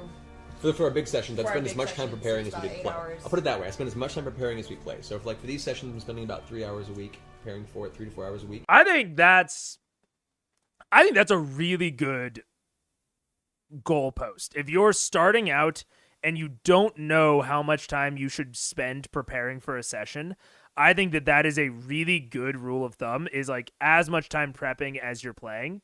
I will say, for me personally, since I do my style is a little bit different, it's a lot of random tables, so I probably don't spend quite that much time.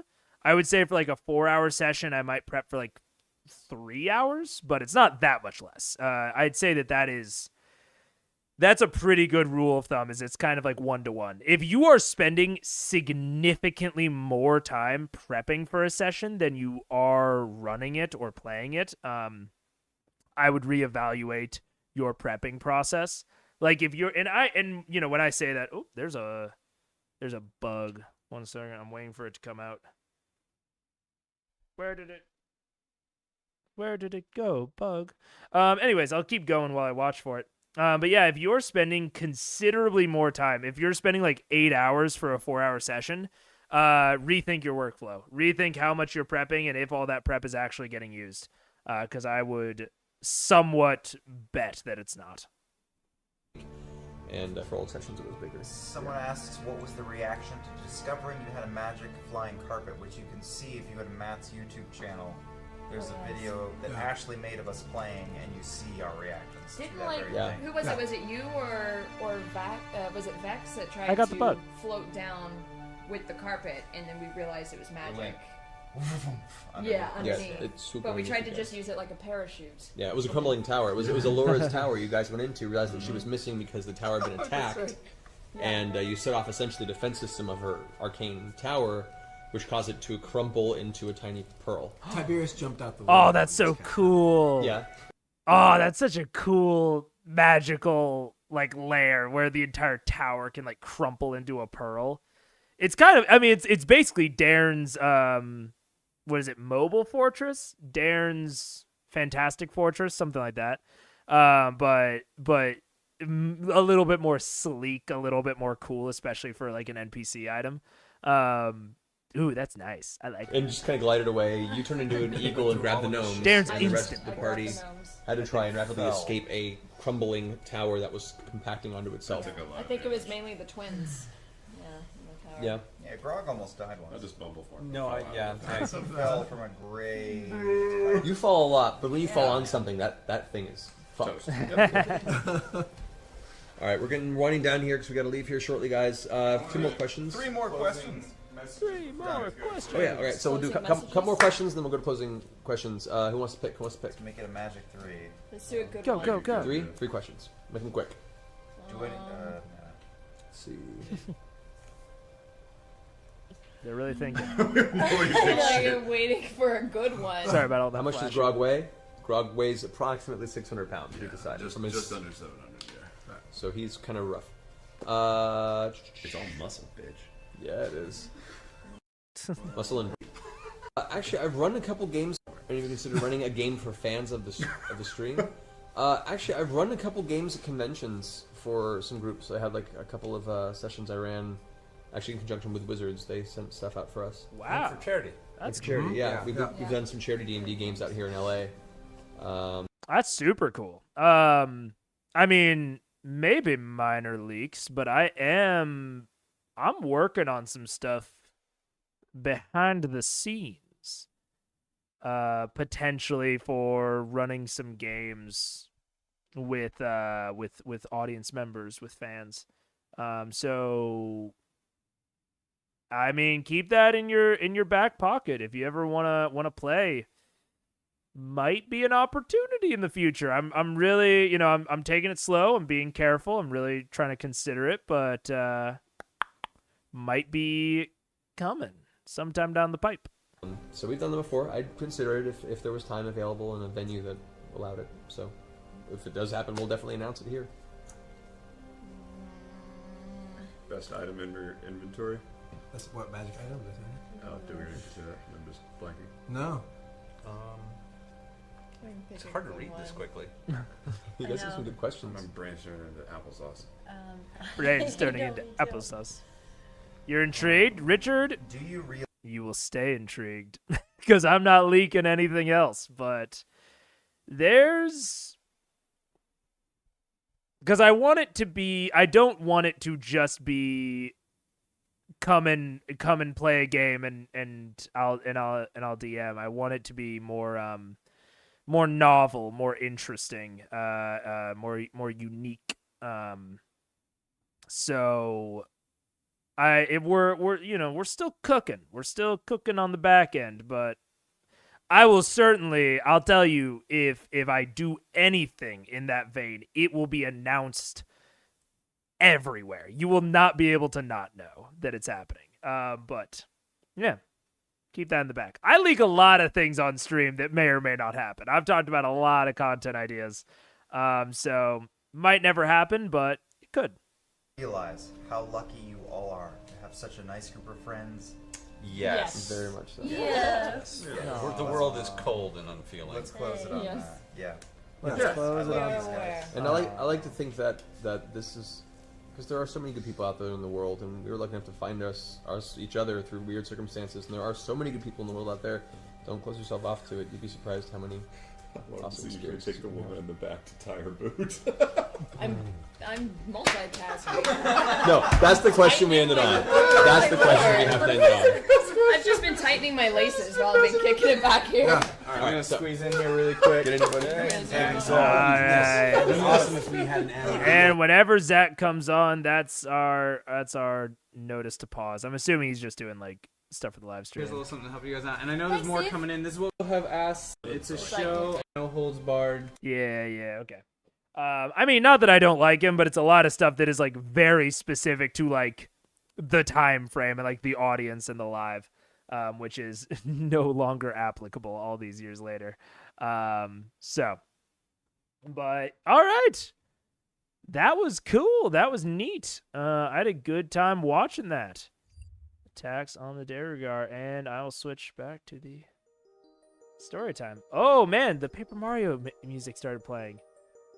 Well, friends, lovers, allies, enemies. We laughed, we cried, we watched people answer questions from a live stream. It was intense. I didn't know which way it would go at some points. There were twists, there were turns.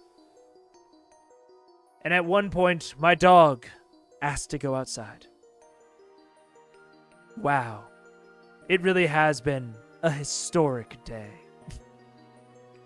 I don't know what I'm doing. I had a lot of fun, you guys. Thank you so much for joining. I did say at the beginning that I might do some prequel stuff, but I think for the first stream back, my voice isn't quite used to it, so I think I'm probably gonna hop out early. Plus, Richard is is a very consistent person, and he said he was glad that I wasn't doing the normal 6, which I know is just because you have to get up and work early. I totally get it. But I will. I think I will call it here. Yeah. Good night, Jack. Good night, Jack. That's me. Good night, Richard. I will see you guys later. I appreciate you stopping in. Definitely next Tuesday. Maybe something before then. Probably not, but definitely next Tuesday. All right. I will see you later.